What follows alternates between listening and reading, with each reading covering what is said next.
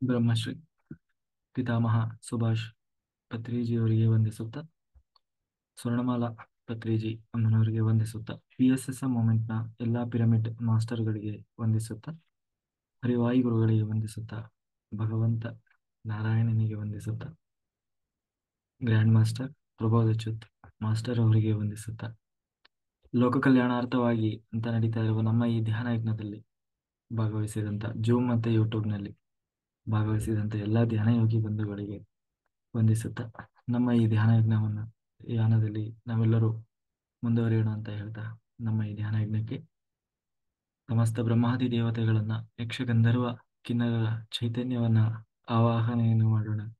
ಮೇಲಿನ ಲೋಕಗಳ ಎಲ್ಲ ಆಸ್ಟ್ರಲ್ ಮಾಸ್ಟರ್ಸ್, ಎನ್ಲೈಟೆಡ್ ಮಾಸ್ಟರ್ಸ್ ಚೈತನ್ಯವನ್ನ ಆವಾಹನೆಯನ್ನು ಮಾಡೋಣ. ಸಪ್ತರ್ಷಿಗಳನ್ನ, ಸಪ್ತರ್ಷಿ ಪತ್ನಿಯರನ್ನ, ತ್ರಿಮೂರ್ತಿಗಳನ್ನ, ತ್ರಿಶಕ್ತಿಯರನ್ನ ಆವಾಹನೆಯನ್ನು ಮಾಡೋಣ.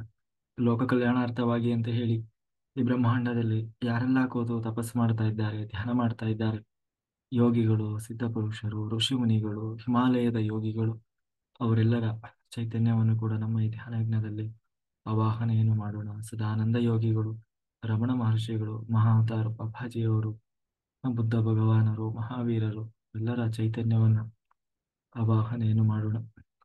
ನಮ್ಮೆಲ್ಲರ ಪೂರ್ಣಾತ್ಮನನ್ನ ಆವಾಹನೆಯನ್ನು ಮಾಡೋಣ.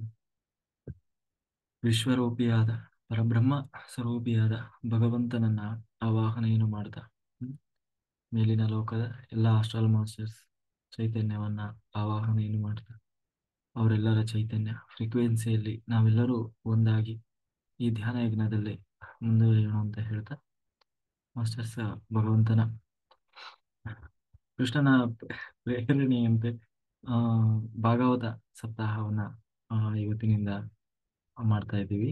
ಆಯ್ತಾ? ಭಾಗವತ ಸಪ್ತಾಹ. ಮೊದಲು ಈ ಭಾಗವತ ಅಂದ್ರೆ ಏನು, ಮತ್ತೆ ಇಷ್ಟು ದಿವಸ ಕೇಳಿದ್ದೇನು ಅನ್ನೋದನ್ನ ನಾವು ಸ್ವಲ್ಪ ತಿಳ್ಕೊಳ್ಬೇಕಾಗ್ತದೆ. ಇಷ್ಟು ದಿವಸ ಕೇಳಿದ್ದು ನಮ್ದು ಭಗವದ್ಗೀತೆ, ಇದು ಭಾಗವತ. ಭಗವದ್ಗೀತೆ ಅದು ಭಗವಂತನ ಸಂಪೂರ್ಣವಾಗಿ ಕೃಷ್ಣನ ಉಪದೇಶ, ಆಯ್ತಲ್ಲ. ಕೃಷ್ಣನ ಉಪದೇಶ ಅದು ಭಗವದ್ಗೀತೆ. ಅದು ಥೇರಿ ಸಬ್ಜೆಕ್ಟ್ ಇದ್ದಾಗೆ, ಆದರೆ ಇದು ಪ್ರಾಕ್ಟಿಕಲ್. ಯಾವುದು? ಭಾಗವತ ಪುರಾಣ. ಭಾಗವತ ಪುರಾಣ ಅಂದ್ರೆ ಅಲ್ಲಿ ಕೃಷ್ಣ ಏನು ಭಗವದ್ಗೀತೆಯಲ್ಲಿ ಏನು ಹೇಳಿದ ಅದರ ಪ್ರಾಕ್ಟಿಕಲ್ ಥೇರಿ ಏನು, ಅದು ಥೇರಿ ಆದರೆ ಇದು ಪ್ರಾಕ್ಟಿಕಲ್ ಭಾಗವತ ಪುರಾಣ. ಈ ಭಾಗವತ ಪುರಾಣ ಯಾರ ಬಗ್ಗೆ ಹೇಳ್ತಾ ಇದೆ ಅಂತಂದ್ರೆ, ಈ ವಿಶ್ವ, ನಾವು ಯೂನಿವರ್ಸ್ ಅಂತೀವಲ್ಲ, ಆ ಯೂನಿವರ್ಸ್ ಮತ್ತೆ ಆ ಯೂನಿವರ್ಸಿನಲ್ಲಿ ಎಲ್ಲರೂ ಯೋಗಿಗಳು. ನಾವೆಲ್ಲ ನಮ್ಮೆಲ್ಲರ ಮುಖ್ಯ ಧ್ಯೇಯ ಏನು? ಕೊನೆಗೆ ಒಂದು ದಿನ ಮೋಕ್ಷ, ಎನ್ಲೈಟನ್ಮೆಂಟ್ ಆಗ್ಬೇಕು ಅಲ್ವ.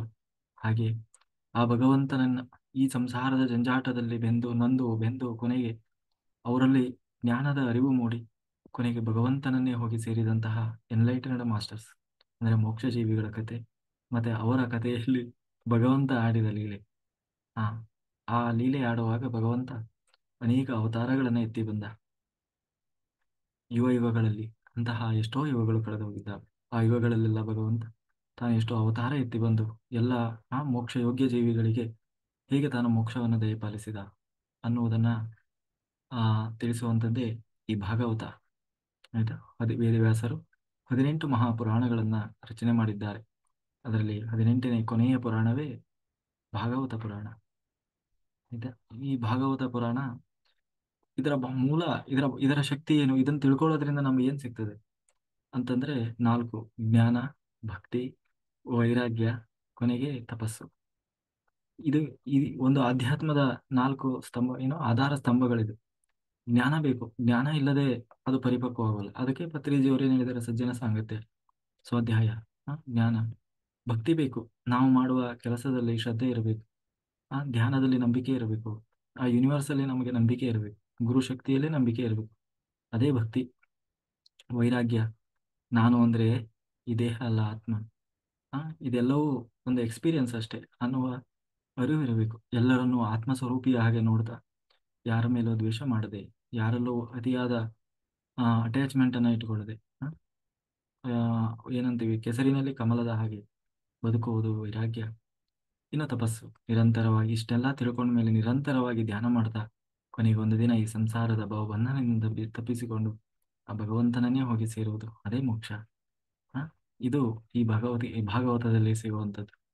ಈ ಭಾಗವತ ಮತ್ತೆ ಭಗವದ್ಗೀತೆ ಇದರ ಒಂದು ಶಕ್ತಿ ಏನು ಅನ್ನೋದನ್ನ ಆ, ಇದರ ಫಲಶ್ರುತಿ ಏನು ಅನ್ನೋದನ್ನ ಇವಾಗ ಒಂದು ಕಥಾರೂಪವಾಗಿ ಅಥವಾ ಒಂದು ನೈಜ ಘಟನೆ ಆಧಾರಿತವಾಗಿ ಶುರು ಮಾಡೋಣ.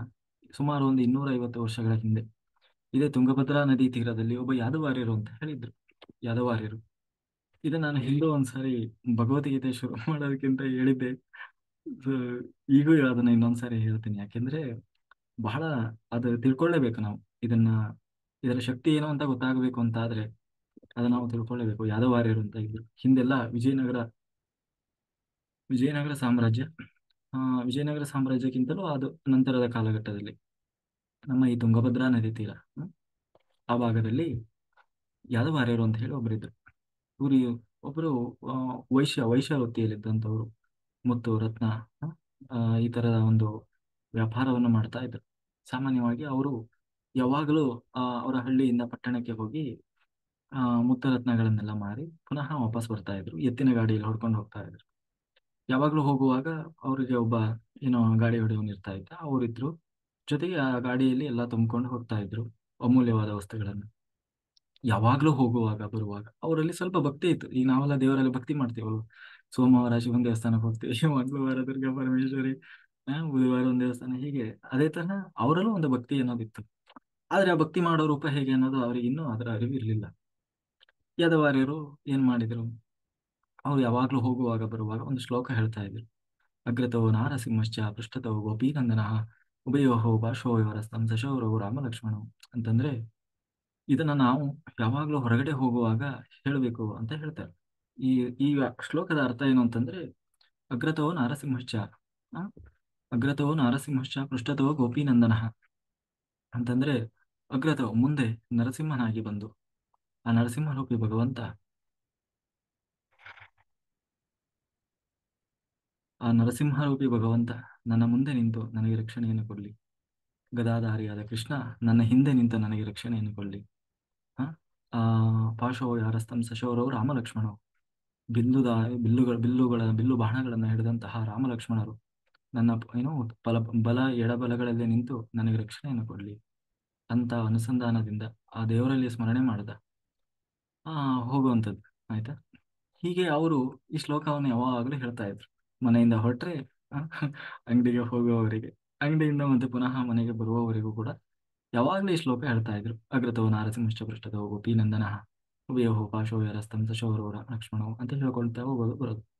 ಇವ್ರು ಎಷ್ಟೇ ಅಂದ್ರೆ ಮುತ್ತು ರತ್ನ ವಜ್ರಗಳನ್ನ ಇದ್ ಮಾಡ್ತಾ ಇರೋರು, ಅವರಿಗೆ ಏನಾಯ್ತು, ಒಂದು ದಿವಸ ಇದನ್ನ ನೋಡ್ತಾ ಇದ್ರು ಯಾರೋ ಡಕಾಯಿತರು. ಅವಾಗೆಲ್ಲ ಡಕಾಯಿತರೆಲ್ಲ ಇದ್ರಲ್ಲ. ಹಾ, ಅವಾಗ ಆ ಅರಣ್ಯ ಪ್ರದೇಶದಲ್ಲಿ ಹೋಗುವಾಗ ಒಂದು ದಿನ ಹೊಂಚ ಹಾಕಿದ್ರು. ಹೇಗಿದ್ರು ಇವ್ರು ಇಬ್ಬರೇ ಬರ್ತಾರೆ, ಒಳ್ಳೆ ಅಮೂಲ್ಯವಾದ ವಸ್ತುಗಳು ಇರ್ತವೆ.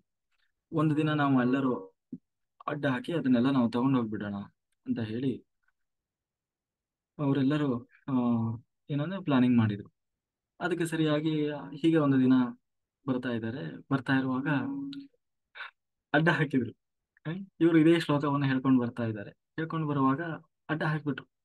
ಅಡ್ಡ ಹಾಕಿದಾಗ ಅವರಿಗೊಂದು ಆಶ್ಚರ್ಯ ಕಾದಿತ್ತು. ಏನು ಅಂತಂದ್ರೆ, ಯಾದವಾರ್ಯರು ನೋಡ್ತಾ ಇದ್ದಾರೆ, ಅವರು ಮುಂದಕ್ಕೆ ಬರ್ತಾ ಇಲ್ಲ. ಎಲ್ಲ ಒಂದು 7-8 ಜನ 10 ಜನ ಬಂದು ಡಕಾಯಿತರು ನಿಂತಿದ್ದಾರೆ. ಎಲ್ಲ ಅಸ್ತ್ರ ಶಸ್ತ್ರಗಳನ್ನೆಲ್ಲ ಹಿಡಿದು ನಿಂತ್ಕೊಂಡಿದ್ದಾರೆ. ಇವರಿಬ್ಬರೇ ಇದ್ದಾರೆ, ಒಬ್ಬ ಡ್ರೈವರ್ ಇದ್ದಾನೆ, ಇವರಿದ್ದಾರೆ ಅಷ್ಟೇ, ದಿನನಿತ್ಯ ಬರೋ ಹಾಗೆ. ಆದ್ರೆ ಅವ್ರಿಗೇನೋ ಮುಗೀತು ನಮ್ದು ಕತೆ ಅಂತ ಇವ್ರು. ಆದ್ರೆ ಅವ್ರು ಮುಂದಕ್ಕೆ ಬರ್ತಾ ಇಲ್ಲ. ಯಾರು?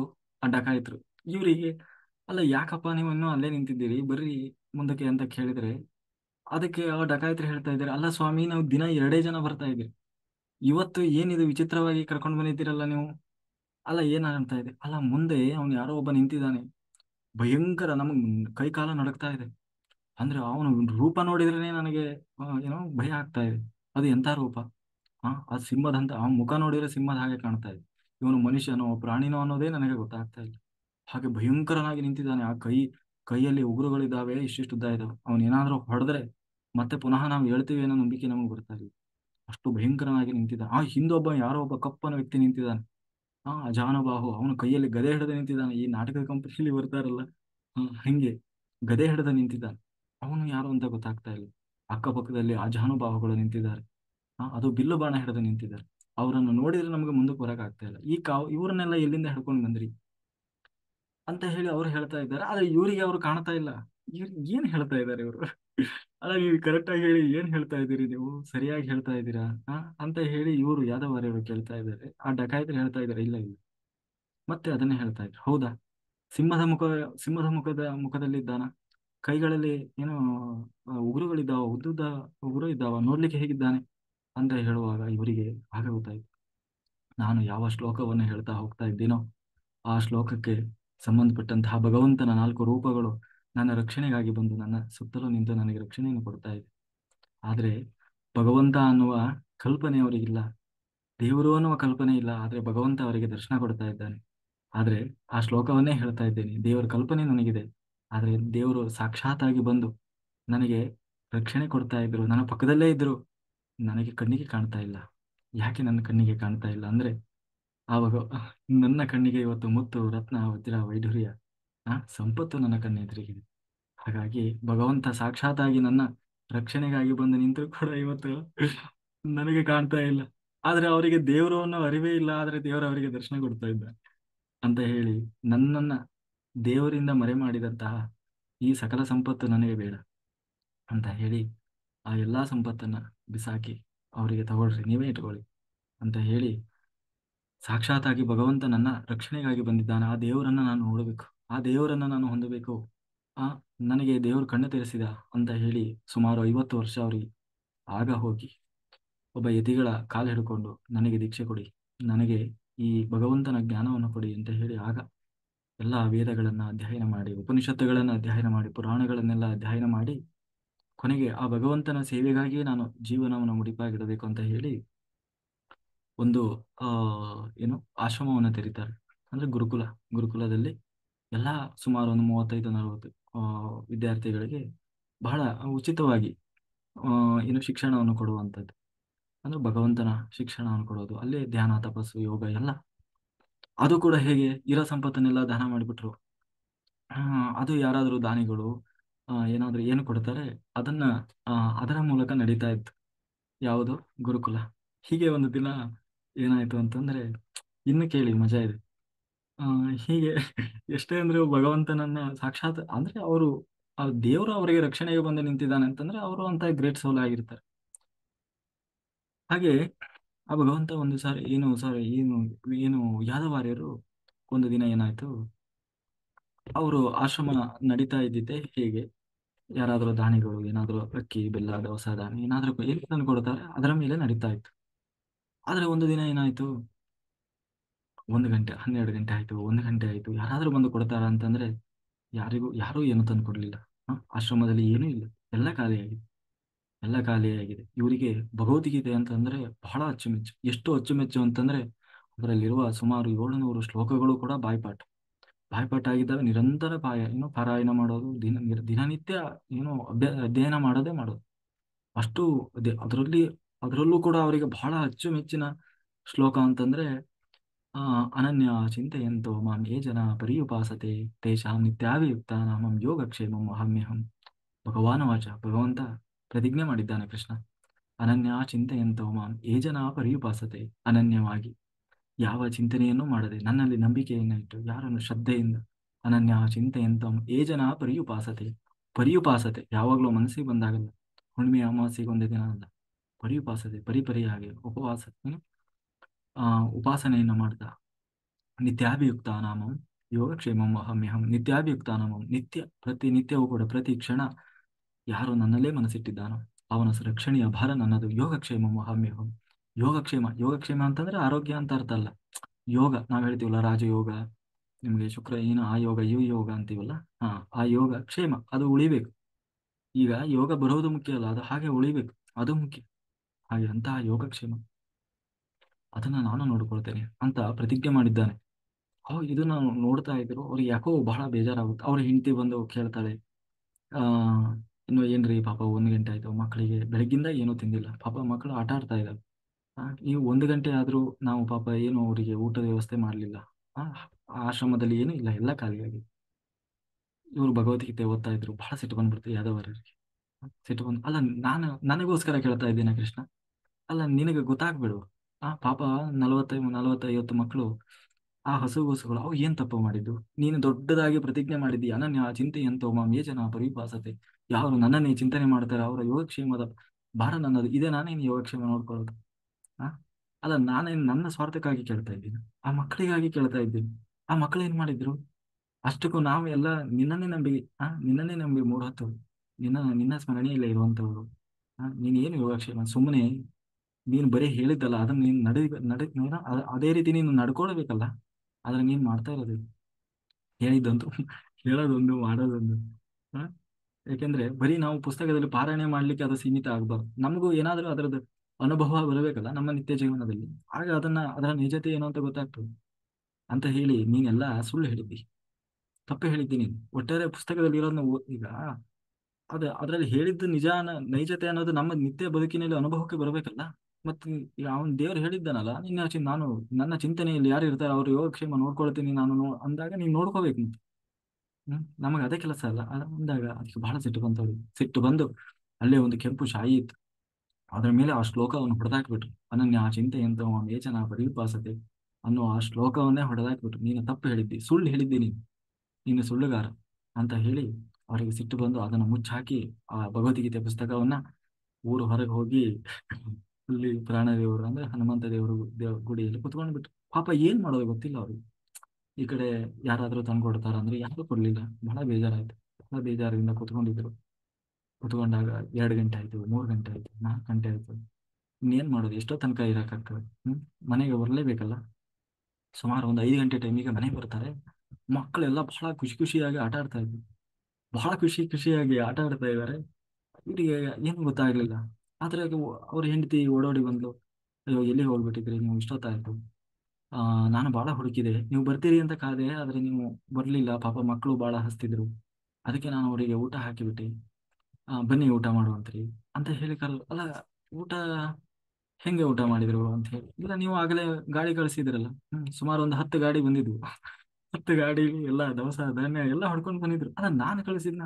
ಹೌದು, ನೀವೇ ಕಳಿಸಿದ್ರಿ ಅಂತ ಒಬ್ಬ ಹುಡುಗ, ಕಪ್ಪನ ಹುಡುಗ ಇದ್ದ, ಕರಿ ಹುಡುಗ, ಎಲ್ಲ ಹೊಡ್ಕೊಂಡು ಬಂದಿದ್ದ. ಹೊಡ್ಕೊಂಡು ಬಂದು ಬಂಡಿಲಿ ದವಸ ಧಾನ್ಯ ಎಲ್ಲ ತಂದು ಸುಮಾರು ಒಂದು 6 ತಿಂಗಳು.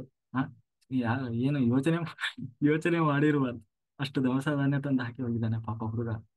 ಆದ್ರೆ ಆ ಅವ್ರ ಹೆಂಡತಿ ಹೇಳ್ತಾಳೆ, ಆದ್ರೆ ನೀವು ಇಷ್ಟು ಕ್ರೂರಿಗಳು ಅಂತ ನನಗೆ ಗೊತ್ತಿರ್ಲಿಲ್ಲ. ಯಾಕೆ ಯಾಕ ಅಂತದ್ ಏನಾಯ್ತು ಈಗ? ಯಾಕೆ ಅಂದ್ರೆ ಪಾಪ ಆ ಹುಡುಗ ಬರೋದು ಸ್ವಲ್ಪ ಲೇಟ್ ಆ ಹುಡುಗನ ಬಾಯಲ್ಲಿ ರಕ್ತ ಸೋರ್ತಾ ಇತ್ತು. ಆ ಹುಡುಗ ಪಾಪ ಅಷ್ಟೆಲ್ಲ ಕೆಲಸ ಮಾಡಿದ, ಅಷ್ಟೆಲ್ಲ ಬಂಡಿ ಹೊಡ್ಕೊಂಡು ಬಂದು, ಆ ಅಷ್ಟೆಲ್ಲ ತಗೊಂಡು ಬಂದು ಎಲ್ಲ ಹಾಕಿದ.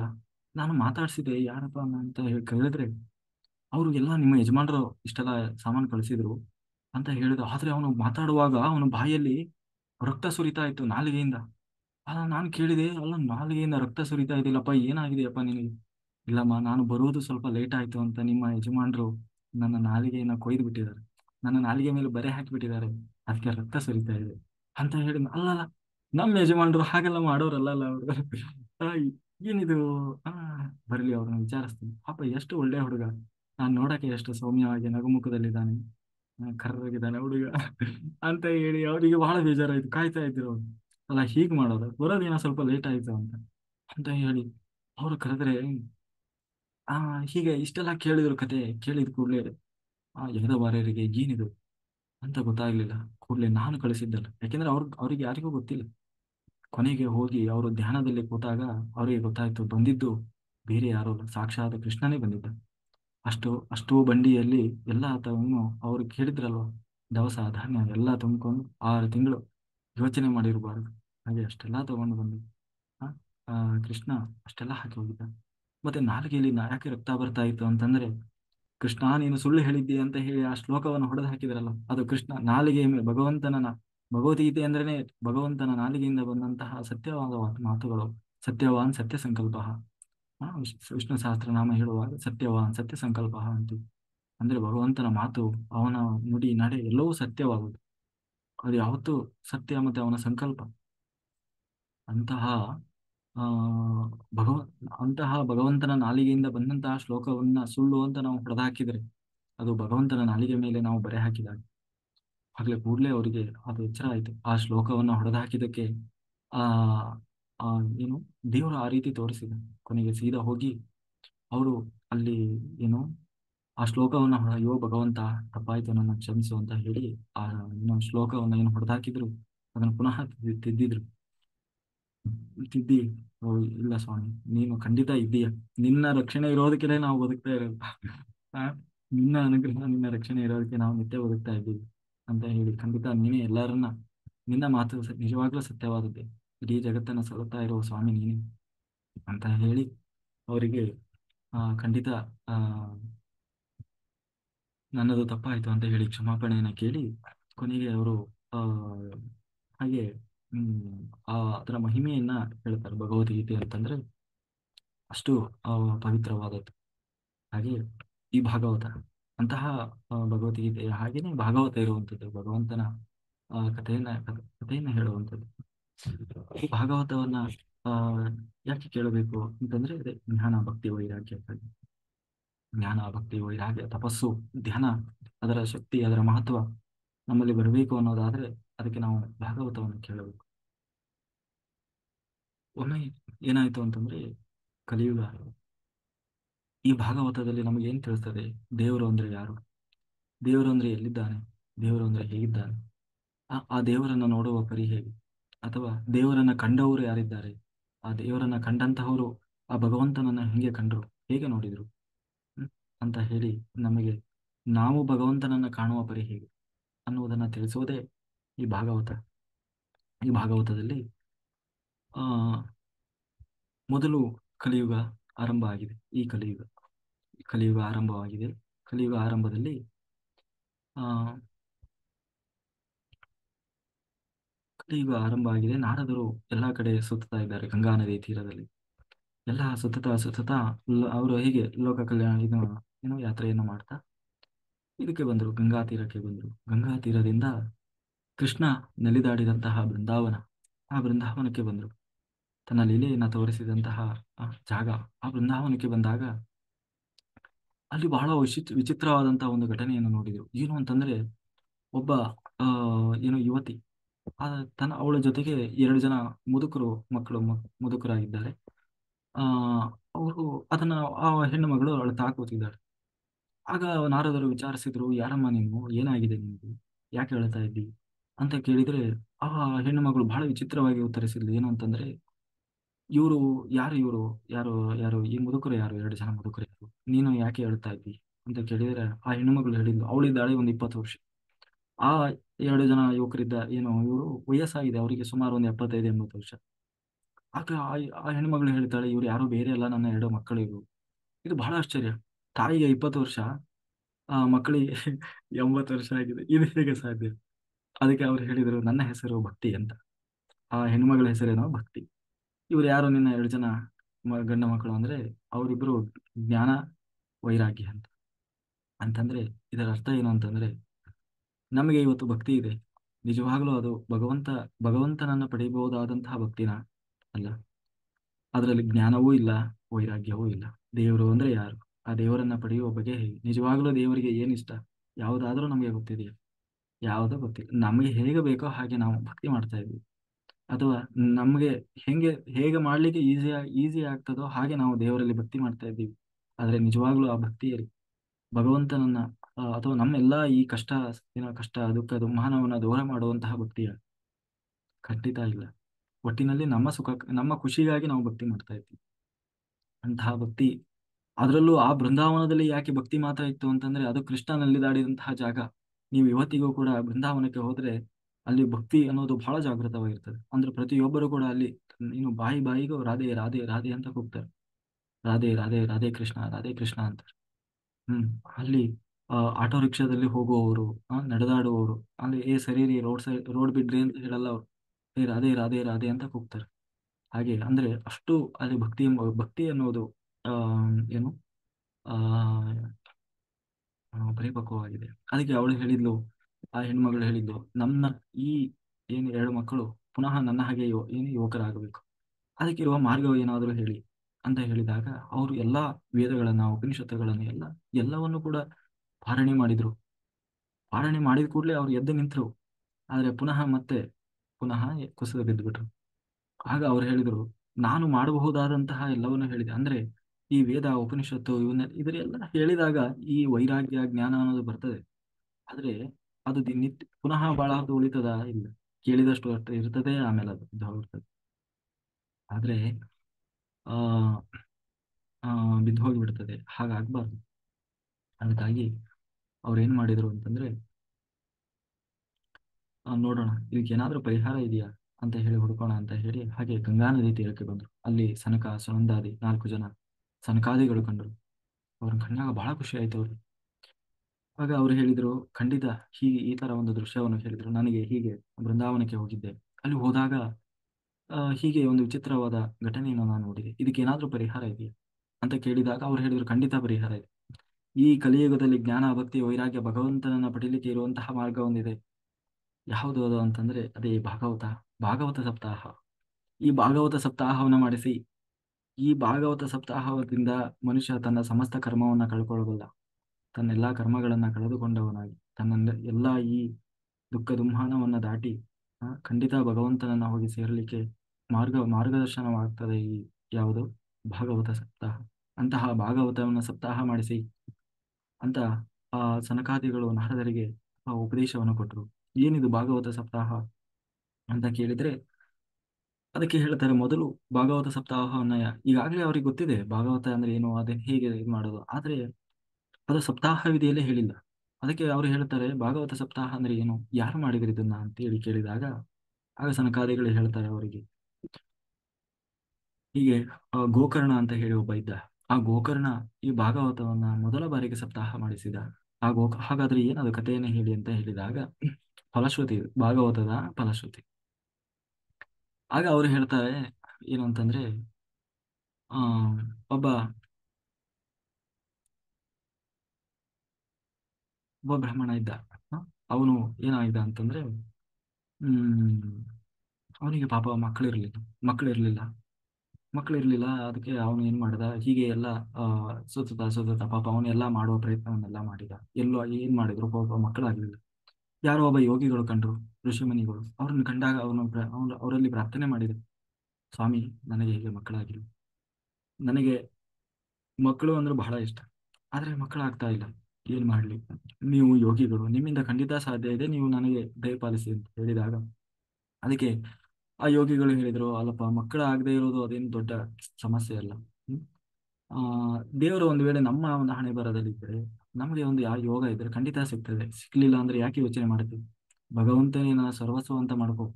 ಆ ಭಗವಂತನೇ ನನ್ನ ಮಗ ಅಂತ ಮಾಡ್ಕೋ.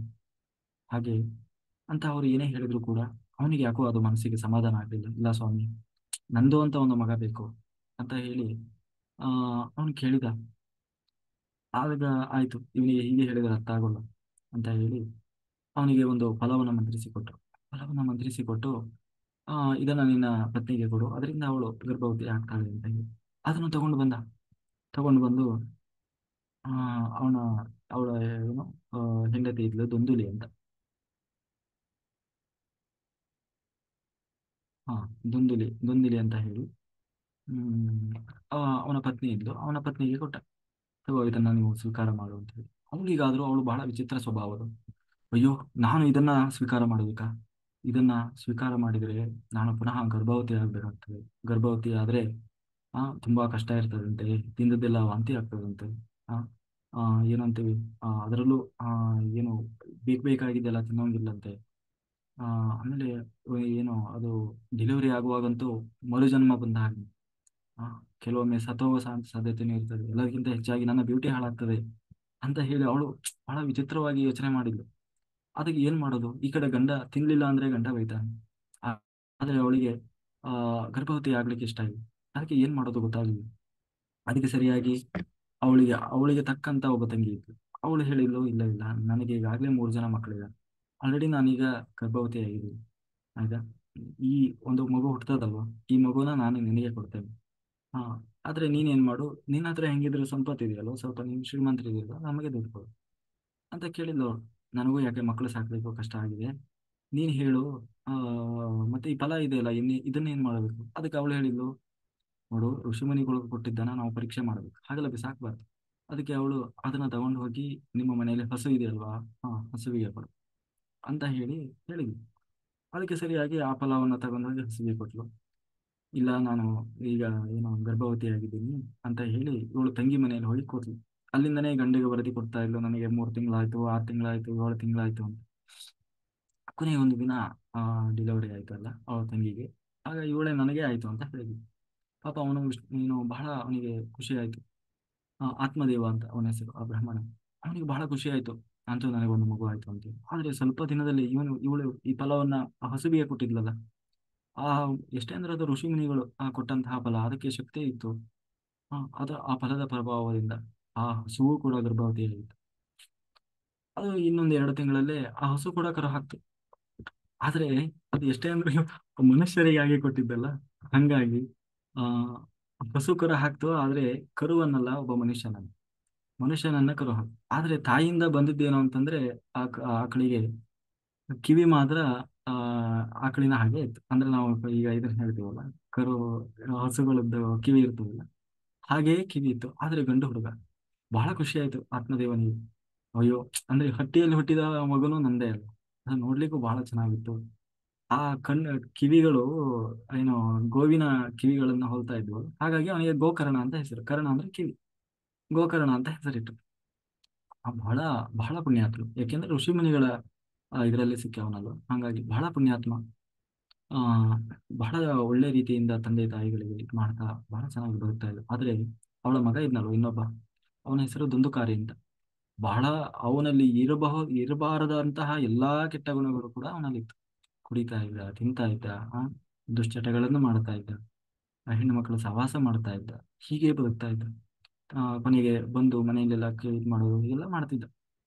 ಈ ಕಡೆ ಇವನು ಪಾಪ ಎಲ್ಲ ವೇದ ಶಾಸ್ತ್ರಗಳನ್ನ ತಿಳಿದು ದೊಡ್ಡ ಯೋಗಿ, ಹಾಗೆ ಬದುಕ್ತಾ ಇದ್ದ. ಯಾರು? ಗೋಕರ್ಣ. ತಪಸ್ಸು ಮಾಡ್ತಾ ಇದ್ದ. ಮುಂದೆ ಹೇಳ್ತಾರ ಅವನು ಎಂತ ತಪಸ್ಸು ಧ್ಯಾನ ಮಾಡ್ತಾ ಇದ್ದ ಅವನು ಅಂತ. ಆ ಅಷ್ಟು ಧ್ಯಾನ ಮಾಡ್ತಾ ಇದ್ದ. ಆ ಧ್ಯಾನದಲ್ಲಿ ಅಷ್ಟು ಪರಿಪಕ್ವವಾಗಿದ್ದ ಅವನು. ಆದ್ರೆ ಕೊನೆಗೆ ಒಂದು ದಿನ ಹೇಳಿದ ಆತ್ಮದೇವನಿಗೆ ಗೋಕರ್ಣ, ಆ, ಏನೋ ಅಪ್ಪಾಜಿ, ವಯಸ್ಸಾದ ಮೇಲೆ ಈ ಸಂಸಾರದಿಂದ ನಾವು ಆದಷ್ಟು ನಿರ್ಲಿಪ್ತರಾಗ್ಬೇಕು. ಹ್ಮ್ ನೀವು ಇನ್ನೂ ಸಾಧನೆ ಮಾಡಬೇಕು ನೀವು. ಸಾಕು ಈ ಸಂಸಾರದ ಭಾರ ನಿಮಗೆ, ಉಳಿದದ್ದೆಲ್ಲ ನಾನು ನೋಡ್ಕೊಳ್ತೇನೆ, ನೀವು ಹೊರಡಿ ಅಂತ ಹೇಳಿ ಆ ಆ ಗೋಕರ್ಣ ಅವರ ತಂದೆ ಆತ್ಮದೇವನಿಗೆ ಹೇಳಿದ. ಆತ್ಮದೇವ ಹತ್ತು ಅಂತ ಹೊರಟ. ಅವನು ತೀರ್ಥಯಾತ್ರೆಗೆ ಅಂತ ಹೇಳಿ, ಅಂದ್ರೆ ತಪಸ್ಸು ಇನ್ನೂ ಜಾಸ್ತಿ ಧ್ಯಾನ ಮಾಡಿ ತಪಸ್ಸು ಮಾಡ್ಲಿಕ್ಕೆ ಅಂತ ಹೊರಟ. ಈ ಕಡೆ ಏನಾಯ್ತು ಅಂತಂದ್ರೆ ಇವನು ಕೂಡ ಗೋಕರ್ಣ ಹೀಗೆ ಸ್ವಲ್ಪ ಅವನು ಲೋಕ ಸುತ್ತಾಡ್ಕೊಂಡು ಬರೋಣ, ತೀರ್ಥಯಾತ್ರೆ ಅಂತ ಹೇಳಿ ಹೊರಟ. ಈ ಕಡೆ ಏನಾಯ್ತು, ದುಂದುಕಾರಿ ಒಂದು ದಿನ ಬಂದ. ಅವ್ರ ತಾಯಿ ದುಡ್ಡು ಕೇಳಿದ. ಏನೋ 1 ದಿನ 2 ದಿನ ಕೊಟ್ಲು, 3 ದಿನ ಕೊಟ್ಲು. ಅಲ್ಲ, ಎಷ್ಟು ದಿವಸ ಅಂತ ಕೊಡ್ತಾರೆ. ಎಲ್ಲ ಹೋಗಿ ಇವನು ವೇಶ್ಯ ಸ್ತ್ರೀಗೆ ಹಾಕ್ತಾ ಇದ್ದ, ಕುಡಿಲಿಕ್ಕೆ ಹಾಕ್ತಾ ಇದ್ದ. ಕೊನೆಗೆ ಅವಳು ಮೊದ್ಲಿಗೆ ಮಗ ಅಂತ ಪ್ರೀತಿಯಿಂದ ಕೊಟ್ಲು. ಆಮೇಲೆ ಅವಳ ಹತ್ರ ಇಲ್ಲ. ಅವನು ಒಂದು ದಿನ ಕುಡ್ಕೊಂಡು ಬಂದು ಅವ್ರ ತಾಯಿನೇ ಹೊಡೆದ್ ಕೊಂದ್ಬಿಟ್ಟ. ಅವನಿಗೇನು ಬೇಜಾರಿಲ್ಲ. ಇಷ್ಟು ದಿವಸ ಅವ್ರ ತಾಯಿ ಅಡ್ಡ ಹಾಕಿದ್ಲು, ಆ ಅವಳನ್ನ ಕೊಂದು ಬಿಟ್ಟ. ಅವನಿಗೇನು ಬೇಜಾರಾಗ್ಲಿಲ್ಲ. ಇಷ್ಟು ದಿವಸ ಹೊರಗಡೆ ನಡೀತಾ ಇದ್ದ ಇವನ ಎಲ್ಲ ಆಟ ಆಟಗಳು ಮನೇಲೇ ಶುರುವಾದವು. ಅಂದ್ರೆ ವೇಶ್ಯಾಸ್ತ್ರೀಯರನ್ನ ಮನೇಲೇ ತಂದಿಟ್ಕೊಂಡ. ಕೊನೆಗೆ ಅದೇನಾಯ್ತು ಅಂತಂದ್ರೆ ಅವರೆಲ್ಲ ಮಾತಾಡಿದ್ರು, ಇವನು ಬಹಳ ದಡ್ಡ ಇದ್ದ. ಯಾಕೆಂದ್ರೆ ನಮ್ಮನ್ನ ಯಾರಾದ್ರೂ ಮನೆಗೆ ತಂದಿಟ್ಕೊಂತಾರೆ, ಹ ಇವನು ಸಂಪೂರ್ಣವಾಗಿ ನಮ್ಮ ಕೈವಶ ಆಗಿದ್ದಾನೆ. ನಾವ್ ಏನ್ ಹೇಳಿದ್ರು ಮಾಡ್ತಾನೆ ಅವ್ನು. ಅದಕ್ಕೆ ಇವನ ಕೈಯಿಂದ ನಾವು ಈ ಏನಂತೀವಿ ಆ ಒಂದು ಊರಿನ ಖಜಾನೆ ಇರ್ತದಲ್ಲ, ಆ ಖಜಾನೆಯನ್ನ ಅಪಹರಿಸಿ ಬಿಡಿಸಿ ಅದನ್ನ ನಾವೆಲ್ಲ ತಗೊಂಡು ಹೋಗಿ ಲಾಸ್ಟಿಗೆ ಇವನ್ನ ಆ ಇದ್ ಮಾಡ್ಬಿಡೋಣ ಅಂತ ಹೇಳಿ. ಅದಕ್ಕೆ ಅವನ ತಲೆ ಕೆಡಿಸಿ ಹೋಗಿ ಕತ್ಕೊಂಡು ಬಾ ಅಂತ ಹೇಳಿ. ಅವನು ಹೋಗಿ ಹೆಂಗೋ ಮಾಡಿ ಕಷ್ಟಪಟ್ಟು ಅದಕ್ಕೆಲ್ಲ ಪ್ಲಾನ್ ಮಾಡಿ ಕರ್ಕೊಂಡು ಬಂದ. ಆಮೇಲೆ ಇವನೊಂದ್ ದಿವಸ ಬಹಳ ಪಾನಮತ್ತನಾಗಿದ್ದು. ಅವಾಗ ಎಲ್ಲಾ ಹೆಣ್ಮಕ್ಳೆಲ್ಲ ಸೇರಿ ಅವನನ್ನ ಕೊಂದ್ಬಿಟ್ರು. ಅವನ ಗಂಟಲು ಹೆಚ್ಚಿಗೆ ಎಲ್ಲ ಕೊಂದು ಅವನಿಗೆ ಹೆಂಗೆ ಚಿತ್ರಹಿಂಸೆ ಕೊಟ್ಟು ಸಾಯಿಸಿದಾರಂತ. ಚಿತ್ರಹಿಂಸೆ ಸಾಯಿಸಿ ಅವ್ರ ಮನೆ ಒಳಗಡೆ ಒಂದು ಬಾವಿ ಇತ್ತು. ಅವಾಗ ಈ ಮನೆ ಒಳಗಡೆ ಎಲ್ಲ ಬಾವಿ ಇರ್ತದೆ. ಹಾಗೆ ಒಂದು ಕಲ್ಲು ಕಟ್ಟಿ ಅವನ ಬಾವಿ ಒಳಗೆ ಬಿಸಾಕ್ಬಿಟ್ರು. ಅವನು ಅಲ್ಲೇ ಹೋದ. ಇವರೆಲ್ಲ ಸ್ತ್ರೀಯರೆಲ್ಲ ಹೋದ್ರು, ಎಲ್ಲರೂ ಹೋದ್ರು. ಕೊನೆಗೆ ಎಷ್ಟೋ ದಿವಸ ಆದ್ಮೇಲೆ ಗೋಕರ್ಣ ಎಲ್ಲ ತನ್ನ ತೀರ್ಥಯಾತ್ರೆಯನ್ನೆಲ್ಲ ಮುಗಿಸ್ಕೊಂಡು ಬಂದ. ತೀರ್ಥಯಾತ್ರೆ ಎಲ್ಲ ಮುಗಿಸ್ಕೊಂಡು ಬಂದ ಅವತ್ತು ರಾತ್ರಿ ಅವನು ಸ್ವಲ್ಪ ಎಲ್ಲ ಫ್ರೆಶ್ ಆಗಿ ಸ್ನಾನ ಗೀನ ಮಾಡಿ ಧ್ಯಾನ ಮಾಡಿ ಕುತ್ಕೊಂಡು ಮಲ್ಕೊಂಡ. ಮಲಗಿದಾನೆ. ಅವನ ಕನಸಿನಲ್ಲಿ ಒಂದು ವಿಚಿತ್ರವಾದ ಆಕಾರ ಅವನ ಎದುರುಗಡೆ ಬಂದು ನಿಂತಿದೆ. ಅದು ಹೇಗೆ ಅಂತಂದ್ರೆ ದೇಹ ಎಲ್ಲ ಕೊಳೆತು ಹೋಗಿದೆ ಅಂತ. ಎಲುಬಿನ ಹಂದರದ ಹಾಗೆ ಕಾಣ್ತಾ ಇದೆ. ಬಹಳ ವಿಚಿತ್ರವಾಗಿದೆ. ಅದನ್ನು ನೋಡಿದ್ರೇನೆ ಭಯಂಕರವಾಗಿದೆ. ಪೇತ ಅಂತೀವಲ್ಲ ನಾವು. ಆ ಪೇತ ಎದುರುಗಡೆ ಬಂದು ನಿಂತು ಬಿಟ್ಟಿದೆ. ಅದಕ್ಕೆ ಕೇಳಿದವನು, ಯಾರು ನೀನು? ಅವನೇನು ಹೆದರ್ಲಿಲ್ಲ, ಯಾಕೆಂದ್ರೆ ಅವನು ಧ್ಯಾನ ಮಾಡ್ತಾ ಇದ್ದ. ಅದಕ್ಕೆ ಕೇಳಿದವನು, ಯಾರು ನೀನು ಅಂತ ಕೇಳಿದ. ಕೇಳಿದಾಗ ಅದು ಹೇಳ್ತು, ನಾನು ನಿನ್ನ ತಮ್ಮ ದುಂದುಕಾರಿ. ಅಲ್ಲ, ನಿನಗೆ ಯಾಕಪ್ಪ, ಏನಾಗಿದೆ? ಇವನು ಬಂದಾಗ ಯಾರೂ ಇರಲಿಲ್ಲ, ಅವ್ರ ತಾಯಿನೂ ಇರಲಿಲ್ಲ, ದುಂದುಕಾರಿನೂ ಇರಲಿಲ್ಲ, ಏನೋ ಆಮೇಲೆ ಮಲ್ಕೊಂಡಿದ್ದ ಅಷ್ಟೆ. ಆಗ ಅವನ ತಾಯಿ ಹೇಳಿದ್ಲು, ಆ ಆ ಪೇತ ಹೇಳ್ತು, ನಾನು ದುಂದುಕಾರಿ, ನನಗೆ ನಿಜವಾಗ್ಲೂ ನಾನು ಮಾಡಿದ ಕರ್ಮಕ್ಕೆ ಸರಿಯಾಗಿ ಸಿಕ್ಕಿದೆ. ನನ್ನನ್ನು ಅದೆಲ್ಲ ಕತೆ ಹೇಳ್ತು, ಹೀಗೆಲ್ಲ ಆಯ್ತು, ನನ್ನನ್ನು ಹೀಗೆ ಸಾಯಿಸಿಬಿಟ್ರು. ನನಗೆ ಮಾಡಬಾರದ ಅನ್ಯಾಯವನ್ನು ಎಲ್ಲ ಮಾಡಿ ಸತ್ತಿದ್ದೇನೆ. ದೇವರು ನನಗೆ ಸರಿಯಾದ ಶಿಕ್ಷೆ ಕೊಟ್ಟಿದ್ದಾನೆ. ಪೇತ ಜನ್ಮದಲ್ಲಿ ನಾನು ಬಾಳ್ತಾ ಇದ್ದೇನೆ. ನನಗೆ ನೀನು ಮುಕ್ತಿಯನ್ನು ಕೊಡಿಸ್ಬೇಕು, ಯಾಕೆಂದ್ರೆ ನನಗೆ ಅಲಿತಾ ಇದ್ದೇನೆ. ಈ ಚಿತ್ರಹಿಂಸೆ ನನಗೆ ತಡೀಲಿಕ್ಕೆ ಆಗ್ತಾ ಇಲ್ಲ. ನನಗೆ ಈ ಪೇತ ಜನ್ಮದಿಂದ ಮುಕ್ತಿ ಕೊಡಿಸು ಅಂತ ಹೇಳಿ ಅವನು ಕೇಳಿದ. ಆಯ್ತು ಅಂತ ಹೇಳಿದ. ಅವನು ಏನು ಆಯ್ತು, ನೀನು ಇಷ್ಟೆಲ್ಲ ಆಗಿದೆ ಅಂತಂದ್ರೆ ಖಂಡಿತ ನಾನು ವ್ಯವಸ್ಥೆ ಮಾಡ್ತೇನೆ ಅಂತ ಹೇಳಿ ಎಲ್ಲೋ ಅಲ್ಲೋ ಇಲ್ಲ ಪಿಂಡ ಅಲ್ಲ, ಗಯಾ ಕ್ಷೇತ್ರಕ್ಕೆ ಹೋಗಿ ಅಲ್ಲಿ ವಿಷ್ಣುಪಾದದ ಮೇಲೆ ನಿನಗೆ ಪಿಂಡ ಹಾಕಿ ಬರುತ್ತೆ ಅಂತ ಹೇಳಿ ಹೋದ. ಗಯಾ ಕ್ಷೇತ್ರಕ್ಕೆ ಹೋಗಿ ಅಲ್ಲಿ ವಿಷ್ಣುಪಾದದ ಮೇಲೆ ಪಿಂಡ ಹಾಕಿ ಬಂದು ಮತ್ತೆ ಗೋಕರ್ಣ ಮಲಗಿದ ರಾತ್ರಿ ಪುನಃ ಅದೇ ಆಕಾರ ವಿಚಿತ್ರವಾಗಿ ಬಂದು ನಿಂತಿದೆ. ಅದನ್ನು ನೋಡಿ ಇವನಿಗೆ ಬಹಳ ಆಶ್ಚರ್ಯ ಆಯ್ತು. ಅಲ್ಲ, ನಾನು ಮಾಡ್ಬೋದನ್ನೆಲ್ಲ ಮಾಡಿದ್ನಲ್ಲ. ನಿಜವಾಗ್ಲೂ ಈ ಪಿಂಡ ಪ್ರದಾನದಲ್ಲಿ ಅತ್ಯಂತ ಶ್ರೇಷ್ಠವಾದದ್ದು ಯಾವುದು ಅಂತಂದ್ರೆ ಗಯಾ ಕ್ಷೇತ್ರ. ಗಯಾ ಅಂದ್ರೆ ಇವತ್ತಿನ ಬಿಹಾರ, ಬುದ್ಧ ಗಯಾ ಇದೆಯಲ್ಲ, ಬುದ್ಧ ಗಯಾದಿಂದ ಸುಮಾರು ಒಂದು 60 ಕಿಲೋಮೀಟರ್ ದೂರದಲ್ಲಿ ಗಯಾ ಕ್ಷೇತ್ರ ಇದೆ. ಗಯಾ ಗದಾಧರ, ಅಲ್ಲಿ ವಿಷ್ಣುಪಾದ ಇದೆ. ವಿಷ್ಣುಪಾದದ ಮೇಲೆ ಹೋಗಿ ಪಿಂಡ ಪ್ರದಾನ ಮಾಡಬೇಕು. ಅದು ಶ್ರೇಷ್ಠವಾದದ್ದು. ಅಂದ್ರೆ ಪಿತೃವ್ಯಯ ಅಂತ ಕರೀತಾರೆ ಅದನ್ನ. ಅದು ಪಿತೃವ್ಯಯ. ಇನ್ನೊಂದು ಮಾತೃವ್ಯಯ ಅಂತ ಗುಜರಾತಲ್ಲಿ ಬರ್ತದೆ. ಮಾತೃವ್ಯಯ ಅಲ್ಲಿ ತಾಯಿ ಅಥವಾ ಹೆಣ್ಣು ಮಕ್ಕಳಿಗೆ ಆದ್ರೆ ಅಲ್ಲಿ ಬರ್ತದೆ, ಗಂಡು ಮಕ್ಕಳಿಗಾದ್ರೆ ಪಿತೃವ್ಯಯ ಆದ್ರೆ. ಇದು ಅಂತ ಇದಕ್ಕಿಂತ ಶ್ರೇಷ್ಠವಾದದ್ದು ಯಾವುದಿಲ್ಲ. ಅದನ್ನ ನಾನು ಮಾಡಿದ್ದೀನಿ. ಆದ್ರೂ ಕೂಡ ಇದು ಪರಿಹಾರ ಆಗ್ಲಿಲ್ವಾ? ಮತ್ತೆ ಇನ್ನೇನ್ ಮಾಡಬೇಕು? ಎಲ್ಲಾ ಪಂಡಿತರನ್ನ ಸೇರಿಸಿದ. ಅವರೆಲ್ಲಾ ಹೇಳಿದ್ರು ಒಂದೇ, ಇಲ್ಲ ನೀವು ಏನು ಈ ಏನು ಗಯಾ ಶ್ರಾದ್ದಕ್ಕಿಂತ ಶ್ರೇಷ್ಠವಾದದ್ದು ಯಾವುದಿಲ್ಲ. ಅದು ಆಯ್ತು ಅಂತಂದ್ರೆ ಏನ್ ಮಾಡೋದು? ಆ ಅಂತ ಏನ್ ನಮಗೆ ಗೊತ್ತಿದ್ದದ್ದು ಒಂದೇ ಅಂತ ಅವ್ರು ಹೇಳಿದ್ರು. ಆಯ್ತು ನೋಡೋಣ ಅಂತ ಹೇಳಿ ಅವನು ಧ್ಯಾನ ಮಾಡ್ತಾ ಇದ್ನಲ್ಲ, ಅವನು ಧ್ಯಾನದಲ್ಲಿ ಕೂತ. ಒಂದು ದಿನ ಸೂರ್ಯ ಉದಯ ಆಗುವಾಗ ಆ ಸೂರ್ಯನನ್ನೇ ನೋಡ್ತಾ ಸೂರ್ಯನಿಗೆ ಮುಖ ಮಾಡಿ ಕೂತು ಆ ಸೂರ್ಯದೇವನನ್ನು ನಾನು ಕೇಳ್ತೀನಿ ಅಂತ ಹೇಳಿ ಧ್ಯಾನಾಸಕ್ತನಾಗಿ ಕೂತ. ಯಾರೋ ಗೋಕರ್ಣ. ಅವನು ನಿರಂತರವಾಗಿ ಧ್ಯಾನ ಮಾಡ್ತಾ ಮಾಡ್ತಾ ಆ ಸೂರ್ಯದೇವ ಅವನಿಗೆ ಒಳಗಡೆಯಿಂದ ಏನು ಕನೆಕ್ಟ್ ಆಗಿ ಮಾತಾಡ್ಲಿಕ್ಕೆ ಶುರು ಮಾಡ್ದ. ಹೇಳ್ದ, ಏನು ಮಾಡ್ಲಿ ನಾನು? ಅದಕ್ಕೆ ಸೂರ್ಯನಾರಾಯಣ ಹೇಳಿದ, ನೀನು ಭಾಗವತ ಸಪ್ತಾಹವನ್ನು ಮಾಡಿಸು. ಭಾಗವತ ಸಪ್ತಾಹದಿಂದ ಖಂಡಿತ ಅವನಿಗೆ ಆ ಪೇತ ಜನ್ಮದಿಂದ ಮೋಕ್ಷ ಸಿಗ್ತದೆ ಅಂತ ಹೇಳಿ. ಅದಕ್ಕೆ ಸರಿಯಾಗಿ ಆ ಅವನು ಎಲ್ಲ ತನ್ನ ಬಂಧು ಬಾಂಧವರನ್ನೆಲ್ಲ ಕರೆದು ಗೋಕರ್ಣ ಮೊದಲ ಬಾರಿ ಆ ಎಲ್ಲ ಊರಿನವ್ರನ್ನೆಲ್ಲ ಸೇರಿಸಿ ಭಾಗವತ ಸಪ್ತಾಹವನ್ನ ಮಾಡಿಸಿದಂತೆ. ಆ ಭಾಗವತ ಸಪ್ತಾಹ ನಡೀತದೆ ಅನ್ನುವಾಗ ಆ ಪೇತವು ಕೂಡ ಬಂದು ಕೂತ್ಕೊಳ್ತಂತೆ. ಯಾವಾಗ ಆ ಇದರಲ್ಲಿ ಬಂದು ಕೂತು ಯಾವ ಪೇತವು ಬಂದು ಕೂರ್ತು ಆಗ ನಿರಂತರವಾಗಿ 7 ದಿನಗಳ ಕಾಲ ಈ ಸಪ್ತಾಹವನ್ನು ಮಾಡಿದರು. ಸಪ್ತಾಹ ಅಂದ್ರೆ ಭಾಗವತವನ್ನು ಹೇಳ್ತಾ ಹೋಗೋದು. ಪ್ರತಿನಿತ್ಯ ಭಾಗವತವನ್ನ ಕೇಳ್ತಾ ಕೇಳ್ತಾ ಕೇಳ್ತಾ 7ನೇ ದಿವಸಕ್ಕೆ ಹ್ಮ್ ಆ ಪೇತ ಜನ್ಮದಿಂದ ಮುಕ್ತಿಯನ್ನು ಹೊಂದಿ ಆ ಧುಂದುಕಾರಿಯ ದೇಹ ತನ್ನೆಲ್ಲಾ ಕರ್ಮವನ್ನು ಕಳ್ಕೊಂಡವನಾಗಿ ತಾನು ಸದ್ಗತಿಯ ಕಡೆಗೆ ಹೊರಟ. ಅದನ್ನ ನೋಡಿ ಇವರಿಗೆ ಬಹಳ ಆಶ್ಚರ್ಯ ಆಯ್ತು. ಆ ಏನು ಪೇತ ಹೇಳ್ತಂತೆ, ನನಗೆ ಇದರಿಂದ ಎಲ್ಲ ಮುಕ್ತಿ ಸಿಕ್ಕಿದೆ. ನಾನು ಈ ಪೇತ ಜನ್ಮದಿಂದ, ಯಾಕೆಂದ್ರೆ ನಾನು ಮಾಡಿದಷ್ಟು ಕರ್ಮ ಬಹುಶಃ ಯಾರು ಮಾಡಿರ್ಲಿಕ್ಕಿಲ್ಲ. ಅಂತಹ ಅಷ್ಟು ಕರ್ಮ, ತಾಯಿಯನ್ನೇ ಕೊಂದವನು ನಾನು. ಮಾಡಬಾರದ ಎಲ್ಲ ಇದ್ದಷ್ಟು ದಿವಸ ದುಶ್ಚಟಗಳನ್ನೇ ಮಾಡಬಾರದ ಪಾಪ ಮಾಡಿದವನು. ನನ್ನಂತಹ ಪಾಪಿಯನ್ನು ಕೂಡ ಕ್ಷಮಿಸಿ ಪೇತ ಜನ್ಮದಿಂದ ಮುಕ್ತಿಯನ್ನು ಕೊಟ್ಟು ನನಗೆ ಭಗವಂತನ ಲೋಕವನ್ನ ಕರುಣಿಸ್ತಾ ಇದೆ ಅಂತಂದ್ರೆ ಈ ಭಾಗವತಕ್ಕೆ ಎಂಥ ಶಕ್ತಿ ಇರಬಹುದು ಅಂತ ಹೇಳಿ ಅವರೆಲ್ಲ ಆ ಪೇತ ಬಹಳ ಏನು ಕೃತಜ್ಞತೆಯನ್ನು ಹೇಳಿ ಹೊರಟು ಹೋಯ್ತು. ಅಲ್ಲೆಲ್ಲ ಕೇಳ್ತಾ ಇದ್ರಲ್ವಾ ಭಾಗವತವನ್ನ, ಅವರಿಗೆಲ್ಲ ಬಹಳ ಆಕ್ಷೇಪ ಮಾಡಿದರು. ಅದೇನದು ಪೇತ, ನಾವು ಕೇಳಲಾರದಂಥದ್ದನ್ನ ಪೇತ ಕೇಳಿಬಿಡ್ತಾ, ನಮಗೂ ಮತ್ತೆ ಆಗ್ಬೇಕಲ್ಲ ಎಲ್ಲ ಅಂತ ಹೇಳಿ ಅವರೆಲ್ಲ ಬಹಳ ಆಕ್ಷೇಪ ಮಾಡಿದ್ರಂತೆ. ಅದಕ್ಕೆ ಆ ಅಲ್ಲಿ ದೇವತೆಗಳು ಬಂದಿದ್ದು, ದೇವತೆಗಳು ಹೇಳಿದ್ರಂತೆ, ಅಂದ್ರೆ ಧ್ಯಾನದಲ್ಲಿ ಏನ್ ಹೇಳಿದ್ರು, ಹೌದು, ನೀವು ಭಾಗವತವನ್ನ ಕೇಳಿದ್ರಿ, ಕೇಳಿ ಏನ್ ಮಾಡಿದ್ರಿ? ಮನೆಗೆ ಹೋದ್ರಿ ಸಂಜೆ. ಸಂಜೆ ಮನೆಗೆ ಹೋದ್ಮೇಲೆ ಏನ್ ಮಾಡಿದ್ರಿ? ನೀವು ಸಂಸಾರದಲ್ಲಿ ಮುಳುಗಿದ್ರಿ. ಅಂದ್ರೆ ಭಾಗವತ ಕೇಳಿದ್ರಿ, ಬಿಟ್ರಿ, ಹೋದ್ರಿ. ಹ ಅಲ್ಲಿ ಮತ್ತೆ ನಿಮ್ದೇ ಶುರುವಾಯ್ತು ಮನೆಯಲ್ಲಿ ಅದು ಇದು ಜಂಜಾಟ. ಆದ್ರೆ ನೀವು ಹೋದ್ರಿ, ಆದ್ರೆ ಪೇತ ಏನ್ ಮಾಡ್ತಾ ಗೊತ್ತು? ಆ ರಾತ್ರಿ ಇಡೀ ಅಲ್ಲೇ ಕೂತಿತ್ತು. ಇಡೀ ದಿನ ಪೂರ್ತಿ ನಡೆದ ಆ ಭಾಗವತವನ್ನೇ ತಾನು ನಿರಂತರ ಚಿಂತನೆ ಮಾಡ್ತಾ ಇತ್ತು. ಕಾಯ್ತಾ ಇತ್ತು ಅದು ಮತ್ತೆ ಪುನಃ ನಾಳೆ ಎಷ್ಟೊತ್ತಿಗೆ ಶುರುವಾಗ್ತದೆ ಅಂತ. ಹೀಗೆ ನಿರಂತರವಾಗಿ ಹಗಲು ರಾತ್ರಿ ನಿರಂತರವಾಗಿ ಭಗವಂತನ ಚಿಂತನೆ ಮಾಡಿ ಆ ಪ್ರೇತ ಆ ತಾನು ಏನೋ ಸದ್ಗತಿಯ ಕಡೆಗೆ ಹೋಯಿತು.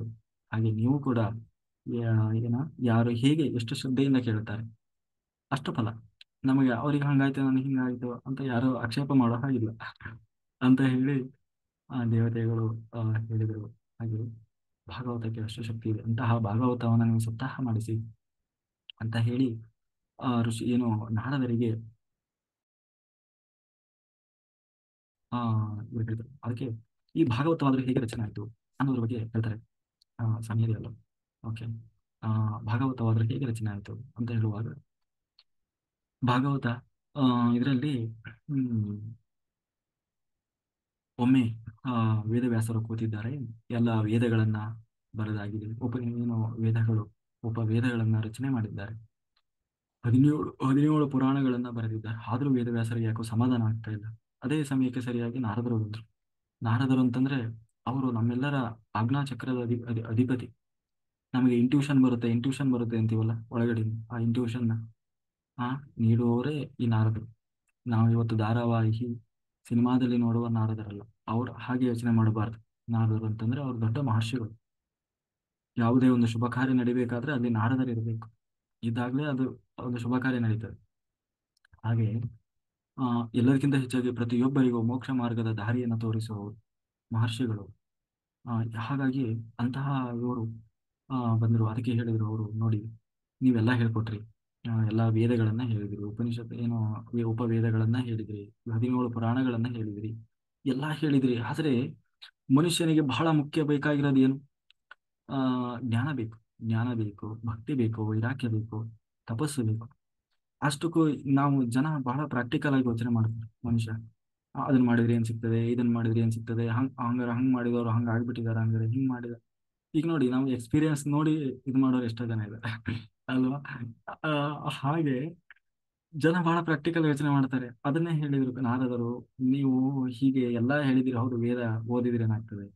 ಕೆಲವರು ಏನೋ ಮಾಡ್ತಾರೆ, ಬಟ್ ಎಲ್ಲರಿಗೂ ಅದರ ಅರಿವು ಆಗ್ಬೇಕಲ್ಲ, ಪ್ರಾಕ್ಟಿಕಲ್ ಆಗಿ ಗೊತ್ತಾಗ್ಬೇಕಲ್ಲ. ಅದಕ್ಕೆ ನೀವು ಒಂದು ಗ್ರಂಥವನ್ನ ರಚನೆ ಮಾಡಿ. ಅದು ಹೇಗಿರ್ಬೇಕು ಅಂತಂದ್ರೆ, ನೀವು ಇಷ್ಟೂ ಹೇಳಿದ್ದರ ಸಾರ ಅದರಲ್ಲಿ ಇರಬೇಕು.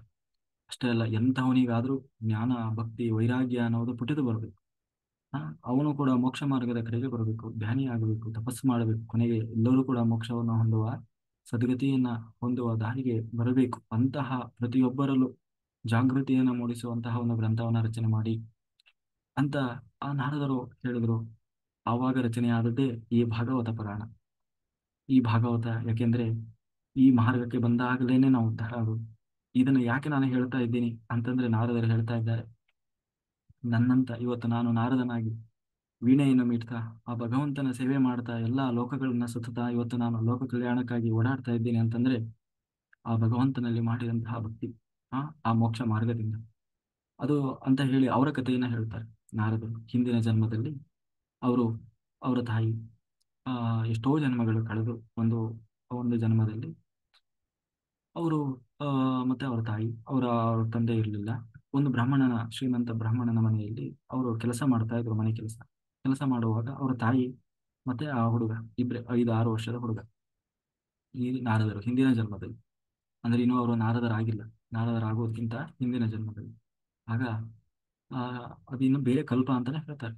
ಅವಾಗ ಏನಾಯ್ತು ಅಂತಂದ್ರೆ, ಅವ್ರ ತಾಯಿ ಎಲ್ಲ ಹಟ್ಟಿಯಲ್ಲಿ ಕೆಲಸ ಮಾಡ್ತಾ ಇದ್ರು, ಇವನು ಅವ್ರ ಜೊತೆಗೆ ಇದ್ದ. ಕೊನೆಗೆ ಏನಾಯ್ತು, ಒಂದು ದಿವಸ ಈ ಚಾತುರ್ಮಾಸ ಅಂತ ಬರ್ತದೆ ಆಯ್ತಾ, ಮಳೆಗಾಲದಲ್ಲಿ ಚಾತುರ್ಮಾಸ ಬಂದಾಗ ಎಲ್ಲ ಋಷಿ ಮುನಿಗಳೆಲ್ಲ ಬಂದು ಆ ಬ್ರಾಹ್ಮಣನ ಮನೆಯಲ್ಲಿ ಅವಾಗ ಎಲ್ಲೋ ಹೋಗಲ್ಲ ಅವರು, ಒಂದ್ ಕಡೆ ಕೂರ್ತಾರೆ ಚಾತುರ್ಮಾಸಕ್ಕೆ ಅಂತ ಹೇಳಿ. ಅವಾಗ ಚಾತುರ್ಮಾಸಕ್ಕೆ ಕೂತಾಗ ಏನಾಯ್ತು ಅಂತಂದ್ರೆ, ಆ ಚಾತುರ್ಮಾಸಕ್ಕೆ ಕೂತಿದ್ದಾರೆ. ಅವಾಗ ಆ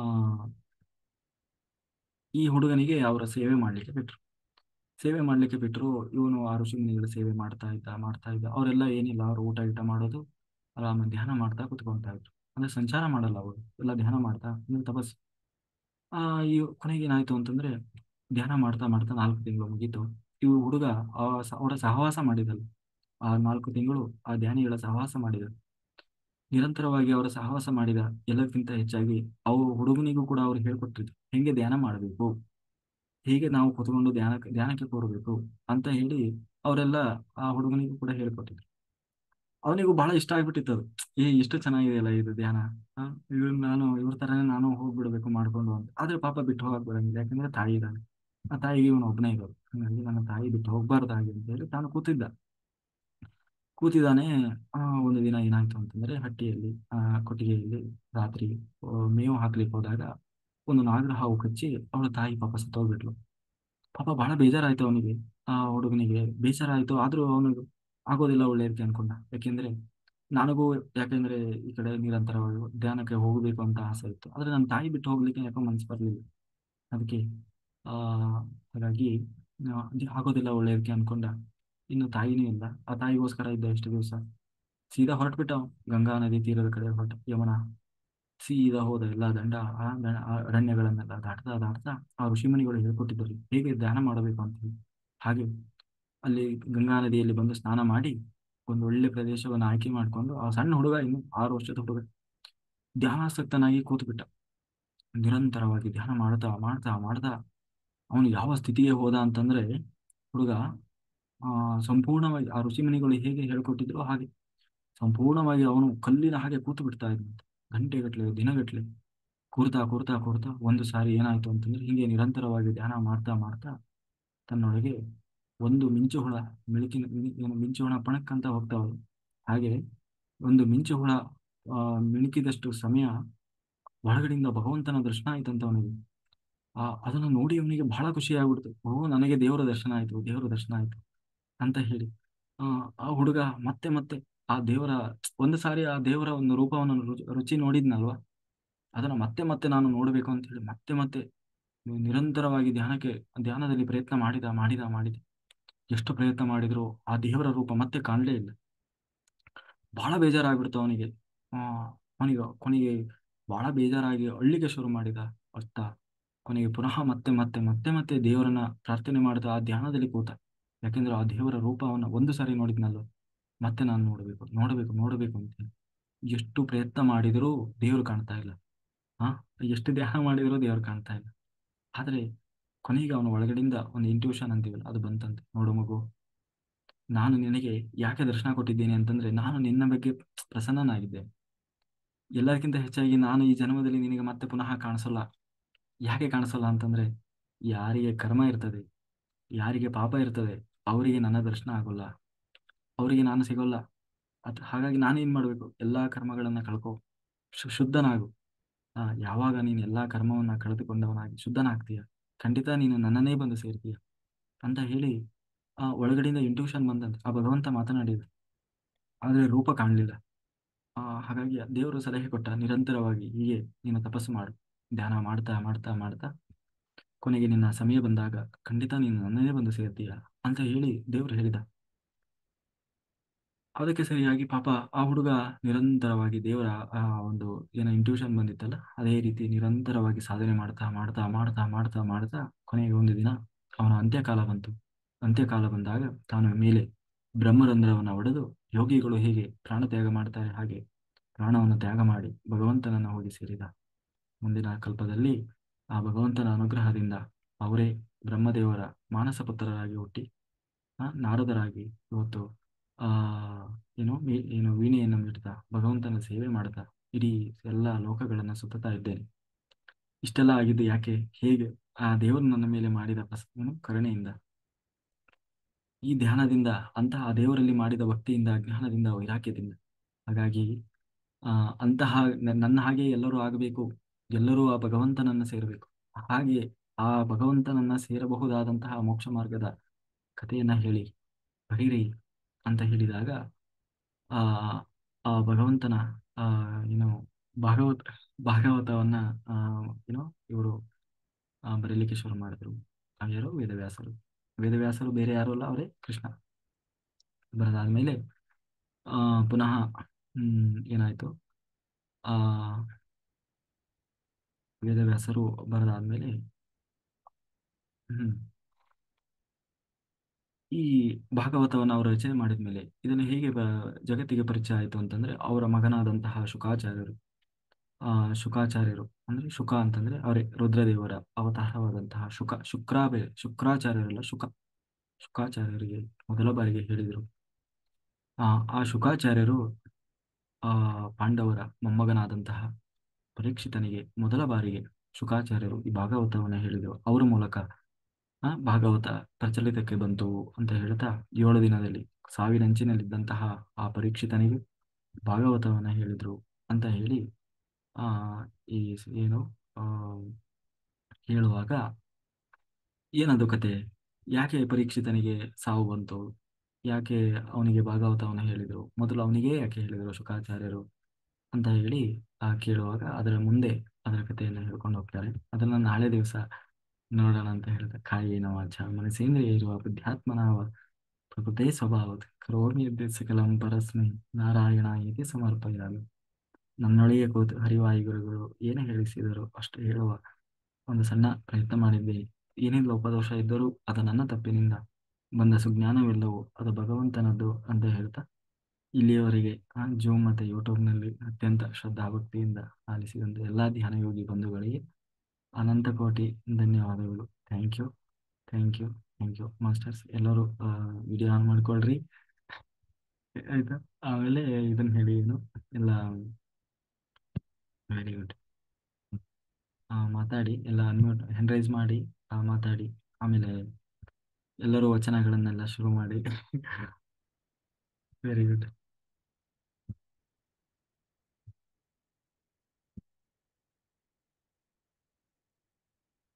ಓಕೆ ಉಮೇಶ್ ಸರ್ ಮಾತಾಡಿ. ತುಂಬಾ ಅದ್ಭುತವಾಗಿತ್ತು ಸರ್. ನಾನು ಇಷ್ಟಿಂದ ಇವತ್ತೇ ಕೇಳಿದ್ ನನಗೆ ಮೈ ಎಲ್ಲ ಜುಮ್ ಅಂತ ನಿಜವಾಗಿ ನಾನು ಧ್ಯಾನದಲ್ಲಿದ್ದೆ. ಎಷ್ಟು ಚೆನ್ನಾಗಿ ಹೇಳಿದ್ರು ಸರ್, ನಿಜವಾಗಿ ಸರ್ ಅದ್ಭುತವಾದ ಎಲ್ಲ. ಇವತ್ತಿನ ರಾತ್ರಿ ಅಮಾಸೆ ಇರೋದ್ರಿಂದ ಅಮೃತನೇ ಕೊಡ್ತಿದ್ದ ಸರ್. ತುಂಬಾ ಚೆನ್ನಾಗಿತ್ತು ಸರ್ ನಿಜವಾಗಿ. ನಾನು ಇದ್ರಲ್ಲಿ ಇಷ್ಟೊಂದು ಇರುತ್ತೆ ಅನ್ಕೊಂಡಿರಿ. ನಾವು ಧ್ಯಾನದಲ್ಲಿ ಇದೆ ಇಲ್ಲ ಅಂತಲ್ಲ, ನಿಮ್ಮ ಇದರಿಂದ ಇಷ್ಟೊಂದು ಪರಿವರ್ತನೆ ಆಗ್ತದೆ ಸರ್. ಯಾಕೆ ಎಕೋ ಹೊಡಿತಾ ಇದೆ ಸರ್? Something problem.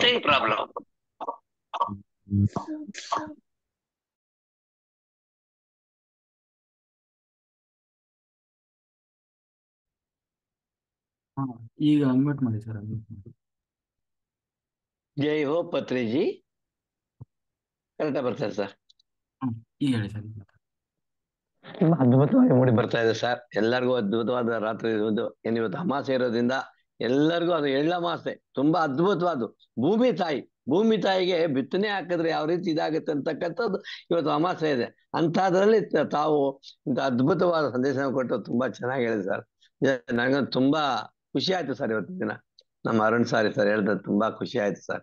ಧನ್ಯವಾದಗಳು ಸರ್. ಜೈ ಹೋ ಪತ್ರಿಜಿ. ಜೈ ಹೋ. Thank you sir. ನಮಸ್ತೆ ಸರ್. ನಮಸ್ತೆ ಸರ್. ನಮಸ್ತೆ ದೇವ್ರು ಕೊಟ್ಟ ತಂಗಿ. ಅಣ್ಣ ಆಯ್ತಾ? ಅಷ್ಟು ಚೆನ್ನಾಗಿ ಅದ್ಭುತವಾಗಿ ನಡ್ಕೊ ಬರ್ತಾ ಇದೆ ಅದೊಂದು ಕೂಡ ಕೆಲಸ. ಭಗವದ್ಗೀತೆ ಹಾಕೋತೀನಿ, ವಿಡಿಯೋ ಆನ್ ಮಾಡ್ತೀವಿ ಎಲ್ಲ. ಇವತ್ತು ಅಮಾಸೆ ಅಲ್ಲ, ಯಾವಾಗೂ ಅಮಾಸೆ ಜಾಸ್ತಿ ಮಾಡೋದು ಧ್ಯಾನ. ಹೇಳ್ತಾ ಇರ್ತಾರ ಭಾಗವತ, ಹೋಗ್ತಾ ಇದೆ ಸುಮ್ಮನೆ ಆಗದೇ ಇಲ್ಲ ಅಂತೇಳಿ ಕ್ಲಿಕ್ ಮಾಡ್ಕೊಂಡ ಕೇಳ್ತಾ ಹಂಗೆ ಮೈ ಮೇಲೆ ಅಷ್ಟು ಆಳವಾಗಿ ಕಾಣುತ್ತೆ ಯೋಗ ಇದ್ರ ಹೊಂಟೋಯ್ದೆ. ಆಮೇಲೆ ಇಲ್ಲ ಇದು ಕೇಳ್ಬೇಕು ಅಂತ ಕಂಡ್ಬಿಡ್ತೀನಿ, ಅದು ಐತಾನೆ ಇಲ್ಲ ಓ ಧ್ಯಾನಕ್ಕ ಅಷ್ಟು. ಇವಾಗ ಇದಾಯ್ತು ನೋಡಿ ನನ್ಗ, ಹೊರಗ್ ಬಂದೆ ಧ್ಯಾನದಿಂದ. ಹಾಗೆ ಅಮಾಸೆ ದಿನ ಹೆಚ್ಚು ಮಾಡೋದ್ರಿಂದ ಎಷ್ಟು ಅಧಿಕ ಶಕ್ತಿ ಮತ್ತೆ ಆರೋಗ್ಯ ಸಂಸ್ಥೆದ ಹೊರಗೆ ಕಳಿಸ್ಬೋದು, ಅಧಿಕ ಶಕ್ತಿ ಪಡಿಬೋದು ಅಂತ ಹೇಳ್ತಾ ಚೆನ್ನಾಗಿ ಎಲ್ಲಾರ್ಗು ಮನಮುಟ್ಟುವಾಗೆ ಕಿವಿಗೆ ಅಷ್ಟು ಇಂಪಾಗಿ ಅವರು ಭಾಗವತ ಕೊಟ್ಟಿದ್ದಾರೆ. ಅವ್ರ ಹೃದಯ ಧನ್ಯವಾದಗಳು. ಅವಕಾಶ ಕೊಟ್ಟದಕ್ಕೆ ಥ್ಯಾಂಕ್ ಯು ಸರ್. ತುಂಬಾ ಚೆನ್ನಾಗಿ ಗೊತ್ತಾಯಿದೆ. ಎಲ್ಲರೂ ಭಾಗವಹಿಸಿ ಎಲ್ಲ ಮಾಡ್ತಾ ಹೋಗಿ, ಬಿಡ್ಬೇಡಿ. ಅಮಾವಾಸ್ಯೆ ಧ್ಯಾನ ಜಾಸ್ತಿ ಮಾಡ್ಬೇಕು ಅಂತ. Okay sir, thank you sir. ಅಮಾವಾಸ್ಯೆ ಧ್ಯಾನ ಒಂದೇ ಅಲ್ಲ, ಎಲ್ಲ ಎಲ್ಲ ರಾತ್ರಿ ಖಂಡಿತ ಪ್ರತಿ ಎಲ್ಲ ರಾತ್ರಿ ಸ್ವಲ್ಪ ಎನರ್ಜಿ ಜಾಸ್ತಿ ಇರುತ್ತೆ ಅಂತ. ಅಮಾವಾಸ್ಯೆ ಎನರ್ಜಿ ಜಾಸ್ತಿ ಇರುತ್ತೆ. ಹುಣ್ಣಿಮೆ ಅಮಾವಾಸ್ಯೆ ಹೆಚ್ಚು ಹೆಚ್ಚು ಧ್ಯಾನ ಮಾಡಿದಷ್ಟು ಅಧಿಕ ಎನರ್ಜಿ ಮತ್ತೆ ಚೈತನ್ಯ ಶಕ್ತಿ ಎಲ್ಲ ಕಡಿಮೆ ಪಡ್ಕೋಬಹುದು. ಒಂದು ಆರೋಗ್ಯ ಸಮಸ್ಯೆ, ಎಷ್ಟು ಸಮಸ್ಯೆ ಅಷ್ಟು ನೋವಲ್ಲಿ ಇರ್ತೀವಿ, ಆ ನೋವನ್ನ ಈ ಒಂದು ಅಮಾವಾಸ್ಯ ಅಂದ್ರೆ ಮನೊಳಗ ಯಾವ ರೀತಿ ಅಂದ್ರೆ ನೆಗೆಟಿವ್ ಗಳು ಇರ್ತಾವ ಮನೇಲಿ. ಒಂದು ಈ ಒಂದ್ ಏನಂದ್ರೆ ಒಂದು ಕಚ್ಚಾಟ ಇರ್ಬೋದು, ಜಗಳ ಯಾವ್ದಾರ ಈ ಅಮಾವಾಸ್ಯದ ಎಲ್ಲ ಏನಾಯ್ತದೆ ಹೆಚ್ಚು ಹೆಚ್ಚು ಆಗ್ತಾ ಇರುತ್ತೆ ಮನೊಳಗ. ಆ ಒಂದನ್ನ ನಾವು ಈ ಧ್ಯಾನದಿಂದ ಅದೆಲ್ಲ ಕಡಿಮೆ ಮಾಡ್ಕೊಂತ ಹೋಗ್ಬೋದು ಅಂತ ಹೇಳಕ್ ಇಷ್ಟಪಡ್ತೀನಿ ಸರ್. ಖಂಡಿತ ಇದ್ರಲ್ಲಿ ತುಂಬಾ ಇರುತ್ತೆ.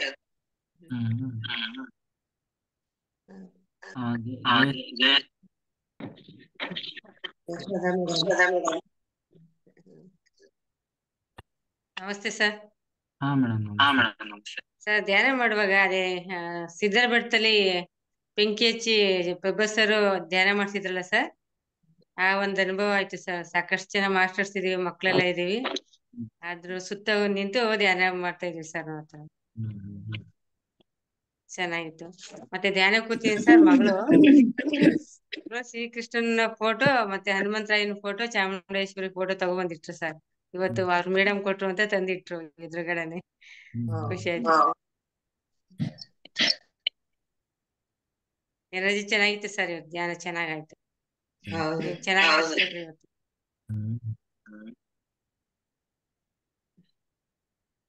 Jayashree Jayashree Jayashree Jayashree okay sir.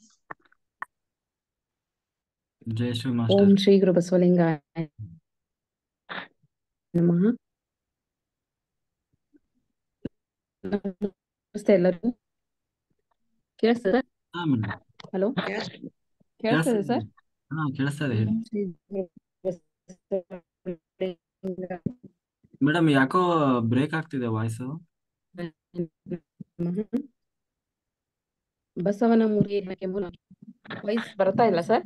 Madam voice ಯಾಕೋ ಬ್ರೇಕ್ ಆಗ್ತಿದೆ ನೋಡಿ. ಸ್ವಲ್ಪ ಕಿಟಕಿ ಹತ್ರ ಅಥವಾ ಎಲ್ಲಾದ್ರೂ ನೆಟ್ವರ್ಕ್ ಚೆನ್ನಾಗಿ ಸಿಗೋ ಕಡೆ ಬನ್ನಿ. ಸೌಂಡ್ ಬರ್ಲಿಲ್ಲ.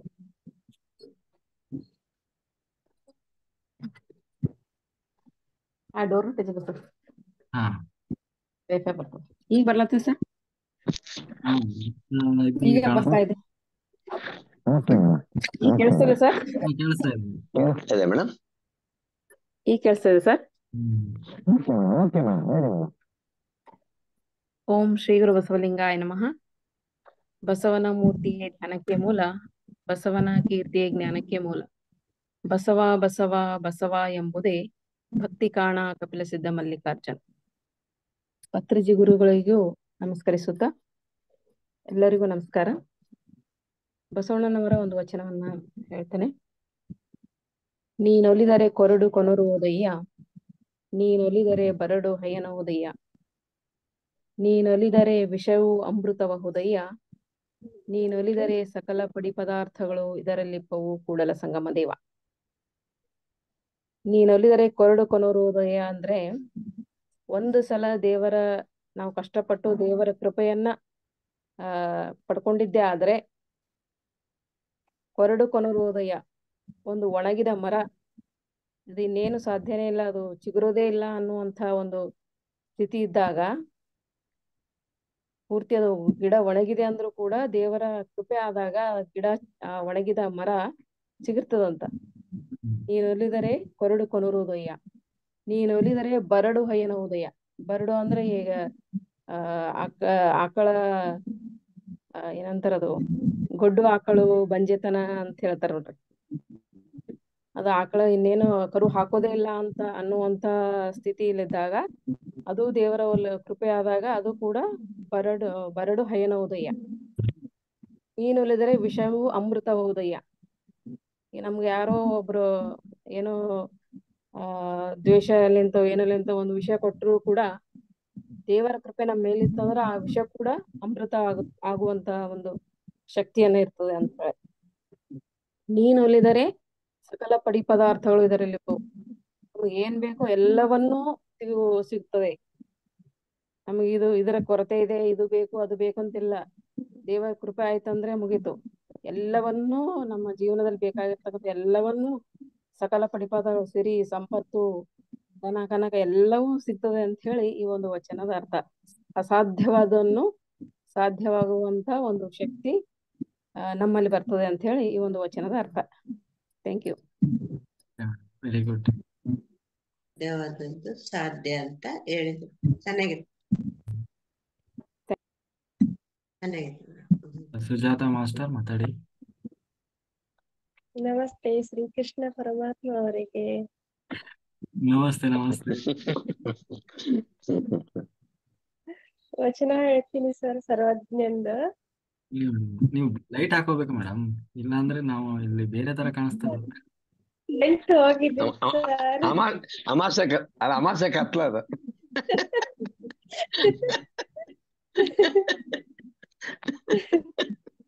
ಕರೆಂಟ್ ಸಾರಿ ಅದ್ ಗೊತ್ತಿಲ್ಲ, ಕ್ಷಮೆ ಇರಲಿ. ಆಸೆ ಹೇಳಿ, ನನಗೂ ಅರ್ಥ ಆಯ್ತು.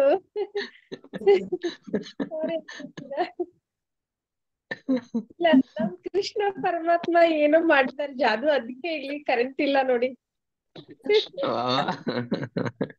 ನಮ್ ಕರೆಂಟ್ ಕಾತರ ಮಾಡ್ಕೊಂಡು ಹೋಗಿದ್ದಾರೆ ಕೃಷ್ಣ.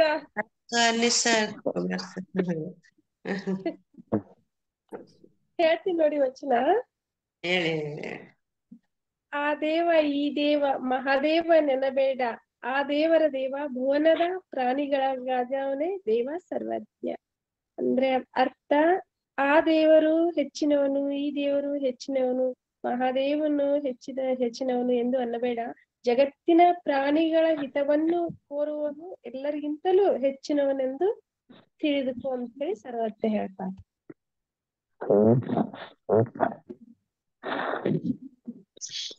ವಂದನಾ.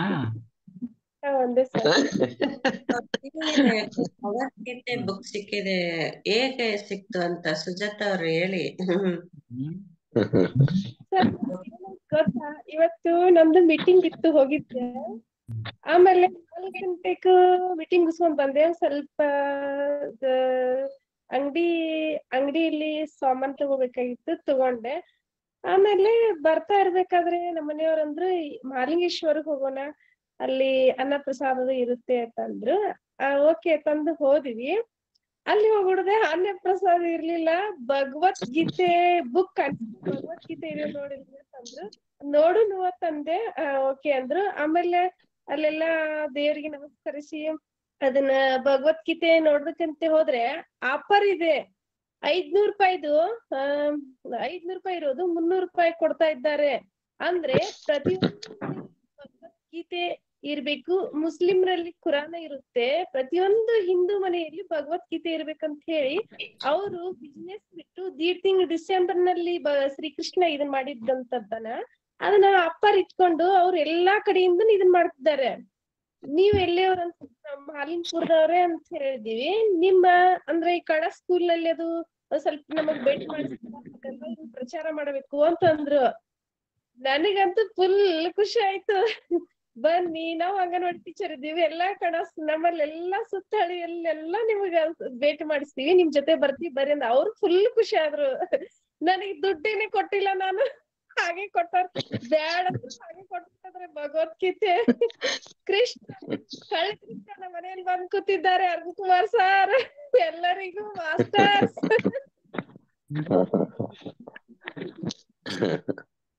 ಧ್ಯಾನದಲ್ಲಿ ಕೃಷ್ಣ ಬಂದು ಇವ್ರು ಅರುಣ್ ಕುಮಾರ್ ಸರ್ ಬಂದು ಧ್ಯಾನ ಮಾಡಿಸಿ ಬೆಳಿಗ್ಗೆ ಸೂರ್ಯೋದಯ ಆಗನ ಹೋಗಿದ್ದಾರೆ. ನನಗೆ ಧ್ಯಾನದಲ್ಲಿ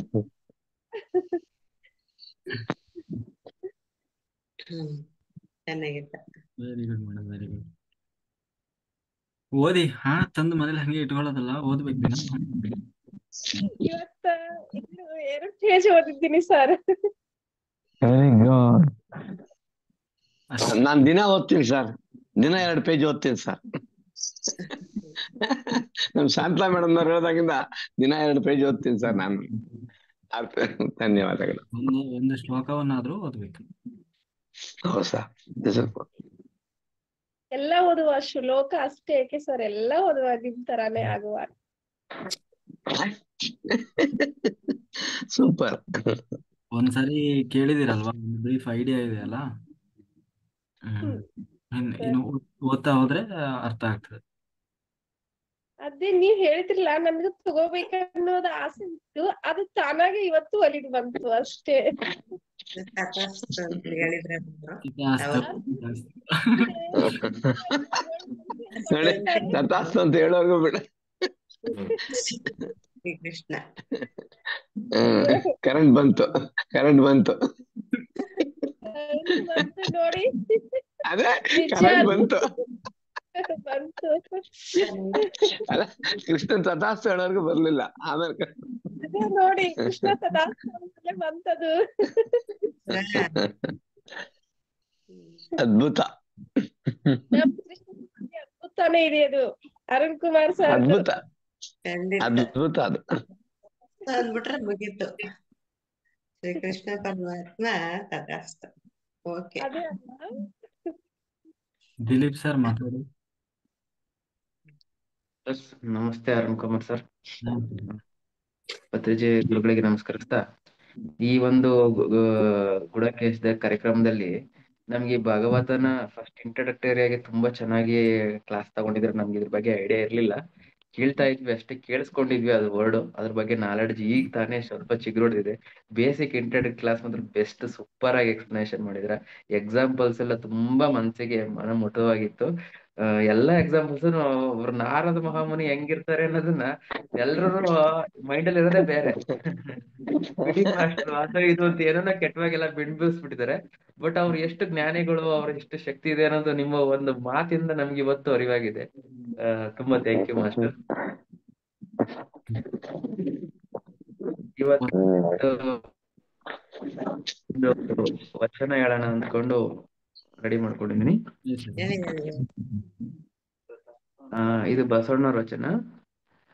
ಅರ್ಜಿಸಲರಿಯೇ ಪೂಜಿಸಲರಿಯೇ, ನಿಚ್ಚ ನಿಚ್ಚ ಶಿವರಾತ್ರಿಯ ನಾ ಮಾಡಲರಿಯೇ, ಕಷ್ಟಪಡಿ ವೇಷಧಾರಿದಿಂದಾನು ಬಂದಾಡುವೆ, ಕಷ್ಟಪಡಿ ವೇಷದಿಂದ ಈಶ, ನಿಮ್ಮ ದಾಸರ ದಾಸಿಯ ದಾಸ ನಾನಯ್ಯ, ನಿಮ್ಮ ವೇಷಧಾರಿಯ ಮನೆಯ ಪಂಗುಳ ನಾನಯ್ಯ, ಕೂಡಲ ಸಂಗಮ ದೇವ, ನಿಮ್ಮ ಲಾಂಛನವ ಧರಿಸಿದ್ದ ಉದಾರ ಪೋಷಕ ನಾನಯ್ಯ.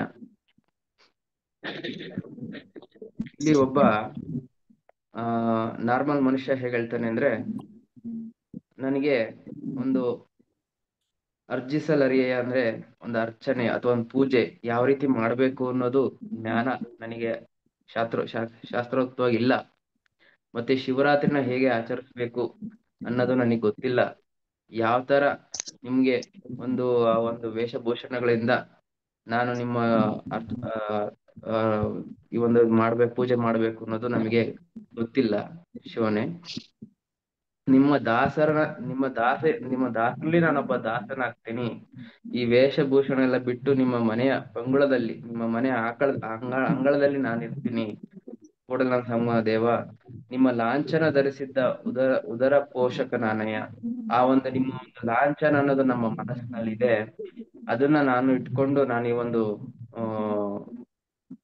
ನಿಮ್ಮನ್ನ ಒಂದು ಯಾವ ರೀತಿ ಮಾಡ್ಕೋಬೇಕು ಅದ್ ಮಾಡ್ತೀನಿ ಅಂತ ಹೇಳ್ಬಿಟ್ಟು, ಒಬ್ಬ ಕಾಮನ್ ಮ್ಯಾನ್ ಆಗಿ ನನ್ಗೆ ಅಷ್ಟೇ ನಾಲೆಡ್ಜ್ ಇದೆ, ಇದು ಯಾವುದೇ ಒಂದು ಶಾಸ್ತ್ರ ಒಂದು ಜ್ಞಾನ ಇಲ್ಲ ಅಂತ ಸಿಂಪಲ್ ವರ್ಡಿಂಗ್ಸ್ ಅಲ್ಲಿ ನಮ್ಮ ಕೂಡಲ ಸಂಗಮ ದೇವನ ಭಕ್ತಿ ಮಾರ್ಗದಿಂದ ನಾವು ಕಂಡುಕೊಳ್ತೀವಿ ಅನ್ನೋದು ಒಂದು ಸಿಂಪಲ್ ಇನ್ಫಾರ್ಮೇಶನ್ ಇದೆ ಮಾಸ್ಟರ್ ಈ ಒಂದು ವಚನ. Thank you master, thank you all, thank you.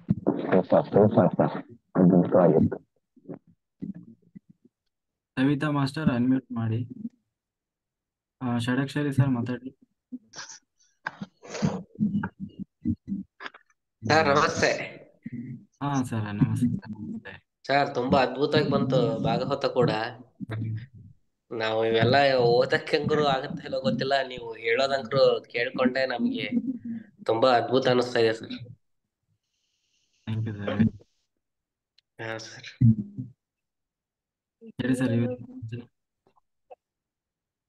ವಚನ ಒಂದು ಹೇಳ್ತೀನಿ ಸರ್, ಅಷ್ಟು ಒಂದು. ಬಸವಣ್ಣವ್ರದು. ಅಡವಿ ಒಳಗೆ ಉಲುಬೆಗೆಟ್ಟ ಪಶುವಿನಂತೆ ಅಂಬೆ ಅಂಬೆ ಎಂದು ಹೊರಲುತ್ತಿದ್ದೇನೆ, ಅಂಬೆ ಅಂಬೆ ಎಂದು ಕರೆಯುತ್ತಲಿದ್ದೇನೆ, ಕೂಡಲ ಸಂಗಮ ದೇವ ಬಾಳು ಬಾಳೆಂಬಣಕ್ಕ ಅಂತ ಹೇಳ್ಬಿಟ್ಟು ಹೇಳ್ತಾರೆ ಸರ್ ಇಲ್ಲಿ. ಅಡವಿ ಒಳಗೆ ಉಲುಬೆಗೆಟ್ಟ ಪಶುವಿನಂತೆ ಅಂತಂದ್ರೆ ಒಂದು ದೊಡ್ಡ ಕಾಡು ಅಡವಿ ಇರುತ್ತೆ. ಅದನ್ನ ಜಸ್ಟ್ ನಾವು ಇಮ್ಯಾಜಿನ್ ಮಾಡ್ಕೋಬೇಕು. ಒಂದು ಕಾಡು, ಆ ಕಾಡಿನೊಳಗೆ ಒಂದು ಹಸು ಬಂದ್ಬಿಟ್ಟು ತಪ್ಪಿಸ್ಕೊಳ್ಳುತ್ತೆ. ಅದ್ರೊಳಗಡೆ ತಪ್ಪಿಸ್ಕೊಂಡು ಅದಕ್ಕೆ ಮತ್ತೆ ತನ್ನ ಮನೆಗೆ ಹೋಗುವಂತ ದಾರಿ ಗೊತ್ತಾಗಲ್ಲ ಆ ಹಸುಗೆ. ಗೊತ್ತಾಗದಲ್ಲೇ ಆ ಹಸು ಏನ್ ಮಾಡುತ್ತೆ ಅಂತಂದ್ರೆ ಒದರಕ್ ಶುರು ಮಾಡುತ್ತೆ. ಅಮ್ಮ ಅಮ್ಮ ಅಂತ ಒದರುತ್ತೆ, ಅಂಬೆ ಅಂಬೆ ಅಂತ ಕೂಗುತ್ತೆ. ಆದ್ರೆ ಅದಕ್ಕೆ ಆ ದಾರಿನೇ ಗೊತ್ತಾಗಲ್ಲ. ಇಲ್ಲಿ ಏನ್ ಕೇಳ್ತಾ ಇದಾರೆ ಅಂದ್ರೆ ಅವರು ಆ ಹಸುವಿಗೆ ಆ ಮನೆ ದಾರಿ ಯಾವುದು ನನಗೆ ಗೊತ್ತಾಗ್ತಾ ಇಲ್ಲ, ನಾನು ಇಲ್ಲಿ ಬಂದ್ಬಿಟ್ಟು ಒದ್ದಾಡ್ತಾ ಇದ್ದೀನಿ ಅಂತ ಹೇಳ್ಬಿಟ್ಟು ಕೇಳ್ತಾ ಇದಾರೆ ಇಲ್ಲಿ. ಇದ್ರ ಅರ್ಥ ಏನು ಅಂತಂದ್ರೆ ನಾವು ಕೂಡ ಅಷ್ಟೇ ಈ ಭೂಮಿಗೆ ಬರ್ಬೇಕಾದ್ರೆ ಬಂದಿದೀವಿ ಭೂಮಿಗೆ. ಈ ಒಂದು ದಟ್ಟ ಅಡವಿಯಲ್ಲಿ ನಾವ್ ಇದೀವಿ. ನಮಗೂ ಕೂಡ ನಮ್ಮ ಮನೆಯ ದಾರಿ ಗೊತ್ತಾಗ್ತಾ ಇಲ್ಲ. ಗೊತ್ತಾಗ್ದಲೆ ನಾವು ಇಲ್ಲಿ ಬಂದ್ಬಿಟ್ಟು ಕಷ್ಟಗಳನ್ನ ಅದು ಇದು ಒಂಥರ ವಿಲ ವಿಲ ಒದ್ದಾಡ್ತಾ ಇದೀವಿ. ನಾವು ಒಂದು ಅದ್ಭುತವಾದ ಆನಂದಮಯವಾದ ಒಂದು ಸ್ಥಿತಿಯಿಂದ ಬಂದವರು, ಒಂದು ಆನಂದದ ಸಮುದ್ರದಿಂದ ಬಂದವರು ನಾವು. ಅದರಿಂದ ಈಚೆಗೆ ಬಿದ್ದಂತ ಒಂದು ಮೀನು ಹೆಂಗೆ ವಿಲ ವಿಲ ವಿಲ ಅಂತ ಒದ್ದಾಡ್ತಾ ಇರುತ್ತಲ್ಲ, ಆ ತರ ಈ ಕಷ್ಟಗಳು ನಷ್ಟಗಳು ಇದನ್ನೆಲ್ಲಾನು ನಾವು ವಿಲ ವಿಲ ಆ ಮೀನಿನ ತರ ಒದ್ದಾಡ್ತಾ ಇದೀವಿ.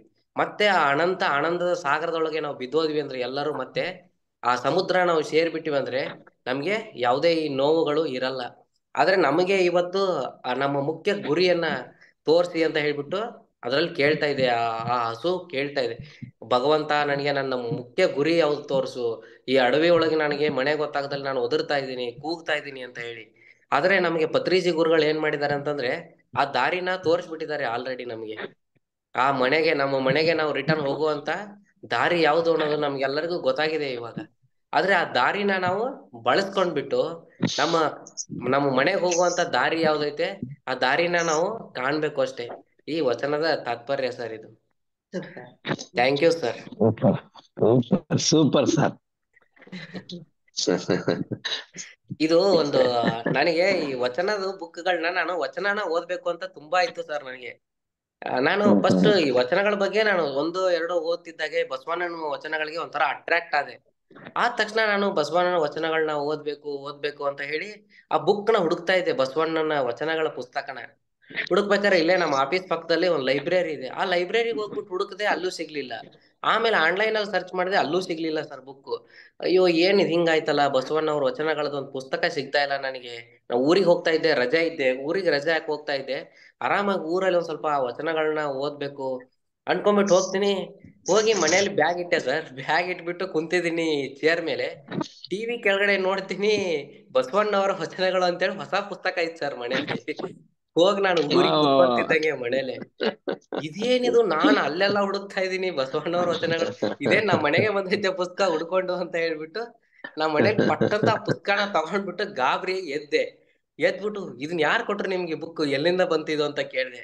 ಇಲ್ಲ ನೆನ್ನೆ ಅವರು ನಮ್ಮ ತೋಟದ ಪಕ್ಕದವ್ರೊಬ್ರು ಕೂಡ ಸಂಗಮಕ್ಕೆ ಹೋಗಿದ್ರಂತೆ, ಅಲ್ಲಿ 2 ಬುಕ್ ನ ತಗೊಂಡ್ಬಂದಾರೆ ಬಸವಣ್ಣವ್ರ ವಚನಗಳನ್ನ. ಆ 2 ಬಸವಣ್ಣವರ ವಚನಗಳ ಬುಕ್ ನ ತಗೊಂಡ್ ಬಂದ್ಬಿಟ್ಟು ಒಂದು ಬುಕ್ ನ ನೀವ್ ಅಪ್ಪಾಜಿಗೆ ಓದ್ಲಿ ಅಂತ ಹೇಳ್ಬಿಟ್ಟು ನೆನ್ನೆ ಕೊಟ್ಟು ಹೋದ್ರು. ಅದನ್ನ ಅಲ್ಲೇ ಇಟ್ಟಿದೀವಿ, ಯಾರು ನೋಡಿಲ್ಲ ಅಂದ್ರು. ಅದು ನಾನು ಊರಿಗೆ ಹೋಗೋ ಹಿಂದಿನ ದಿನ ಕೊಟ್ಟೋಗಿದಾರೆ ಸರ್ ಅವ್ರು ತಂದ್ಬಿಟ್ಟು. ನಾನು ಅವಾಗ ಅನ್ಕೊಂಡೆ ನಮಗೆ ಓದ್ಬೇಕು, ಆ ಬಸವಣ್ಣವ್ರ ವಚನಗಳನ್ನ ತಿಳ್ಕೊಬೇಕು ಅನ್ನೋ ಆ ಹಂಬಲ ನಮಗಿತ್ತು ಅಂತಂದ್ರೆ ಎಲ್ಲಿಂದಾರ ಅದು ಹುಡಿಕೊಂಡು ನಮ್ಗೆ ಬರುತ್ತೆ ಅಂತ ಹೇಳ್ಬಿಟ್ಟು ಅದರಿಂದ ನನ್ಗೆ ಅರ್ಥ ಆಯ್ತು ಸರ್. ಅದಾದ್ಮೇಲೆ ಆ ಬುಕ್ ಸಿಕ್ಮೇಲೆ ನಾನು ಎಷ್ಟೋ ವಚನಗಳನ್ನ ಓದಿ ಅದನ್ನ ನನ್ನ ಬದುಕಲ್ಲಿ ಅನುಸರಿಸ್ಕೊಂಡು ಹೊಂಟೆ ಸರ್. ಅದಾದ್ಮೇಲೆ ಎಷ್ಟೋ ವಚನಗಳ ಕ್ಲಾಸ್ಗಳನ್ನ ಕೊಡಕ್ಕೆ ಸ್ಟಾರ್ಟ್ ಮಾಡಿದೆ ಸರ್ ನಾನು. ಅಲ್ಲ, ಮನೆಗೆ ಬಂದ ಬಸವಣ್ಣ ಮನೆಗೆ ಬಂದಿತ್ತು ಅದ್ಭುತ ಸರ್. ಅಲ್ಲ ನೋಡಿ, ನಿಮ್ ಮನ್ಸಲ್ಲಿ ಇದ್ದಿದ್ದು ಅದೇ ಅಲ್ಲ. ಎಲ್ಲಾ ಕಡೆ ಹುಡುಕಿದ್ರೆ ಕರೆ ಸಿಕ್ಲಿಲ್ಲ, ಮನೆಯಲ್ಲೇ ಇದ್ದಾರೆ. ಮನೆಗೆ ಬಂದ ಮಹಾಲಕ್ಷ್ಮಿ ಅಂತ ಮನೆಗೆ ಬಂದಿತ್ತು ಹೊಸ ಬುಕ್, ಅದಕ್ಕೆ ಮನೆಗೆ ಬಂದ ಬಸವಣ್ಣವ್ರು ಅಂತ. ತುಂಬಾ ಚೆನ್ನಾಗಿದೆ ಸರ್, ಅದ್ಭುತ. Thank you sir, thank you. Savita master ಮಾತಾಡಿ. ಕಗ್ಗ. ನಮಸ್ತೆ ಸರ್. ನಮಸ್ತೆ. ಏನು ಪ್ರಪಂಚವಿದು, ಏನು ಧಾಳಿ, ಏನದ್ಭುತ ಅಪಾರ ಶಕ್ತಿ ನಿರ್ಘಾತ. ಮಾನವನ ಗುರಿ ಏನು, ಬೆಲೆ ಏನು, ಮುಗಿವೇನು. ಏನರ್ಥವಿದಕ್ಕೆಲ್ಲ ಮಂಕುತಿಮ್ಮ. ಈ ಪ್ರಪಂಚ ಎನ್ನುವುದು ಏನು? ಏನು ಮುತ್ತಿಗೆಗಳು, ಎಷ್ಟು ಅದ್ಭುತವಾದ ಅಪಾರವಾದ ಶಕ್ತಿ ಇದರಲ್ಲಿ ಅಡಗಿದೆ. ಎಷ್ಟು ಜೋರಾದ ಹೊಡೆತಗಳನ್ನು ಇದು ಎಲ್ಲರಿಗೂ ಕೊಡುತ್ತಿವೆ. ಇಷ್ಟೆಲ್ಲ ಇದ್ದರೂ ಮನುಷ್ಯನ ಗುರಿ ಏನು, ಅವನ ಬೆಲೆ ಏನು, ಅವನ ಅಂತ್ಯವೇನು, ಇವುಗಳೆಲ್ಲ ತಿಳಿಯುವುದಿಲ್ಲವಲ್ಲ. ಇವುಗಳಿಗೆಲ್ಲ ಏನು ಅರ್ಥ? ಇದು ಬಹಳ ಅಸ್ಪಷ್ಟವಾಗಿದೆ. ಮುತ್ತಿರುವುದಿಂದು ಭೂಮಿಯನೊಂದು ದುರ್ದೈವ, ಮೃತ್ಯು ಕುಣಿಯುತ್ತಲಿವನು ಕೇಕೆ ಹಾಕುತ್ತಲೇ. ಸುತ್ತಿಪುದು ತಲೆಯನನು ದಿನದ ಲೋಕದ ವಾರ್ತೆ, ಎತ್ತಲಿದಕ್ಕೆಲ್ಲ ಕಡೆ ಮಂಕುತಿಮ್ಮ. ಇವತ್ತಿನ ದಿನ ಈ ಭೂಮಿಯನ್ನು ಒಂದು ದುರ್ದೈವ ಮುತ್ತಿಕೊಂಡಿದೆ. ಈ ಮಾತುಗಳನ್ನು DVG ಅವರು ಆ ಸಮಯದಲ್ಲಿ ಆ ಪರಿಸ್ಥಿತಿಯಲ್ಲಿ ಯಾವಾಗಲೂ ಆ ಪರಿಸ್ಥಿತಿ ಹೇಗಿತ್ತೋ ಅದೇ ತರ ಇವತ್ತಿನ ದಿನದಲ್ಲೂ ಇದೆ. ಮೊದಲನೆಯ ಸಾಲು ಮಂಕುತಿಮ್ಮನ ಕಗ್ಗವನ್ನು ಅವರು ಮುದ್ರಿಸುವಾಗ ಜಾಗತಿಕ ಯುದ್ಧ ನಡೆಯುವ ಟೈಮಿನಲ್ಲಿ ಅವರು ಈ ತರ ಅದನ್ನು ಬರೆದಿದ್ದಾರೆ. ಆದ್ರೆ ಇವತ್ತಿನ ಪರಿಸ್ಥಿತಿ ಇವಾಗಲೂ ಹೀಗೆ ಆಗಿದೆ. ಒಂದು ಕಡೆ ಮೃತ್ಯು ಕೇಕೆ ಹಾಕುತ್ತಾ ಕುಣಿಯುತ್ತಿದ್ದಾನೆ. ಅನೇಕ ಕಡೆಗಳಲ್ಲಿ ಯುದ್ಧಗಳು ಇಂದು ನಡೆಯುತ್ತಾ ಇರುತ್ತದೆ. ಇದು ಪತ್ರಿಕೆಗಳಲ್ಲಿ ಓದಿದರೆ ಪ್ರತಿದಿನವೂ ತಲೆ ಸುತ್ತಿ ಬೀಳುವಂತಹ ಸುದ್ದಿಗಳೇ ಕಂಡು ಬರುತ್ತಿವೆ. ಇವನಿದನ್ನು ಕೊಂದ, ಇವನು ದರೋಡೆ ಮಾಡಿದ, ಈ ಅತ್ಯಾಚಾರ, ಯುದ್ಧ ಇತ್ಯಾದಿ ಇವೆಲ್ಲ ತಿಳಿದಾಗ ಮತ್ತು ನೋಡುತ್ತಿರುವಾಗ ಇವುಗಳಿಗೆಲ್ಲ ಯಾವಾಗ ಕೊನೆ ಎಂದೆನಿಸುತ್ತದೆ. Thank you. Very good master, very ಚೆನ್ನಾಗಿತ್ತು. ಸೂಪರ್ ಕವನ. ಅರುಣಾ ಮಾಸ್ಟರ್ ಮಾತಾಡಿ. ಅರುಣಾ ಮಾಸ್ಟರ್. ಹಾ ಎಸ್. ಗುರುಭ್ಯೋ ನಮಃ. ಹರಿ ಓಂ. ಶಂಕರಾಚಾರ್ಯರ ವಿವೇಕ ಚೂಡಾಮಣಿ ಐತ್ರಿ, ಅದನ್ನ ಹೇಳ್ತೇವೆ. ಚಿತ್ತಸ್ಯ ಶುದ್ಧಯೇ ಕರ್ಮಣ ತು ವಸ್ತುಪಲಭ್ಯತೆ ವಸ್ತು ಸಿದ್ಧಿ ವಿಚಾರೇಣ ಕಿಂಚಿತ್ ಕರ್ಮ ಕೋಟಿಭಿಃ. ಕರ್ಮವು ಚಿತ್ತಶುದ್ಧಿಗಾಗಿ ಇರುವುದೇ ಹೊರತು ಪರವಸ್ತುವಿನ ಸಾಕ್ಷಾತ್ಕಾರಕ್ಕಾಗಿ ಅಲ್ಲ. ವಸ್ತು ಸಾಕ್ಷಾತ್ಕಾರವು ವಿಚಾರದಿಂದ ಉಂಟಾಗುವುದೇ ವಿನಾ ಕರ್ಮಕೋಟಿಗಳಿಂದಲೂ ಆಗುವುದಿಲ್ಲ. ನಿಷ್ಕಾಮ ಭಾವದಿಂದ ಕರ್ಮಗಳನ್ನ ಅನುಸರಿಸುವುದರಿಂದ ಮನಸ್ಸು ಆಸೆಗಳಿಂದಲೂ ಸಂಸ್ಕಾರಗಳಿಂದಲೂ ಮುಕ್ತವಾಗಿ ಪರಿಶುದ್ಧವಾಗುತ್ತದೆ. ಅಂದರೆ ಮನಸ್ಸು ಸ್ಥಿರವಾಗುತ್ತದೆ, ಚಂಚಲತೆಯಿಂದ ದೂರವಾಗುತ್ತದೆ. ಇಂತಹ ಮನಸ್ಸಿನಿಂದ ಆತ್ಮ ಚಿಂತನೆಯೂ ಸಾಧ್ಯವಾಗುತ್ತದೆ. ಆತ್ಮ ತತ್ವವನ್ನು ವಿಷಯ ವಸ್ತುಗಳಿಂದಲೂ ದೇಹೇಂದ್ರಿಯ ಮನಸ್ಸುಗಳಿಂದಲೂ ಪ್ರತ್ಯೇಕಿಸಿ ತನ್ನಾತ್ಮನಲ್ಲಿಯೇ ನೆಲೆ ನಿಲ್ಲುವುದು ವಿಚಾರದಿಂದ ಸಾಧ್ಯವೇ ಹೊರತು ಕರ್ಮದಿಂದ ಸಾಧ್ಯವಿಲ್ಲ. ಕರ್ಮದಿಂದ ವಿವಿಧ ವಸ್ತುಗಳನ್ನ ಪಡೆಯಬಹುದು, ವಸ್ತುಗಳನ್ನ ಬದಲಾಯಿಸಬಹುದು, ಅವುಗಳನ್ನ ಉತ್ತಮಗೊಳಿಸಬಹುದು ಅಥವಾ ವಿಕೃತಗೊಳಿಸಬಹುದು, ಅಥವಾ ಹೊಸ ವಸ್ತುಗಳನ್ನು ಉತ್ಪನ್ನ ಮಾಡಬಹುದು. ಆದರೆ ಆತ್ಮ ತತ್ವವು ಪಡೆಯುವಂಥದ್ದು ಅಲ್ಲ, ಉತ್ಪಾದಿಸುವಂಥದ್ದು ಅಲ್ಲ, ಬದಲಾಯಿಸುವಂಥದ್ದು ಅಲ್ಲ. ಅದು ಸಿದ್ಧ ವಸ್ತುವೇ ಹೊರತು ಸಾಧ್ಯವಲ್ಲ. ಅದು ಅರಿವಿನ ವಸ್ತು, ಕರ್ಮದ ವಸ್ತುವಲ್ಲ. ದೈಹಿಕ ಮಾನಸಿಕ ಕ್ರಿಯೆಗಳೆಲ್ಲ ಹಂತ ಹಂತವಾಗಿ ಸ್ಥಗಿತಗೊಂಡು ಸಂಪೂರ್ಣ ನಿಷ್ಕ್ರಿಯ ಸ್ಥಿತಿಯನ್ನು ತಲುಪಿದಾಗ ನಮ್ಮ ನಿಜ ಸ್ವರೂಪದ ಅಂದರೆ ಆತ್ಮ ತತ್ವದ ಅರಿವಾಗುತ್ತದೆ. ಈ ಸ್ಥಿತಿಯನ್ನ ತಲುಪಲು ಮೊದಲು ನಿಷ್ಕ್ರಿಯ ಕರ್ಮಗಳನ್ನೆಲ್ಲ ಬಿಟ್ಟು ಕಾಮ್ಯ ಕರ್ಮಗಳಲ್ಲಿಯೂ ತೊಡಗದೆ ಮಾಡಲೇಬೇಕಾದ ನಿತ್ಯ ನೈಮಿತ್ತಿಕ ಕರ್ಮಗಳನ್ನ ನಿಷ್ಕಾಮ ಭಾವದಿಂದ ಮಾಡುತ್ತಾ ಹೋಗಬೇಕು. ಇದರೊಂದಿಗೆ ಸಾಧನ ಚತುಷ್ಟಯವನ್ನು ಅಭ್ಯಾಸ ಮಾಡುತ್ತಿರಬೇಕು. ಆಗ ಸಾಧಕನು ಆತ್ಮಾನುಸಂಧಾನಕ್ಕಾಗಿ ಅರ್ಹತೆಯನ್ನ ಪಡೆಯುತ್ತಾನೆ. Thank you master. ಚೆನ್ನಾಗಿತ್ತು. ಸೂಪರ್, ಅದ್ಭುತವಾಗಿತ್ತು. ದಿನ ಹೇಳಿ ಒಂದೊಂದ್ ಸ್ವಲ್ಪ. ಹಾ ಸರ್. ಸೂರ್ಯಕಾ ಮಾಸ್ಟರ್ ಮಾತಾಡಿ.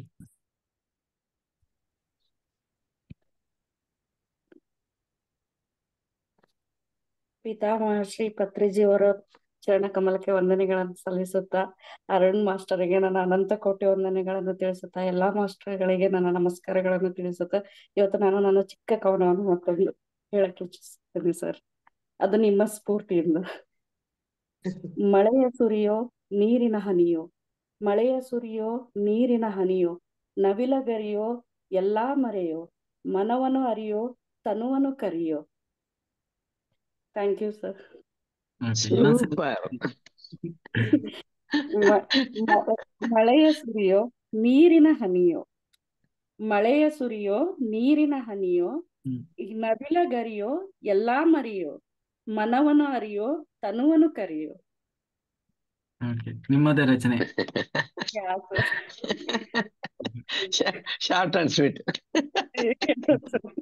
ಎಲ್ಲ ಆನ್ಸರ್ ಪೂರ್ತಿ ಸರ್. ನಾನು ಒಳಗೊಳಗೆ ಬರೀತಾ ಇದ್ದೆ, ಬಟ್ ಎಕ್ಸ್ಪ್ರೆಸ್ ಮಾಡ್ತಾ ಇರ್ಲಿಲ್ಲ. ಇದು ಒಂದು ವೇದಿಕೆ ನನ್ಗೆ ಅಪಾರ್ಚುನಿಟಿ ಕೊಟ್ಟಾಗಾಯ್ತು.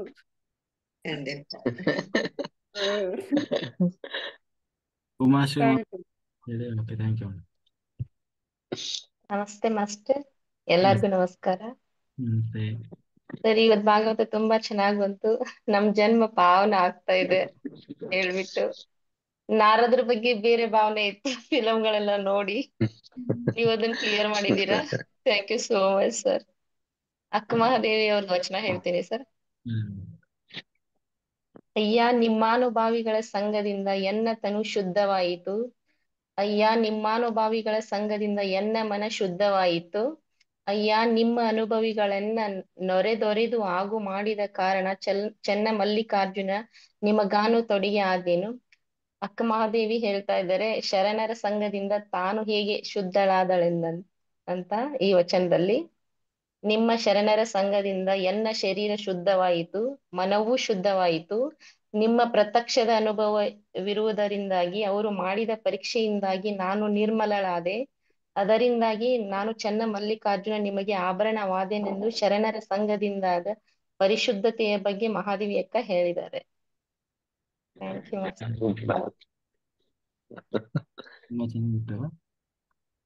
ಚೆನ್ನಾಗಿತ್ತು ಸರ್. ಕಮಲಾ ಮಾಸ್ಟರ್ ಅನ್ಮ್ಯೂಟ್ ಮಾಡಿ. ನಮಸ್ತೆ, ಎಲ್ಲ ಮಾಸ್ಟರ್ಗೂ ನಮಸ್ತೆ. ನಾನು ಕೃಷ್ಣನಿಗೆ ಒಂದು ಸಮರ್ಪಣೆ, ಒಂದು ಸೋಲು ಗೆಲುವಿನ ಒಂದೊಂದು ಕೃಷ್ಣಂದು ಒಂದು ಸಂದೇಶ ಕೊಡ್ತಾರೆ ಮೇಡಮ್, ಕೂಡ ಹೇಳ್ತಾರೆ. ಹೌದು. Thank you. ಮೋಹನ ಮುರಳಿಯ ನಾದಲೀಲೆಗೆ ಗೋಕುಲ ಕೋರಿತು ಸ್ವಾಗತ. ರಾಧೆಯ ಮೋದ ಮೋಡಿಗೆ ಸೋತು ಕೃಷ್ಣನು ಬಂದ ನಗು ನಗುತ್ತಾ. ಮೋಹನ ಮುರಳಿಯ ನಾದಲೀಲೆಗೆ ಗೋಕುಲ ಕೋರಿತು ಸ್ವಾಗತ. ರಾಧೆಯ ಕಂಗಳ ನೋಟಕ್ಕೆ ಲೋಕನಾಯಕನೇ ಶರಣಾದ. ಹೂಬಾಣವನು ಹೂಡಿದ ಕಾಮನು, ಹೂಬಾಣವನು ಹೂಡಿದ ಕಾಮನು ನಿತ್ಯ ವಸಂತವ ತಂದ. ಹಂದ ಚಂದದ ಬೃಂದಾವನದಲ್ಲಿ ನಂದನವನದ ಆನಂದ. ಮೋಹನ ಮುರಳಿಯ ನಾದಲೀಲೆಗೆ ಗೋಕುಲ ಕೋರಿತು ಸ್ವಾಗತ. ಕೃಷ್ಣನ ಪ್ರೀತಿಗೆ ಪರವಶವಾಯಿತು ಸಂತಸ ತುಂಬಿದ ಗೋಕುಲ. ಕೃಷ್ಣನ ಪ್ರೀತಿಗೆ ಪರವಶವಾಯಿತು ಸಂತಸ ತುಂಬಿದ ಗೋಕುಲ. ಕೃಷ್ಣನ ಹೆಸರೇ ಉಸಿರಾಗಿಹುದು, ಯುಗ ಯುಗ ಕಳೆದರು ಜಗಕ್ಕೆಲ್ಲ. ಕೃಷ್ಣನೇ ಇಂದಿಗೂ ದಾರಿಯ ತೋರುವ, ನಂಬಿ ಕರೆದರೆ ನಾವೆಲ್ಲ. ಮೋಹನ ಮುರಳಿಯ ನಾದಲೀಲೆಗೆ ಗೋಕುಲ ಕೋರಿತು ಸ್ವಾಗತ. ಸ್ವಾಗತ ಸ್ವಾಗತ. ಸೂಪರ್, ಅದ್ಭುತವಾದ ಗಂಟ, ಸೂಪರ್ ಆಗಿದೆ ಮೇಡಮ್. ಕಾಣಕ್ ಹೋಗಿಲ್ಲ, ನಿಜವಾಗಿ ತುಂಬಾ ಚೆನ್ನಾಗಿತ್ತು. ಕೃಷ್ಣರವ್ರಿಗೆ ಸ್ವಾಗತ, ಅರುಣ್ ಕುಮಾರ್ ಧನ್ಯವಾದ ಹೇಗೆ ಸರ್. ಅಂದ್ರೆ ಉಮೇಶ್ ಸರ್ ಹೇಗೆ ಅಂತಂದ್ರೆ ಅರುಣ್ ಸರ್ ಎಲ್ರಿಗೂ ಕೃಷ್ಣ ಪರಮಾತ್ಮ ಆಗ್ಬಿಟ್ಟಿದ್ದಾರೆ. ಅವ್ರು ಭಗವದ್ಗೀತೆ ಪಾರಾಯಣ ಮಾಡಿ ಎಲ್ರಿಗೂ ಕೃಷ್ಣನ ಇದನ್ನ ತೋರಿಸಿದ ಶಕ್ತಿ ಏನು ಅಂತ ಬಿಡಕ್ಕೆ. ಹಾಗಾಗಿ ಇವ್ರಿಗೂ ಕೂಡ ಅನ್ನಿಸ್ತಂತೆ ನಾನು ಆ ಕೃಷ್ಣನ್ ಮೇಲೆ ಆಡ್ಬೇಕು ಅಂತ ಹೇಳಿ ಆ ಒಂದು ಆ ಸರ್ಗೋಸ್ಕರ ಅವರು ಅನ್ನೋಂತ ಹಾಡನ್ನ ಆಯ್ಕೆ ಮಾಡ್ಕೊಂಡ್ ಆಡ್ತಾ ಇದಾರೆ ಸರ್. ಕಮಲ ಮೇಡಮ್ ಸರ್ ನಾನ್ ನಿಜವಾಗ್ಲೂ ಕೃಷ್ಣ ಅಂದ್ರೇನೆ ನಂಗೆ ತುಂಬಾ ಇಷ್ಟ. ಅದ್ರಲ್ಲೂ ಆ ಕೊಳಲು ನಾದ ಕೇಳ್ಬಿಟ್ರೆ ನಾನು ತುಂಬಾ ಮೈ ಮರೆತು ಹೋಗ್ತೀನಿ. ಅದು ಏನೋ ಗೊತ್ತಿಲ್ಲ ನಂಗೆ ಫಸ್ಟ್ ಇಂದನೂ ಅಷ್ಟೊಂದ್ ಇಷ್ಟ. ಅದಕ್ಕೆ ಇವ್ರು ಎಲ್ರು ಅಲ್ಲಿ ಇಲ್ಲೊಬ್ರು ಅಂತಾರೆ ಕೃಷ್ಣ ಪರಮಾತ್ಮ ನಮಸ್ತೆ ಅಂತ. ಅವ್ರು ಮೇಡಮ್ ಒಬ್ರು, ಅವರು ಸುಜಾತನೋ ಏನೋ ಅವ್ರ ಹೆಸರು. ಹೌದು, ನಿಜವಾಗ್ಲೂ ಕೃಷ್ಣನ್ನೇ ಕೂಗ್ದಂಗ್ ಆಗುತ್ತೆ ನನಗೆ.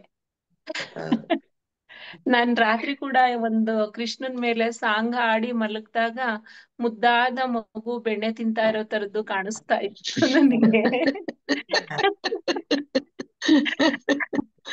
ನಮ್ಗೆಲ್ಲ ಅಲ್ಲ, ನಮಗೆಲ್ಲ ಈಗ ಕೃಷ್ಣನ್ ರೂಪದಲ್ಲಿರೋ ಅರುಣ್ ಅವರೇ ಮಗು, ಕೃಷ್ಣ ರೂಪದಲ್ಲಿರೋ ಮಗು ಅನ್ಕೋತೀನಿ ನಾನು. ಮುದ್ದು ಕೃಷ್ಣ, ಬೆಣ್ಣೆ ಕೃಷ್ಣ. ಬೆಣ್ಣೆ ನಾಳೆ ನೀವು ಕೊಳಲು ತಗೊಂಬನ್ನಿ. ಅಲ್ಲ ಮೇಡಮ್, ಅವ್ರ ಮೃದುವಾದ ಮಕ್ಕ ನೋಡ್ತಾ ಇದ್ರೆ ಹಾಗೆ ಕಾಣ್ತದೆ ನೋಡಿ ಮೇಡಮ್, ನಿಜವಾಗಿ. ಅಲ್ಲ ಇವತ್ತಿಂದ ನೋಡಿ ಎಲ್ಲ ನಮ್ ಹೃದಯದಲ್ಲಿ ಕೃಷ್ಣ ಇದ್ದಾರೆ, ನಾವ್ ಎದುರುಗಡೆ ಇವರೇ ಮೇಡಮ್ ನಾರೆ. ನಿಜವಾಗಿ ಹೇಳ್ತಿ, ಯಾವ್ದೋ ರೂಪದಲ್ಲಿ ಬರ್ತಾರೆ ಅಂತ ಹೇಳ್ತಾರಲ್ಲ ನೋಡಿ, ನಮ್ಮ ಅರುಣ್ ಸರ್ ನಮ್ಗೆ ಕೃಷ್ಣ ರೂಪದಲ್ಲಿ ಬಂದಿದ್ದಾರೆ, ಅವರೇ ಕೃಷ್ಣ. ನಾನ್ ನಿನ್ನೆ ಅವ್ರಿಗೆ ಹೇಳ್ದೆ, ನನ್ ಕೃಷ್ಣನ್ ನೋಡಿ ಅಷ್ಟು ಕೂಗ್ತಾನೆ ಇದ್ದೀನಿ, ಬಂದೇ ಇಲ್ಲ ಅಂದ್ರೆ ರಾತ್ರಿ ಬೆಣ್ಣೆ ತಿಂತಾ ಇರೋ ತರ ಕಾಣಿಸ್ತಾ ಇದ್ದಾರೆ. ಹೌದು, ನಾನು ಬೆಣ್ಣೆ ಸಮರ್ಪಣೆ ಮಾಡ್ಬೇಕಾಗಿದೆ.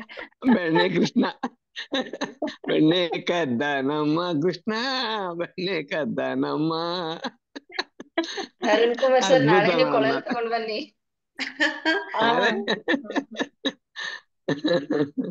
ನಾನು ಇದ್ರಲ್ಲಿ ಎರಡು ಒಂದು ಕವನ ಹೇಳ್ತೀನಿ, 2 ಲೈನ್ ಇರೋದು ಅದು. ಸೋಲು ಗೆಲುವಿನ ಹಾದಿಯಲ್ಲಿ ಅಳುಗಿದ ಹಣ್ಣಾಗಿ, ಎಲೆ ಉದುರಿದ ಮರವಾಗಿ, ಜೀವನ ಜಿಜ್ಞಾಸೆ ಆದರೂ ಮತ್ತೆ ಚಿಗುರೊಡೆಯಲು ಬಯಸುತ್ತದೆ ಸಾಧನೆಯ ಮನಸ್ಸು. ಅಷ್ಟೇ ಬರ್ದಿರೋದು ನಾನು. ಅವರು ಪತ್ರಿಜಿಯವ್ರ ಮೇಲೆ ಸಾಕಷ್ಟು ಬರ್ದಿದ್ದಾರೆ. ಈಗೀಗ ಕವನಗಳ ಬರೆಯಕ್ ಸ್ಟಾರ್ಟ್ ಮಾಡಿದ್ದಾರೆ ಮೇಡಮ್. ಅದ್ಭುತ ಮೇಡಮ್. ಇಲ್ಲಿ ಏನಾಗ್ತೀವಿ ನಾವು, ಧ್ಯಾನ ಅನ್ನೋ ಸಾಧನೆ ಒಳಗೆ ಬಂದಾಗ ವರ್ಣ ಭೇದವಿಲ್ಲ, ಲಿಂಗ ಭೇದವಿಲ್ಲ. ಎಲ್ಲ ಏನಾಗ್ತದೆ, ಕಪ್ಪು ಬಿಳುಪಿನ ಗುದ್ದಾಟ, ಬಿಳುಪು ಶಾಶ್ವತವಲ್ಲ, ಕಪ್ಪು ವೈರಾಗ್ಯವಲ್ಲ, ಕಪ್ಪು ಬಿಳುಪಿನ ನಡುವೆ ಗೆದ್ದದ್ದು ನಿರ್ಮಲ ಮನಸ್ಸು. ಹೌದಲ್ವಾ ಸರ್? ನಾವ್ ಕರ್ಗಿದೀವಿ, ಅವ್ರು ಬೆಳ್ಗಿದ್ದಾರೆ, ಕುಳ್ಗಿದ್ದಾರೆ, ದಪ್ಪಗಿದ್ದಾರೆ, ಇದ್ಯಾವ್ದು ಶಾಶ್ವತ ಅಲ್ಲ. Thank you sir, thank you. Padma madam, ಒಂದು ಅವಕಾಶ ಇಷ್ಟೆಲ್ಲ ನಮ್ಗೆ ಕೊಡ್ತಾ ಇರೋದಕ್ಕೆ thank you. Arun sir, thank you so much. ಎಲ್ಲ ಧ್ಯಾನ ಬಂಧುಗಳಿಗೂ ಥ್ಯಾಂಕ್ ಯು. ಅದಕ್ಕೆ ನಿಮ್ಮ ಒಂದು ಫೋಟೋನ ಯಾವ ರೀತಿ ಅದು ಕಲರ್ ಆಗಿ ಬಣ್ಣ, ಒಲವಿನ ಬಣ್ಣ ಅಂತ ನಿನ್ನೆ ನಾ ಉಮೇಶ್ ಹೇಳ್ದೆ. ಪತ್ರಿಕೆಯವರು ಮತ್ತೆ ಬುದ್ಧ ಹೆಂಗೆ ನಿಮ್ಮ ಹತ್ರ ಯಾವ ರೀತಿ ಮಾಡಿದ್ರೆ ನಿಮ್ ಮಗಳು ಅದನ್ನ ಒಂದು ಕನೆಕ್ಟಿವಿಟಿನ ಯಾವ ರೀತಿ ಮಾಡಿದ್ರು, ಹಾಗೆ ಕೂಡ ಅದೊಂದು ಅವ್ರಿಗೆ ಅನ್ನಿಸ್ತು ಈ ಒಂದು ಸಂಗೀತ ಹಾಕರ ಮ್ಯೂಸಿಕ್ ಹಾಕರ ಹೆಂಗಿರುತ್ತ ಅಂತೇಳಿ ಸೃಷ್ಟಿ ಮಾಡಿರೋದ್ ನೋಡಿ. ಎಷ್ಟ್ ಚೆನ್ನಾಗ್ ಮಾಡಿದ ಅರುಣ್ ಸರ್, ತುಂಬಾ ಚೆನ್ನಾಗಿತ್ತು. ಅದು ಕಳ್ಸ್ಕೊಟ್ಟೆ, ತುಂಬಾ ಚೆನ್ನಾಗಿತ್ತು. ನಾನು ಕಳ್ಸ್ಕೊಟ್ಟೆ ಸರ್, 285 ಜನ ಕಳ್ಸಿದ್ದೀನಿ. ಎಷ್ಟು ಚೆನ್ನಾಗಿದೆ ಸರ್ ಮ್ಯೂಸಿಕ್. ಕಮಲ ನಿಜವಾಗಿ ಆಲ್ರೆಡಿ ಎಲ್ಲಾರು ಹೇಳಿದ್ರು ಅದ್ಭುತವಾಗಿದೆ, ಚೆನ್ನಾಗಿದೆ ಅಂದ್ರು. ನಮ್ ಕಮಲಮ್ಮವ್ರಿಗೆ ಜೈ, ಕೃಷ್ಣ ಅರುಣ್ ಕುಮಾರ್ಗೆ ಜೈ. ನಿಜವಾಗಿ ಸರ್ ತುಂಬಾ ಚೆನ್ನಾಗಿತ್ತು. ಯಾವ ರೀತಿ ಮಾಡಿದಿರ ನೋಡಿ ಸರ್, ಅಷ್ಟು ಫಾಸ್ಟ್ ಆಗಿ ಮಾಡಿದಿರಲ್ಲ, ನಿಜವಾಗಿ ಕಲಿಯುಗ ಕೃಷ್ಣನೇ ನೀವು. ಬರುತ್ತ ಅಂತೇಳಿ ತಯಾರು ಮಾಡ್ಬಿಟ್ರ. ಅದ ತಕ್ಷಣ ಯೂಟ್ಯೂಬ್ ಹಾಕಿದ್ರು. ಏನ್ ಮೇಡಮ್ಗೆ ಒಂದ್ ಸರ್ಪ್ರೈಸ್ ಅಂತ ಹೇಳಿ ಕೊಟ್ಟೆ. ಸೂಪರ್, ಅವ್ರಿಗಂತೂ ಅದ್ಭುತವಾಗಿತ್ತು. ಮ್ಯೂಸಿಕ್ ಸೇರ್ ಮಾಡ್ಬಿಟ್ರೆ ಇನ್ನೂ ಎಷ್ಟ್ ಚೆನ್ನಾಗಿರೋದು ಅನ್ನಿಸ್ತಾ ಅವ್ರಿಗೆ. ಅರುಣ್ ಸರ್ ಅದ್ರಲ್ಲಿ ಎಲ್ಲ ಬಂತಲ್ಲ ನೋಡಿ ಮೇಡಮ್. ಪತ್ರಿ ಸಾರ್ ಬಂದ್ರು, ಬುದ್ಧ ಸಾರ್ ಬಂದ್ರು, ಎಲ್ಲ ಬಂತಲ್ಲ. ಹೇಳಿ ನೋಡೋಣ ಎಷ್ಟು ಚೆನ್ನಾಗಿ ಮೇಡಮ್, ಕಮಲಾ ಮೇಡಮ್ ಹಾಡು ಹೇಳೋದಕ್ಕೂ ನಮ್ ಸಾರ್ ಅದಕ್ಕೆ ಯಾವ ರೀತಿ ಒಂದು ಹೊಂದಾಣಿಕೆ ಮಾಡಿದ್ದಾರೆ ನೋಡಿ, ಅದು ಮಾಡಿ ಇಂಪಾರ್ಟೆಂಟ್. ಆ ಕ್ಷಣದಲ್ಲಿ ಬರ್ಬೇಕಲ್ಲ, ಈ ಕ್ಷಣದಲ್ಲೇ ಜೀವಿಸುವೆ, ಈ ಕ್ಷಣದಲ್ಲಿ ನಾನು ಇದ್ದೀನ, ಆ ತರ ಈ ಒಂದು ಕ್ಷಣ ನಮ್ಗೆ ಇವತ್ತಿನ ಆ ಒಂದೆರಡು ತೋರಿಸ್ಕೊಟ್ರು. ಅಕ್ಷರಕ್ಕೆ ಇಷ್ಟು ಅರ್ಥ ಹಾ ಇದೆ ನೋಡಿ, ಈ ಕ್ಷಣ ಅಂತ ಅನ್ನೋದು ಆ ಕ್ಷಣದಲ್ಲೇ ಐ ಅವ್ರು ಮಾಡಿದ್ದಾರೆ ಅದು. ನನ್ಗ ನನ್ಗ ಅದೇ ಖುಷಿ ಆಯ್ತು. ಮೇಡಮ್ ಹೇಳಿದ್ರು ಆ ಕ್ಷಣ. ಹೌದು. ಸರ್ ಮೇಡಮ್ ನನ್ನ ಅನುಭವ ಹೇಳ್ತಾ ಇದ್ದೀನಲ್ವಾ, ನಾನ್ ಕೃಷ್ಣ ಅಂತ ಅರುಣ್ ಸರ್ ಅವ್ರಿಗೆ ಕರೆದಿದ್ದು ಕೇಳಿರ್ಲಿಲ್ಲ. ನಾನ್ ಧ್ಯಾನಕ್ಕೆ ಎಂಟ್ರಿ ಆಗಿ ಒಂದು 2 days ಆರ್ 3 days ಆಗಿತ್ತು ಅಷ್ಟೇ. ಅಷ್ಟ್ರಲ್ಲೇ ಅವ್ರು ನನಗೆ ಕೃಷ್ಣನ್ ರೂಪದಲ್ಲಿ ಬಂದಿದ್ರು. ಆವಾಗ ನಾನು ಹೇಳೋದು ಬೇಡ ಅಂತ ಅನ್ಕೊಂಡಿದ್ದೆ. ಆವಾಗ ಎಲ್ಲರೂ ಕೃಷ್ಣ ಕೃಷ್ಣ ಅಂತ ಕರೆಯಕ್ ಸ್ಟಾರ್ಟ್ ಆದಾಗ ನಾನ್ ಅನ್ಕೊಂಡೆ, ಓ ನನಗ್ ಕಾಣಿಸಿದ್ದು ಕೃಷ್ಣನ್ ರೂಪದಲ್ಲೇ ಇವ್ರು ಡಾನ್ಸ್ ಮಾಡಕ್ ಕರೆದಿದ್ರು ಅಂತ. ಸೊ ಅವ್ರು ಒಬ್ರಿಗೆ ಅಂತಲ್ಲ, ಎಲ್ಲರಿಗೂ ಕೃಷ್ಣನ್ ರೂಪದಲ್ಲೇ ಇದು ಮಾಡಿದ್ದಾರೆ ದರ್ಶನ ಯಶೋಧ ಹೌದು ಮೇಡಮ್ಗೆ ಯಶೋಧ ಮೇಡಮ್ ಬಂದಿರೋಂತ ವಿಷನ್, ಅವರು ಯಶೋಧ ಆಗಿದ್ದಾರೆ, ಅರುಣ್ ಕುಮಾರ್ ಕೃಷ್ಣ ಆಗಿದ್ದಾರೆ, ಅವರ ಮಡಿಲಲ್ಲಿ ಮಲಗಿದ್ದಾರೆ ಇವರು. ಆ ವಾ ರೀತಿ ವಾ ವಾ ವಾ. ಗೊತ್ತಾಗಿ ಪ್ರತಿಯೊಬ್ಬರಿಗೂ ಅದು ಕೃಷ್ಣದ್ದು ಇದಾಗ್ತು ಮೇಡಮ್. ಅರುಣ್ ಸರ್ ಅದೇ ಎಲ್ರಿಗೂ ಅಂದ್ರೆ ಇದು ಅನ್ಫಾರ್ಚುನೇಟ್ಲಿ ನನ್ಗೆ ಗೊತ್ತೇ ಇರ್ಲಿಲ್ಲ ಅವ್ರಿಗೆ ಯಾರು ಕೃಷ್ಣ ಅಂತ. ನಾನ್ ಬಂದು 3 days ಆಗಿತ್ತು, ಅವಾಗ ಯಾರು ಅವ್ರಿಗೆ ಕೃಷ್ಣ ಅಂತ ಕರೆದಿದ್ದು ನಾನು ಕೇಳಿರ್ಲಿಲ್ಲ. ಬಟ್ ನನಗ್ ಗೊತ್ತಾದ್ಮೇಲೆ ಅವ್ರೆಲ್ಲ ಕರೀತಾ ಇದ್ದಾಗ, ಓ ನನಗೂ ಇವ್ರು ಇದು ಈ ರೂಪದಲ್ಲಿ ತೋರ್ಸಿದಾರಲ್ಲ, ಅದು ನಾನು ಇಮ್ಯಾಜಿನೇಷನ್ ಇರ್ಬೋದು ಅನ್ಕೊಂಡಿದ್ದೆ ನಾನು ಅಷ್ಟೇ. Thank you sir. Aruna master ಮಾತಾಡಿ. ಹಾ ಮಾಸ್ಟರ್, ಒಂದ್ ಡೌಟ್ ಇತ್ತು. ಏನಿಲ್ಲ, ಈಗ ಸಾಂಗ್ ಇದೆ ಅಲ್ರಿ, ಪಾದ ಕಂಡು ಪಾವನಾದೆ ಶ್ರೀಹರಿ ಅಂತೇಳಿ.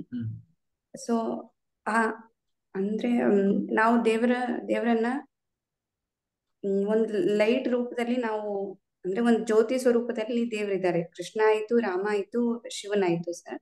ಬಟ್ ಅದೇ ಸಾಂಗ್ ಅಲ್ಲೆಲ್ಲ ಅವ್ರು ನಾವು ಹೆಂಗ್ ಫಿಸಿಕಲ್ ಇದಿದೆ ಆ ರೀತಿಯಲ್ಲಿ ಆರಾಧನೆ ಮಾಡ್ತೀವಲ್ಲ. ಸೊ ಅದು ಈ ನಾವು ಧ್ಯಾನದಲ್ಲೇನು ಎಷ್ಟೋ ಜನ ಪರಮಹಂಸರು ಬಂದಿದ್ದಾರೆ, ಬುದ್ಧ ಅವರು, ವಿವೇಕಾನಂದರು, ಆಮೇಲೆ ಶಾರದಾ ಮಾತೆ, ಇವರೆಲ್ಲ ಬಂದಿದ್ದಾರೆ. ಆದ್ರೆ ಅದೇ ಬೆಳಕಿನ ಸ್ವರೂಪದಲ್ಲಿ ನಮಗ ಅವರು ಇದಾಗಿಲ್ಲ. ಬಟ್ ರಿಯಲ್ ಆಗಿ ಅವರು ಎಲ್ಲರೂ ಲೈಟಿನ ರೂಪದಲ್ಲೇ ಇರೋದಲ್ಲ ಸರ್ ಅವರೆಲ್ಲರೂ. ಸೊ ಹಂಗಾಗಿ ಆದ್ರೆ ನಾವು ಅವರನ್ನ ಆರಾಧನೆ ಮಾಡುವಾಗೆಲ್ಲ ಅವ್ರ ಇದನ್ನೆಲ್ಲ ಅವ್ರು ಹೆಂಗಿದಾರ ಅಂತಂದೆಲ್ಲ ಆರಾಧನೆ ಮಾಡ್ತೀವಿ. ಸೊ ಹಂಗಾಗಿ ನಂಗೆ ಅದು ಡೌಟ್ ಇತ್ತು. ಅಂದ್ರೆ ದೇವರು ದೇವತೆಗಳಿಗೆ ಆಕಾರ ಇಲ್ಲ, ಎಲ್ಲರೂ ಜ್ಯೋತಿ ಸ್ವರೂಪದಲ್ಲಿ ಇರ್ತಾರೆ ಅಂತ ನೀವು ಹೇಳೋದು ಅಲ್ವಾ? ಹಾಗೇನಿಲ್ಲ, ಅವ್ರಿಗೆ ಜ್ಯೋತಿ ಸ್ವರೂಪದಲ್ಲೂ ಇರ್ತಾರೆ, ಆಕಾರದ ರೂಪದಲ್ಲೂ ಇರ್ತಾರೆ. ಈಗ ಸೂರ್ಯ ಅಂದ್ರೆ ಬೇರೆ ಯಾರು, ಅದು ಭಗವಂತನೇ. ಈಗ ಎಷ್ಟು ಜನ ನಾವು ನೋಡಿ ಅದನ್ನ ಹೋಗ್ತೇವೆ, ದೇವರ ಒಂದು ದಿನ ಎಷ್ಟು ಜನ ಕೈ ಮುಗಿತೀವಪ್ಪ. ಭಾಗವತದಲ್ಲಿ ಕೃಷ್ಣ ಹೇಳ್ತಾನೆ, ಬೇರೆ ಸೂರ್ಯ ಬೇರೆ ಯಾರು ಅಲ್ಲಪ್ಪ, ಅದು ನಾನೇ. ನೀನು ಎಲ್ಲರಲ್ಲೂ ಪ್ರಶ್ನೆ ಮಾಡ್ತಿ ದೇವರು, ಯಾಕಂದ್ರೆ ಅಲ್ಲಿ ಕೃಷ್ಣ ಇದನ್ನು ಕೇಳ್ತಾನೆ, ದೇವರೇ ನೀನ್ ಯಾಕೆ ಕಣ್ಣಿಗೆ ಕಾಣೋದು ನಮಗೆ ಅಂತ ಕೇಳಿದ್ರೆ, ಅದಕ್ಕೆ ಹೇಳಿದ್ರು ಸೂರ್ಯನನ್ನ ನೋಡ್ಲಿಕ್ಕೆ ನಮಗೆ ಆಗೋಲ್ಲ. ಈ ಸೂರ್ಯ ಒಂದು ಸಾರಿ ಯೋಚನೆ ಮಾಡಿ, ಈ ಬ್ರಹ್ಮಾಂಡ ಇಡೀ ಅಂದ್ರೆ ಯೂನಿವರ್ಸ್, ಆ ಯೂನಿವರ್ಸ್ ಅಲ್ಲಿ ನಮ್ದು ಒಂದು ಮಿಲ್ಕಿ ವೇ ಆಯ್ತಾ, ಏನು ಗ್ಯಾಲಾಕ್ಸಿ, ಅದರಲ್ಲಿ ಎಷ್ಟೋ ಏನೋ ಸೂರ್ಯಮಂಡಲಗಳಿದಾವೆ, ಅದು ಎಷ್ಟೋ ನಕ್ಷತ್ರಗಳಿದಾವೆ. ಆ ನಕ್ಷತ್ರದಲ್ಲಿ ಒಂದು ಸಣ್ಣ ನಕ್ಷತ್ರ ಸೂರ್ಯ. ಆ ಸೂರ್ಯನನ್ನ ಅವಲಂಬಿಸಿ ಎಷ್ಟೊಂದು ಗ್ರಹಗಳಿದಾವೆ. ಅದರಲ್ಲಿ ಒಂದು ಸಣ್ಣ ಗ್ರಹ ಯಾವುದೋ ಭೂಮಿ. ಆ ಭೂಮಿಯಲ್ಲಿ ಒಂದು ಸಣ್ಣ ಅಣುವಿನ ಹಾಗೆ ನಾವಿದ್ದೀವಿ. ಅಂತಹ ಅಷ್ಟು ಸಣ್ಣದ್ರಲ್ಲಿರೋ ಆ ಸೂರ್ಯನನ್ನ ನಾವು ಬರಿಗಣ್ಣಿನಿಂದ ನೋಡ್ಲಿಕ್ಕೆ ಆಗ್ತದ? 12 ಗಂಟೆಯಲ್ಲಿ ನಿಂತುಕೊಂಡು ನೋಡಿ ಆ ಇಡೀ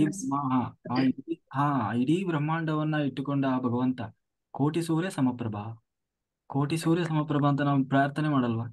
ಕೋಟಿ ಸೂರ್ಯರಿಗೆ ಸಮನಾದ ಆ ಭಗವಂತನ ನೋಡ್ಲಿಕ್ಕೆ ಆಗ್ತದ? ಒಬ್ಬ ಸೂರ್ಯನ, ಅಷ್ಟು ಸಣ್ಣ ಸೂರ್ಯನನ್ನೇ ನೋಡ್ಲಿಕ್ಕೆ ಆಗ್ತಿಲ್ಲ. ಹೌದು ಸರ್.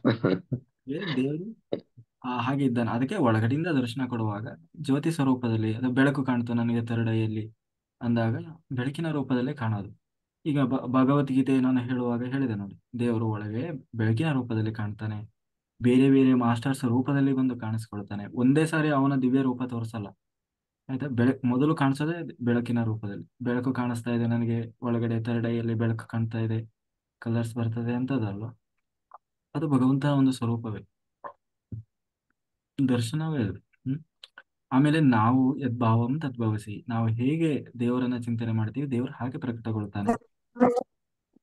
ನೀವು ಜ್ಯೋತಿ ಸ್ವರೂಪದಲ್ಲಿ ದೇವರಿಗೆ ಆಕಾರ ಇಲ್ಲ, ಅವನ ನಿರಾಕಾರ ಅಂತ ಹೇಳಿ ನೀವು ಜ್ಯೋತಿ ಸ್ವರೂಪದಲ್ಲಿ ಚಿಂತನೆ ಮಾಡಿದ್ರೆ ನಿಮಗೆ ಜ್ಯೋತಿ ರೂಪದಲ್ಲೇ ಕಾಣಿಸ್ತಾನೆ.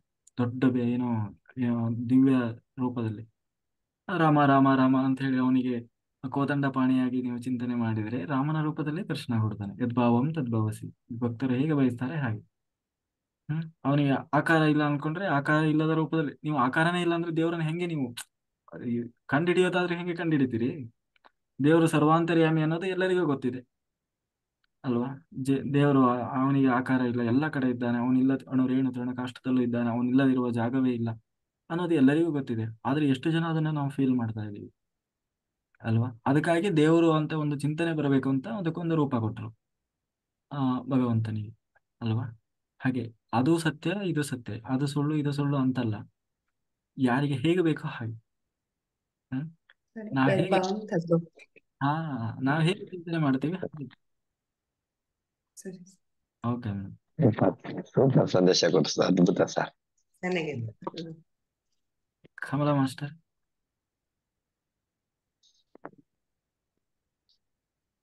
ಅನ್ಮ್ಯೂಟ್ ಮಾಡಿ, ಮಲಗ್ಬಿಟ್ರ ಅಂತ. ಹ್ಯಾಂಡ್ಲೈಸ್ ಮಾಡಿದ್ರೆ ನೀವಿರ್ಬೇಕಾದ್ರೆ ನಿದ್ದೆ ಬರಲ್ಲ ಬಿಡಿ ಸರ್. ಕೃಷ್ಣ ಇರ್ಬೇಕಾದ್ರೆ ನಿದ್ದೆ ಬರಲ್ಲ. ಇಲ್ಲ ಇವಾಗ ನಿದ್ರೆ ಮಾಡ್ಬಿಡ್ತಾರೆ ಸರ್. ಇಲ್ಲ ಸರಿಕಾ ಮಾಸ್ಟರ್, ಇವತ್ತೇನು ಹೇಳಲ್ಲ ನೀವು?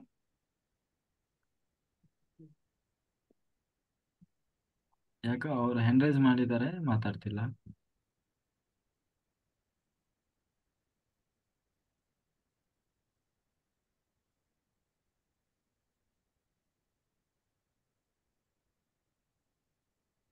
ಹಾ ಹಲೋ ಸರಿಕಾ. ಹಾ ಹಾ ಸರ್, ಅಲ್ಲಿ ನಮ್ ಗುರುಗಳದು ನಾವ್ ಹಾರ್ಮೋನಿಯಂ ಬಾರಿಸ್ತೇನ್ರಲ್ಲ, ಅದೊಂದ್ ಭಜನೆ ನಾನ್ ತೋರ್ಸ್ತೇನ್ರಿ, ಅದ ಹಾರ್ಮೋನಿಯಂ ಬಾರಿಸ್ ತೋರಿಸ್ರಿ. ಇವಾಗ ಬಾರಿಸ್ತೀರಿ? ಹಾ ಸರ್. ಎಷ್ಟೊತ್ತು ಬಾಳ ಹೊತ್ತಾಗ್ತದ? 2-3 minutes. ಹಾ ಓಕೆ. नारायण जिनके हृदय सो कछु कर्म करे न करे रे, नाव मिली जिनको जल अंदर उसे नीर तरे न तरे रे, पारस मणि जिनके घर मान सोदन संच धरे न धरे रे, नारायण जिनके हृदय सो कछु कर्म करे न करे रे, सूरज को प्रकाश भयो जब दीपक ज्योत जरे न जरे रे, सूरज को प्रकाश भयो जब दीपक ज्योत जरे न जरे रे, ब्रह्मानंद रूप जिने काशी में जाय मरे न मरे रे, नारायण जिनके हृदय सो कछु कर्म करे न करे रे. ಅಂದ್ರೆ ಇದ್ರ ಮೀನಿಂಗ್ ಸರ, ನಾರಾಯಣ ಯಾರ ಹೃದಯದಾಗ ಇದ್ದಾರೋ ಅವ್ರು ಕರ್ಮ ಮಾಡ್ಲಿ ಅದ್ರ ಬಿಡ್ಲಿ ಅಷ್ಟ ಅಂತ. ಆಮೇಲೆ ಯಾರಾಗ ನೀರ್ ಒಳಗ, ಹಲೋ ಹೇಳಿ ಹೇಳಿ ಹೇಳಿ ಹೇಳಿ. ನಾವು ಮಿಲಿ ಜಿನಕೋ ಜಲ್ ಅಂದ್ರ ಉಸೆ ನೀರ ತರೇನ ತರೇರ ಅಂದ್ರ, ನೀರ್ ಒಳಗ ಯಾರಿಗ ಹೋಡಿಯನ್ನು ಸಿಕ್ಕಿತಂದ್ರ ಅವ್ರಿಗೆ ನೀರ ಸೇವ್ ಮಾಡ್ಲಿ ಅದ್ರಾಗ ಮಾಡ್ಲಿ, ಅವ್ರಿಗ ಹೋಡಿ ಸಿಕ್ಕಿತಂದ್ರ ಸಾಕ, ಇತರ ಅರ್ಥ. ಪಾರಸ ಮಣಿ ಜಿನಕೆ ಘರ ಮಾಯಿ ಸೋ ಧನ ಸಂಚ ಧರೇನ ಧರೇರೆ, ಅಂದ್ರೆ ಯಾರ ಮನಿ ಒಳಗ ಪಾರಸ್ ಮನಿ ಅಂತ ಇರ್ತಿದ್ರಲ್ಲ, ಆ ಪಾರಸ್ ಮನಿ ಅಂದ್ರ ಒಂದ್ ಡೈಮಂಡ್ ತರ ಇರ್ತಿದ್ರ ಅದ ಯಾತ್ಗೂ ಟಚ್ ಮಾಡಿತಂದ್ರ ಎಲ್ಲಾ ದುಡ್ಡು ಆಗ್ತಿದ್ರ ಅದ. ಅವ್ರೇನ ದುಡ್ಡ ಸೇವ್ ಅಂದ್ರ ಕುಡ್ಸಿಟ್ರ ಅಷ್ಟ, ಕುಡ್ಸಿಡ್ಲಿಲ್ರನು ಅಷ್ಟ, ಅತ್ರ ಅರ್ಥ. ಮತ್ತ ಯಾರ ಮನಿ ಒಳಗ ಸೂರ್ಯ ಪ್ರಕಾಶ ಬರ್ತೈತೆಲ್ಲ, ಅವ್ರ ದೀಪ ಹಚ್ಚಿದ್ರೇನ ಹಚ್ಲಿಲ್ರೇನ ಅಷ್ಟ, ಅತ್ರ ಅರ್ಥ. ಆಮೇಲೆ ಬ್ರಹ್ಮಾನಂದ ರೂಪ ಜಿನಿವಿ ಕಾಶಿಮಿ ಜಾಯ ಮರಿನ ಮರೀರಿ, ಅಂದ್ರ ಬ್ರಹ್ಮಾನಂದ ರೂಪ ಯಾರಿದಾರಲ್ಲ ಅವ್ರ ಕಾಶಿದಾಗ ಹೋದ ಸತ್ರರೇನ, ಅವ್ರ ಮನೆಯೊಳಗ ಸತ್ರರೇನ ಅಷ್ಟ, ಅತ್ರ ಅರ್ಥನ ನಾರಾಯಣ ಜಿನಕಿ ಹಿರ್ದಿಮಿ ಅಂದ್ರೆ ನಾರಾಯಣ ಯಾರ ಹೃದಯದಾಗಿದಾರ ಅವ್ರು ಕರ್ಮ ಮಾಡ್ಲಿಗಾರ ನ ಮಾಡ್ಲಿ ಅಷ್ಟ ಹತ್ರ ಇರುತ್ತೆ. ಇದೊಂದು ಸೂಪರ್. 2 ನಿಮಿಷ ಬಾರ್ಸಿ ತೋರಿಸ್ತೇನ್ರಿ. ಚೆನ್ನಾಗಿತ್ತು.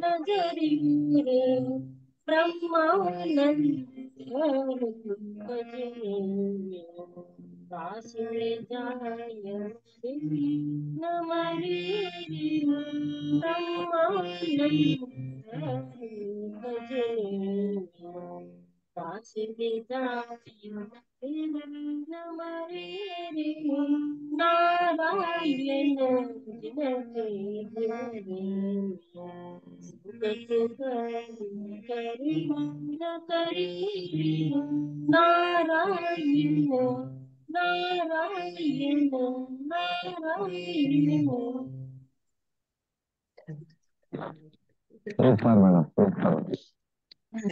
ಚೆನ್ನಾಗಿತ್ತು. ಚೆನ್ನಾಗಿತ್ತು ಮೇಡಮ್. ಚೆನ್ನಾಗಿತ್ತು ಮೇಡಮ್, ಚೆನ್ನಾಗಿತ್ತು. ಇದೇ ಹೇಳಿದ್ರಲ್ಲ ನೀವು ಪ್ರಾಕ್ಟೀಸ್ ಮಾಡ್ತಿದ್ದೀನಿ ಅಂತ. ಹಾ ಸರ್, ಹೋಗ್ತೇನ್ರಿ ನಾನು ಗುಡಿ ಒಳಗೆ. ಡೈಲಿ ಒಂದು morning sorry sir. Daily morning ಹೋಗ್ತೀರಿ? ಹಾ ಹೋಗ್ತೇನ್ರಿ ಸರ್. ಮೇಡಮ್ ಈ ಮರಾಠಿನ ಏನ್ ಮೇಡಮ್? ಹಾ ಸರ್, ಮರಾಠಿನ ಮರಾಠಿ ಅದಕ್ಕೆ ಮರಾಠಿ. ಇವೆಲ್ಲ ಭಜನ ಮರಾಠಿ ಹಿಂದಿ ಒಳಗ ಇರ್ತಾವ್ರಿ. ಅದ್ಕ ನಿಮ್ಗೆ ಸ್ವಲ್ಪ ಮೀನಿಂಗ್ ಹೇಳಿದೆ. ಓಕೆ. ಎಲ್ಲ ಪಾಂಡುರಂಗ ಭಕ್ತರಲ್ವಾ? ಪಾಂಡುರಂಗ. ಹಾ ಸರ್, ಇವ್ರ ನಮ್ ಗುರುಗಳು ಇದ್ರಲ್ಲ, ಇವರೆಲ್ಲ ಕೃಷ್ಣ ಭಕ್ತ ಇದ್ರಿ ನಮ್ ಗುರುಗಳು. ಗುರುಗಳ ಅವ್ರ ಡಿಗ್ರಿಯಲ್ಲಿ ಹರಿಮಂದಿರ ಒಳಗ ಅಂದ್ರ ಅವ್ರ ತಂದೆ ಹೆಸರು ಹರಿಮಂದಿರ ಅಂತ ಇಟ್ಟಿದಾರೆ. ಅಲ್ಲಿ 7 ಗಂಟೆ ಭಜನೆ ಆಗ್ತೈತ್ರಿ. ಅದ್ ನೋಟೇಶನ್ ಇರ್ತಾವ್ರಿ. ಆ ಪ್ರಕಾರ ಒಬ್ರು ಹಾಡ ಹಾಡ್ಸಿರ್ತಾರ, ನಾನದ ಹಾರ್ಮೋನಿಯಂ ಬಾರ್ಸ್ತೇನ್ರಿ. Super super.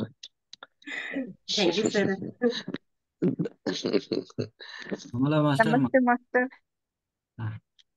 ನಮಸ್ತೆ ಮಾಸ್ಟರ್, ಅದು ಅನ್ಮ್ಯೂಟ್ ಆಗ್ಲಿಲ್ಲ. ಅದಕ್ಕೆ ಎಲ್ಲೋದ್ರಪ್ಪ ಕಮಲಾ ಮೇಡಮ್ ಅಲ್ಲ, ಒಳ್ಳೆ ಸಾರ್ಥಕವಾಯಿತು. ನಮಸ್ತೆ ಮಾಸ್ಟರ್. ಹೇಳಿ ಹೇಳಿ ಮೇಡಮ್. ಭಗವದ್ಗೀತೆಯಲ್ಲಿ ನೀವು ಶ್ರೀಕೃಷ್ಣ ಮತ್ತು ಅರ್ಜುನನ ಒಂದು ಅನುಸಂಧಾನದಲ್ಲಿ 18 ಅಧ್ಯಾಯಗಳು ಅದ್ಭುತವಾಗಿ ಮೂಡಿಬಂದು, ಹಾಗೆ ಭಾಗವತದಲ್ಲಿ ನೀವು ಪಾಪ ಕರ್ಮಗಳನ್ನು ಹೇಗೆ ಕಳ್ಕೊಂಡಿದ್ದಾರೆ ಅನ್ನೋದನ್ನ ಉದಾಹರಣೆಯ ಮೂಲಕ ತುಂಬಾ ಚೆನ್ನಾಗಿ ಕಥೆಯಲ್ಲಿ ವಿವರಣೆ ಮಾಡಿದ್ರಿ ಇವತ್ತು. ಧನ್ಯವಾದಗಳು ನಿಮಗೆ. ಒಂದು ವಚನ ಹೇಳ್ತೀನಿ ಮಾಸ್ಟರ್ ನಾನು. ಹೇಳಿ ಹೇಳಿ. ಬಸವಣ್ಣನವರು, ಅರಿಯದೆ ಜನನಿಯ ಜಠರದಲ್ಲಿ ಬಾರದ ಭವಂಗಳಲ್ಲಿ ಭರಿಸಿದೆ ತಂದೆ, ಹುಟ್ಟಿತ್ತೆ ತಪ್ಪಾಯಿತ್ತೆ ಎಲೆಲಿಂಗವೇ, ಮುನ್ನ ಹುಟ್ಟಿದುದಕ್ಕೆ ಕೃಪೆ ಮಾಡು ಲಿಂಗವೇ, ಇನ್ನು ಹುಟ್ಟಿದೆ ನಾದೊಡೆ ಕೂಡಲ ಸಂಗಮ ದೇವ ನಿಮ್ಮಾಣೆ. ಶಿವನೇ, ಇದರ ಅರ್ಥ, ಶಿವನೇ, ನೀನು ಆದಿಯಲ್ಲಿ ನಿನ್ನ ಚಿತ್ಕರಣವೊಂದನ್ನು ಲೀಲೆಗಾಗಿ ಈ ವಿಶ್ವದಲ್ಲಿ ತೇಲಿಬಿಟ್ಟೆ. ಹಾಗೆ ಅವತರಿಸಿದ ನಾನು ದೇಹವೆಂದೇ ನಿಶ್ಚಯಿಸುತ್ತಾ ಜನ್ಮಾಂತರಕ್ಕೆ ಬಿಟ್ಟೆ. ಇದೊಮ್ಮೆಗೆ ಈ ನನ್ನ ತಪ್ಪನ್ನು ಕೃಪೆಯಿಟ್ಟು ಮನ್ನಿಸು. ಇನ್ನು ನಾನು ಈ ಭವದ ಹಾದಿಯನ್ನು ಹಿಡಿಯುವುದಿಲ್ಲ ಎಂದು ಬಸವಣ್ಣನವರು ಕೂಡಲ ಸಂಗಮನಾಥನಲ್ಲಿ ಕ್ಷಮೆಯಾಚನೆ ಮಾಡುತ್ತಿರುವರು. ಇವಾಗ ನಾವು ಧ್ಯಾನದ ಅಲ್ಲಿ ಹೇಳ್ತಿದ್ದೀವಿ. ಫಸ್ಟ್ ಶಿವ ಅಂದ್ರೆ ಭಗವಂತನ ಒಂದು ಆತನ ಲೀಲೆಗಳು, ಆತನ ಸಾಕ್ಷಾತ್ಕಾರ, ಒಂದು ಭಗವಂತನ ಬಗ್ಗೆ ನಾವು ಜ್ಞಾನವನ್ನು ಪಡ್ಕೊಳ್ಳೋದಕ್ಕೆ ಇಡೀ ಜನ್ಮವೇ ಸಾಲದು. ಅಂತಹ ಒಂದು ಭಗವಂತನ ಬಗ್ಗೆ ನಾನು ನನ್ನ ಒಂದು ಜನ್ಮವನ್ನು ಅಂದ್ರೆ ಭಗವಂತನ ಬಗ್ಗೆ ನಾನು ತಿಳ್ಕೊಳ್ದೆ ನನ್ನ ಒಂದು ಆಸೆಗೋಸ್ಕರ ನಾನು ಏನ್ ಮಾಡ್ದೆ, ಬಹಳಷ್ಟು ಜನ್ಮಗಳನ್ನು ಎತ್ತಿ ಏನ್ ಮಾಡ್ದೆ, ನನ್ನ ಆಸೆಗಳನ್ನು ಪೂರೈಸಿಕೊಳ್ಳುವುದರತ್ತನೇ ನಾನು ಗಮನ ಕೊಟ್ಟೆ. ಆದ್ರೆ ನಾನು ದೇಹವಲ್ಲ, ನನ್ನ ಆತ್ಮ ಅಂತಕ್ಕಂಥದ್ದನ್ನ ನಾನು ಮರೆತು ಹೋಗ್ಬಿಟ್ಟೆ. ಆದ್ರೆ ನಾನು ಈ ಒಂದು ಎಲ್ಲಾ ಜನ್ಮಗಳಲ್ಲೂ ಆ ತಪ್ಪುಗಳನ್ನು ಮಾಡಿಬಿಟ್ಟೆ. ಆದ್ರೆ ಬಸವಣ್ಣನಾಗಿ ನಾನು ಹುಟ್ಟಿದ ಮೇಲೆ ಆ ಒಂದು ತಪ್ಪುಗಳನ್ನು ನಾನು ಇನ್ನು ಮುಂದೆ ಮಾಡುವುದಿಲ್ಲ Kudala Sangama Deva.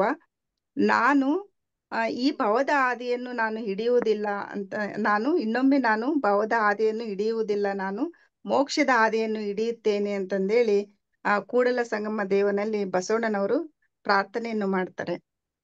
Thank you master. Super, ಅದ್ಭುತವಾಗಿತ್ತು ಮೇಡಮ್, ಧನ್ಯವಾದಗಳು. Thank you sir. Ratnamma master ಮಾತಾಡ್ತೀರಿ? ನಾನು ಹೇಳೋಣ ಅಂತ ಇದ್ದೆ ಸರ್, ನೀವ್ ಹೇಳ್ಬಿಟ್ರಿ. ರತ್ನಮ್ಮ ಅವರೊಬ್ರು ಬ್ಯಾಲೆನ್ಸ್ ಇದ್ದಾರೆ, ಹೇಳೋಣ ಅಂತ ಇದ್ದೆ. ಕೇಳ್ತಾ ಹಂಗೆ ಕೂತಿರ್ತಾರ. ಹ್ಞೂನ್ರಿ, ಕೇಳಿಸ್ತಾ ಇಲ್ಲ. ಅದೇ ಹೆಡ್ಫೋನ್ ತಕೊಳ್ರಿ.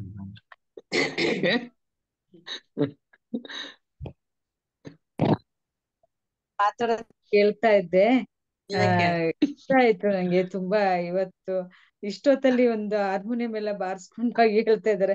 ಅವ್ರಿಗೆ ಇಷ್ಟೊತ್ತಿಗೆ ಬೇಡ, ಮತ್ತೆ 6:15 ಸ್ಟಾರ್ಟ್ ಆಗುತ್ತಲ್ಲ, ಅದ್ರಲ್ಲಿ ಬಂದ್ ಹಾಡಿ ಅಂತ ಹೇಳೋಣ ಅನ್ಕೊಂಡು ಆನ್ ಮಾಡ್ಕೊಂಡೆ ಅಷ್ಟೇನೆ. ಇಷ್ಟೊತ್ತಲ್ಲಿ ಅಕ್ಕಪಕ್ಕ ಎಲ್ಲರೂ ಮಲ್ಕೊಂಡಿರ್ತಾರೆ. ಇಷ್ಟೊತ್ತಲ್ಲಿ ಆ ಶಬ್ದಗಳು ಕೇಳಿಸಿದ್ರೆ ನಾವೇನೋ ಅಂದ್ಕೊಂಡಿರ್ತಾರೆ ಏನೋ ಅಂತ. ಇವತ್ತು ಏನನ್ಬೇಕು ಸರ್ಗೆ ಅಂದ್ರೆ, ಭಾಗವತ ಪ್ರೇತಾತ್ಮಕ್ಕೆ ಒಂದು ಮುಕ್ತಿಗೆ ದಾರಿ ಮಾಡಿದ್ರು. ಯಾಕಂದ್ರೆ ಅದು ಎಷ್ಟು ವರ್ಷಗಳಿಂದ ಕಾಯ್ಕೊಂಡಿತ್ತು. ಯಾಕಂದ್ರೆ ನಾರದ ಮಹಾಮುನಿಗಳನ್ನ ನಾವ್ ಏನೋ ಒಂಥರ ತಿಳ್ಕೊಂಡಿರ್ತಿದ್ವು, ಬರೀ ಅಲ್ಲಿ ಇಲ್ಲಿ ಅಂಟಾಕೋದು ಹಾಗೆ ಹೀಗೆ ಅಂತ. ಅವರು ಒಬ್ಬ ನಾರಾಯಣನ ಅವರೇನೆ ಅನ್ನೋ ಒಂದು ಭಾವನೆ ನಮ್ಗೆ ವ್ಯಕ್ತಪಡಿಸಿದ್ರು. ತುಂಬಾ ಇವತ್ತು ನನ್ಗೆ ಭಾಗವತ ತುಂಬಾನೇ ಇಷ್ಟ ಆಯ್ತು. ಕೇಳ್ದೆ, ಸಂಪೂರ್ಣವಾಗಿ ಕೇಳ್ದೆ ಅದನ್ನ. ತುಂಬಾ ಚೆನ್ನಾಗಿ ಮೂಡ್ ಬಂತು ಸರ್. ನಿಮ್ಮ ಬಾಯಿಂದ ಕೇಳಿದ್ರೇನೆ ಬೇಗ ಮೈಂಡ್ ಹೊರಟೋಗ್ಬಿಡುತ್ತೆ ಅಂತ ಅನ್ಸುತ್ತೆ. ತುಂಬಾ ಚೆನ್ನಾಗಿತ್ತು ಅದು. ಯಾಕಂದ್ರೆ ಆ ಪ್ರೇತಾತ್ಮನು ಕಾಯ್ಕೊಂಡು ಅದನ್ನ ಓದೋದು, ಅದನ್ನ ಮತ್ತೆ ಯಾವಾಗ ಮುಂದಕ್ಕೆ ಹೇಗೆ ಹೇಳ್ತಾರೆ ಅದನ್ನ ವೀಕ್ಷಣೆ ಮಾಡಕ್ಕೋಸ್ಕರ ಅನ್ನೋ ಅರ್ಥಗತೆ ಮಾಡ್ಕೊಳ್ಳೋದಕ್ಕೆ ಕಾಯ್ಕೊಂಡು ಕುತ್ಕೊಂಡಿತ್ತಲ್ಲ ಸರ್, ಎಂತ ಅದ್ಭುತ ಅಂತ ಅನ್ಸುತ್ತೆ ಸರ್. ನಿಜಕ್ಕೂ ತುಂಬಾನೇ ಚೆನ್ನಾಗಿತ್ತು. ಚೆನ್ನಾಗಿ ಮೂಡ್ ಬರ್ತಾ ಇದೆ ಸರ್. ನಿಮ್ ಬಾಯಿಂದಾನೇ ಕೇಳಿದ್ರೆ ಚೆನ್ನಾಗಿರುತ್ತೆ ಅಂತ ಅನ್ಸುತ್ತೆ ಸರ್ ನನ್ಗಂತೂ. ತುಂಬಾ ಥ್ಯಾಂಕ್ ಯು ಸರ್ ಹೇಳಿದಕ್ಕೆ. ಎಲ್ಲರಿಗೂ ನಮಸ್ಕಾರ. Thank you. ಧನ್ಯವಾದಗಳು ಮೇಡಮ್, ಧನ್ಯವಾದಗಳು. Thank you sir. Thank you sir. ಇವತ್ತು ಎಲ್ಲಾರ್ದುನು ಮನ ಮುಟ್ಟವಾಗಿ ಒಳಕ್ಕೆ ಇಂಪಾಗ್ತೈತೆ. ಅವ್ರಿಗೆ ಇವತ್ತು ಆನಂದ ಆಗ್ತೈತೆ. ನಾನ್ ಬರ್ತೀನಿ ಬನ್ನಿ ಸರ್. ಇಲ್ಲ, ತುಂಬಾ ಚೆನ್ನಾಗಿ ಮೂಡ್ ಬಂತು. ಯಾಕೆ ಭಾಗವತ ನಾನು ಕೇಳ್ತಾ ಇದ್ದೆ. ಯಾಕಂದ್ರೆ ಇದನ್ನ ನಾನು ಅವಾಗ್ಲೇ ಚಿಕ್ಕದ್ರಲ್ಲೇ ಸ್ವಲ್ಪ ಕೇಳಿದ್ದಿದ್ದು ನೆನಪಿತ್ತು ನನಗೆ. ಇವಾಗ ಸರಿ ಎಲ್ಲ ವಿವರಣೆ ಅದನ್ನ ಡೀಟೇಲ್ಸ್ ಬಿಚ್ಚಿ ಹೇಳಿದಾಗ ಎಷ್ಟು ಅರ್ಥವಾಗಿ ತುಂಬಾ ಚೆನ್ನಾಗಿ ಮೂಡ್ ಬರ್ತಾ ಇದೆ. ಯಾಕಂದ್ರೆ ಎಷ್ಟು ವರ್ಷಗಳಿಂದ ಆ ಜನ್ಮನ ಸಾರ್ಥಕತೆ ಮಾಡ್ಕೊಳ್ದೆ ಕಾಯ್ಕೊಂಡು ಈ ಜನ್ಮದಲ್ಲಿ ಆ ಭಾಗವತನ ಕೇಳಿ ಅದು ಎಷ್ಟು ಇದನ್ನ ಆಲಿಸಿ ಅದು ತನ್ನ ಆತ್ಮ ಪ್ರಯಾಣ ಮಾಡೋದಕ್ಕೋಸ್ಕರ ಕಾಯ್ಕೊಂಡಿತ್ತು. ಒಂದು ಮುಕ್ತಿ ಸಿಕ್ಕಿದೆ ಈ ಒಂದು ಭಾಗವತದಿಂದ ಅಂತ ತುಂಬಾ ಖುಷಿ ಆಯ್ತು ಸರ್. ತುಂಬಾ ಚೆನ್ನಾಗಿ ಮೂಡಿ ಬರ್ತಾ ಇದೆ ಸರ್. ನಂಗಂತೂ ತುಂಬಾನೇ ಇಷ್ಟ ಆಯ್ತು. Thank you sir. Thank you. Okay, ಎಲ್ಲರೂ ನಾವೀಗ ಸಮಯ ಆಗಿದೆ. ಸಂಕಲ್ಪ ಮಾಡಿ ಧ್ಯಾನ ಶುರು ಮಾಡೋಣ. ಆಯ್ತಾ? Okay sir. ಎಲ್ಲರೂ ಚೆನ್ನಾಗಿ ನಿಮ್ಮ ಅಭಿಪ್ರಾಯ ಅನಿಸಿಕೆಗಳನ್ನ ಹಂಚ್ಕೊಂಡ್ರಿ. Okay, very good. ಆಮೇಲೆ ಎಲ್ಲರೂ ಚೇರ್ ಮೇಲೆ ಕೂತ್ಕೊಳ್ಳಿ, ಆರಾಮ್ಸೆ ಚೇರ್ ಮೇಲೆ ಕೂತ್ಕೊಂಡು. ಅಂದ್ರೆ ರಾತ್ರಿ ನೀವು ನಿದ್ದೆ ಮಬ್ಬಲ್ಲಿ ಕೆಳಗಡೆ ಕೂತ್ರೆ ನಿಮಗೆ ನಿದ್ದೆ ಮಬ್ಬಲ್ಲಿ ಗೊತ್ತಾಗಲ್ಲ. ಮತ್ತೆ ಮಲಗಿ ಎದ್ದ ಮೇಲೆ ಗೊತ್ತಾಗ್ತದೆ, ಓ ನಾನು ಮಲಗಿದ್ನ ಅಂತ. ಆಯ್ತಾ? Out of. ಆಮೇಲೆ ಇದು ಬಹಳ ಎಳಿತದೆ, ನಿದ್ದೆ ಬಂದಂಗೆ ಆಗ್ತದೆ. ಆದ್ರೆ ಅದು ನಿದ್ದೆ ಅಲ್ಲ, ಅದು ಎನರ್ಜಿ. ಆಯ್ತಾ? ಯಾಕಂದ್ರೆ ನೀವು ಮಲಗಿದ್ರೆ ಅಷ್ಟು ನಿದ್ದೆ ಬರಲ್ಲ. ಹಾಗಾಗಿ ನೀವು ಏನ್ ಮಾಡ್ಬೇಕು ಅಂತಂದ್ರೆ, ಆಮೇಲೆ ಎರಡನೇದು, ಇದು ಎಲ್ಲರಲ್ಲೂ ತಪ್ಪು ತಿಳುವಳಿಕೆ ಇದೆ. ಒಂದೇನು ಅಂತಂದ್ರೆ, ಗುಡಾಕೇಶ ಅಂತಂದ್ರೆ ನಾವು ರಾತ್ರಿ ನಿದ್ದೆ ಬಿಡ್ತೀವಿ ಅಂತ. ನಿದ್ದೆ ಬಿಡುವುದು ಇದರ ಕಾನ್ಸೆಪ್ಟ್ ಅಲ್ಲ. ಅಥವಾ ನಿದ್ದೆಯನ್ನ ನಾವು ಬಲವಂತವಾಗಿ ತಡೆ ಹಿಡಿಯುವುದು ಕೂಡ ಇದರ ಉದ್ದೇಶ ಅಲ್ಲ. ನಿದ್ದೆ ಬಂತು ಅಂದ್ರೆ ನಾವು ಯೋಗ ನಿದ್ರೆಗೆ ಜಾರಬೇಕು. ಆಯ್ತಾ? ಯೋಗ ನಿದ್ರೆ ಅಂತಂದ್ರೆ ನೀವು ಧ್ಯಾನ ಮಾಡ್ತಾ ಇರ್ತೀರಿ, ಆದ್ರೆ ಧ್ಯಾನ ಮಾಡ್ತಾ ಮಾಡ್ತಾ ಧ್ಯಾನ ಸ್ಥಿತಿಯಲ್ಲೇ ನಿದ್ದೆ, ಅಂದ್ರೆ ನೀವು ಔಟ್ ಆಫ್ ಕಂಟ್ರೋಲ್, ನಿಮ್ಮ ಪ್ರಜ್ಞೆ ಕಳ್ಕೊಳ್ಬೇಕು. ಆಯ್ತಾ? ಕಳ್ಕೊಂತೀರಿ ಅಷ್ಟೇ, ಬಟ್ ಧ್ಯಾನ ಸ್ಥಿತಿಯಲ್ಲೇ ಇರ್ತೀರಿ ನೀವು. ಆ ಸಮಯದಲ್ಲೂ ನಮ್ಮ ಆತ್ಮ ಧ್ಯಾನ ಸ್ಥಿತಿಯಲ್ಲಿಯೇ ಅದು ಮುಂದುವರಿತಾ ಇರ್ತದೆ. ಹಾಗಾಗಿ ಮೊದಲು ನಾವು ಯೋಗ ನಿದ್ರಾ ಸ್ಥಿತಿಯನ್ನ ಪ್ರಾಕ್ಟೀಸ್ ಮಾಡಬೇಕು, ಒಂದ್ ವೇಳೆ ನಿಮಗೆ ಆಗ್ಲಿಲ್ಲ ಅಂದ್ರೆ. ಆಮೇಲೆ ಬೆಳಿಗ್ಗೆವರೆಗೂ ಅವೇರ್ನೆಸ್ ಇರುವುದು ಮುಖ್ಯ, ಆದ್ರೆ ಆರಂಭಿಕ ಹಂತದಲ್ಲಿ ಅದೇ ಮುಖ್ಯ ಅಲ್ಲ. ನಾವು ಬೆಳಿಗ್ಗೆವರೆಗೂ ಕೂರುವುದು ಮುಖ್ಯ. ಕೆಲವೊಮ್ಮೆ ಏನಾಗ್ತದೆ, 2 ತಾಸು 3 ತಾಸು ಕೆಲವರಿಗೆ ಔಟ್ ಆಫ್ ಕಂಟ್ರೋಲ್, ಅವರಿಗೆ ಗೊತ್ತಿರಲ್ಲ, ಅಂದ್ರೆ ಯೋಗ ನಿದ್ರೆ ಮಾಡ್ತಾ ಇರ್ತಾರೆ, ತೊಂದರೆ ಇಲ್ಲ. ಯೋಗ ನಿದ್ರೆ ಆಗ್ತಾ ಇದ್ರು ಕೂಡ, ಯಾಕೆಂದ್ರೆ ಅವಾಗ್ಲೂ ಧ್ಯಾನ ನಡೀತಾ ಇರ್ತದೆ. ಅದು ಹೆಂಗೆ ಹೇಳ್ತೀರಿ, ಯಾವ ಗ್ಯಾರಂಟಿ ಮೇಲೆ ಅಂತಂದ್ರೆ, ಎದ್ದ ಮೇಲೆ ನಿಮಗೆ ಗೊತ್ತಾಗ್ತದೆ ಆ ಎನರ್ಜಿ. ಇಷ್ಟೊತ್ತವರೆಗೂ ನಾನು ಮಲಗಿದ್ರು, ಆ ಏನೋ ಕಂಟ್ರೋಲ್ ಕಳ್ಕೊಂಡಿದ್ರು ಕೂಡ ಇಷ್ಟು ಎನರ್ಜಿ ಹೇಗೆ ಇದೆಯಲ್ಲ ಅಂತ. ಹಾಗೆ ಒಂದು ರಾತ್ರಿ ಎಲ್ಲ ಮಾಡಿದವರಿಗೆ ಅದರ ರಿಯಲ್ ಎನರ್ಜಿ ಏನು ಅಂತ ಖಂಡಿತ ಪ್ರತಿಯೊಬ್ಬರಿಗೂ ಫೀಲ್ ಆಗ್ತದೆ, ಇವನ್ ಫಸ್ಟ್ ಡೇ ಮಾಡಿದ್ರು ಕೂಡ. ಹಂಗಾಗಿ ನೀವು ಆಮೇಲೆ ನಿಮಗೆ ಅನಿಸ್ಬೋದು, ಮಲಗಿದ್ರೆ ಒಳ್ಳೆ ರಿಲ್ಯಾಕ್ಸ್ ಸಿಗ್ತದೆ. ಅದಕ್ಕಿಂತ 100 ಪಟ್ಟು ಜಾಸ್ತಿ ನಿಮಗೆ ರಾತ್ರಿ ಎಲ್ಲ ಕುತ್ಕೊಂಡು ಧ್ಯಾನ ಮಾಡಿ ಅದರಲ್ಲೇ ಸಿಗ್ತದೆ. ಯೋಗ ನಿದ್ರೆ ಮಾಡಿ, ಯೋಗ ನಿದ್ರೆ ಪ್ರಾಕ್ಟೀಸ್ ಮಾಡಿ. ಇವತ್ತು ತುಂಬಾ ಜನ ಮಾಸ್ಟರ್ಸ್ ಈ ರಾತ್ರಿ ಎಲ್ಲ ಬೆಳಗ್ಗೆವರೆಗೂ ಕೂತು ಮಾಡ್ತಾರೆ, ಒಳ್ಳೆ ಎಕ್ಸ್ಪೀರಿಯನ್ಸ್ ಶೇರ್ ಮಾಡ್ತಾರೆ. ಆಯ್ತಾ? ಆಮೇಲೆ ಏನೂ ಆಗಲ್ಲ, ಆದಷ್ಟು ಕತ್ತಲೆಯಲ್ಲಿ ಕೂತ್ಕೊಂಡು ಧ್ಯಾನ ಮಾಡಿ. ಯಾರಿಗಾದ್ರೂ ಭಯ ಆಗ್ತದೆ ಅಂತ ಅನ್ಸಿದ್ರೆ ನೀವು ಲೈಟ್ ಆನ್ ಮಾಡ್ಕೊಳ್ರಿ. ಆಯ್ತಾ? ಆಮೇಲೆ ಇನ್ನೂ ಒಂದೇನು ಅಂತಂದ್ರೆ, ಆ ಎಲ್ಲರೂ ಅದೇ, ಯಾರು ಭಯ ಪಡುವಂತ ಅವಶ್ಯಕತೆ ಏನಿರಲ್ಲ. ರಾತ್ರಿ ಯಾರು ಹಾಗೆ ಬಂದ್ರೆ ಹೀಗೆ ಬಂದ್ರೆ ಅಂತ ಹೇಳಿ ನಮ್ಮ ಸುತ್ತಲೂ ನಾನು ಒಬ್ಬನೇ ಕೂತ್ಕೊಂಡು ಧ್ಯಾನ ಮಾಡ್ತಾ ಇದ್ದೀನಿ ಅಂತ ಅನ್ಕೋಬಾರ್ದು. ನಮ್ಮ ಜೊತೆಗೆ ಎಲ್ಲ ಮಾಸ್ಟರ್ಸ್ ಇದ್ದಾರೆ. ಎಲ್ಲ ಪತ್ರಿಜಿ ಅವರಿಂದ ಹಿಡಿದು ಪ್ರತಿಯೊಬ್ಬರು, ಮಹಾತಾರ್ ಬಾಬಾಜಿ ಅವರಿಂದ ಹಿಡಿದು ಪ್ರತಿಯೊಬ್ಬರು ನಮ್ಮ ಜೊತೆಗೆ ಕೂತ್ಕೊಂಡಿದ್ದಾರೆ. ಅವರೆಲ್ಲರೂ ನಾವು ಒಟ್ಟಿಗೆ ಧ್ಯಾನ ಮಾಡ್ತಾ ಇದ್ದೀವಿ ಅಂತಾನೆ ಮಾಡ್ಬೇಕು. ಆವಾಗ ಏನಾಗ್ತದೆ, ಅವರೆಲ್ಲರೂ ಇರ್ತಾರೆ. ಆಮೇಲೆ ಧ್ಯಾನದಲ್ಲಿ ಕೂತಾಗ ಯಾರು ಏನೂ ಮಾಡ್ಲಿಕ್ಕೆ ಆಗೋಲ್ಲ. ಅಷ್ಟು ಒಂದು ವೇಳೆ ಯಾರಾದರೂ ಕಾಣಿಸಿದ್ರು ಕೂಡ ಅಲ್ಲಿ ಗುರುಗಳ ಸ್ಮರಣೆ ಮಾಡಿದ್ರೆ ಅದು ಏನು ಸಮಸ್ಯೆ ಆಗೋಲ್ಲ. ಅದೇ ತುಂಬಾ ಯಾರಿಗಾದ್ರೂ ಕಷ್ಟ ಅನ್ಸಿದ್ರೆ, ರಾತ್ರಿ ಸಮಯದಲ್ಲಿ ತುಂಬಾ ಭಯ ಅಂತ ಅನ್ಸಿದ್ರೆ ಖಂಡಿತ ನನಗೆ ಫೋನ್ ಮಾಡ್ಬೋದು. ಆಯ್ತಾ? ಫೋನ್ ಮಾಡಿ. ತುಂಬಾ ಆಮೇಲೆ ಕಾಯೋಪಾಸನ ಆಗ್ತದೆ, ಹೈ ಎನರ್ಜಿ ಇರೋದ್ರಿಂದ ಇಲ್ಲಿ ಕೂರಕ್ಕಾಗಲ್ಲ, ಅಥವಾ ತುಂಬಾ ಇರಿಟೇಷನ್ ಆಗ್ತಾ ಇರ್ತದೆ ಕೆಲವರಿಗೆ. ಅಂದ್ರೆ ನಾಡಿ ಮಂಡಲ ಶುದ್ಧೀಕರಣ, ಕಾಯೋಪಾಸನ. ಅದು ಆಗುವಾಗ, ಇದು ನಿರಂತರ ಪ್ರೋಸೆಸ್, ಇದು ಒಂದೇ ದಿನ ಆಗಿ ಬಿಡುವಂಥದ್ದು. ಅದು ಆಗುವಾಗ ಕೆಲವರಿಗೆ ತುಂಬಾ ಕಷ್ಟ ಆಗ್ತದೆ. ಅಯ್ಯೋ ಬೇಡ ಬೇಡ, ಇದು ಏನಪ್ಪ ಇಷ್ಟು ಹಿಂಸೆ, ಕೆಲವರಿಗೆಲ್ಲ ಆಗಿದೆ, ಏನಿದು ಇಷ್ಟು ಹಿಂಸೆ ಆಗ್ತಾ ಇದೆ ಅಂತ ಹೇಳಿ. ಹಾಗಾದ್ರೂ ಕೂಡ ಬಿಡಬಾರ್ದು. ಏನಾದ್ರೂ ಬಿಡಬಾರ್ದು. ಇವತ್ತೊಬ್ರು ಹೇಳ್ತಾ ಇದ್ರು, ನನಗೆ ಜ್ವರ ಬಂದಿದೆ ಅಂತ. ಜ್ವರ ಅಲ್ಲ, ಅದು ಎನರ್ಜಿ, ಹೀಟ್, ಬಾಡಿ ಹೀಟ್ ಆಗ್ತದೆ. ಹೈ ಎನರ್ಜಿ ಜಾಸ್ತಿ ಆದಾಗ ಬಾಡಿ ಫುಲ್ ಹೀಟ್ ಆಗಿರ್ತದೆ. ಅದೇನಾಗ್ತದೆ, ನಮಗೆ ಜ್ವರ ಬಂದಂಗೆ ಅನಿಸ್ತದೆ. ಅದು ಜ್ವರ ಅಲ್ಲ. ಅದಕ್ಕೆ ನೀವು ಜಾಸ್ತಿ ರಾತ್ರಿ ಎಲ್ಲ ಎಚ್ಚರ ಆದಾಗೆಲ್ಲ ಸುಮ್ಮನೆ ನೀರು ಕುಡಿತಾ ಇರಿ. ಇವಾಗ ಚಳಿಗಾಲ ಅಂತೇಳಿ ನೀರು ಕುಡಿಯೋದು ಕಡಿಮೆ ಮಾಡಬಾರ್ದು, ಸುಮ್ಮನೆ ನೀರು ಕುಡಿತಾ ಇರ್ಬೇಕು. ಆಯ್ತಾ? ಆಮೇಲೆ ನಿದ್ರೆಯನ್ನ ಬಲವಂತವಾಗಿ ತಡೆಯೋ ಪ್ರಯತ್ನ ಮಾಡಬಾರ್ದು ಯಾರು. ನಿದ್ರೆ ಬರ್ತಾ ಇರ್ತದೆ ಒಂದ್ ಕಡೆ, ನೀವು ಆದ್ರೂ ಟೀ ಕುಡಿಯೋದು, ಕಾಫಿ ಕುಡಿಯೋದು ಹಾಗೆಲ್ಲ ಮಾಡಬಾರ್ದು. ಆಯ್ತಾ? ಅದೆಲ್ಲ ತಪ್ಪಾಗ್ತದೆ. ಆಮೇಲೆ ರಾತ್ರಿ ಎಲ್ಲ ನೀವು ಆದಷ್ಟು ನೀರು ಕುಡಿತಾ ಇರಿ ನಿರಂತರವಾಗಿ. ಎದ್ದು ನಿಮಗೆ ತುಂಬಾ ಇದಾಗ್ತಾ ಇದೆ, ಕಷ್ಟ ಆಗ್ತಾ ಇದೆ ಅಂತಂದ್ರೆ ಒಂದ್ಸಾರಿ ಎದ್ದು ಹೋಗಿ ರಿಲ್ಯಾಕ್ಸ್ ಮಾಡಿ, ವಾಶ್ರೂಮ್ ಎಲ್ಲ ಹೋಗಿ ಬಂದು ಪುನಃ ಕೂತ್ಕೊಳ್ಬೋದು. ಆಯ್ತಾ? ಒಟ್ಟಲ್ಲಿ ಕೂತ್ಕೊಳ್ಳಿ ಬೆಳಿಗ್ಗೆವರೆಗೂ ಆರಾಮ್ಸೆ. Very good. ಇವಾಗ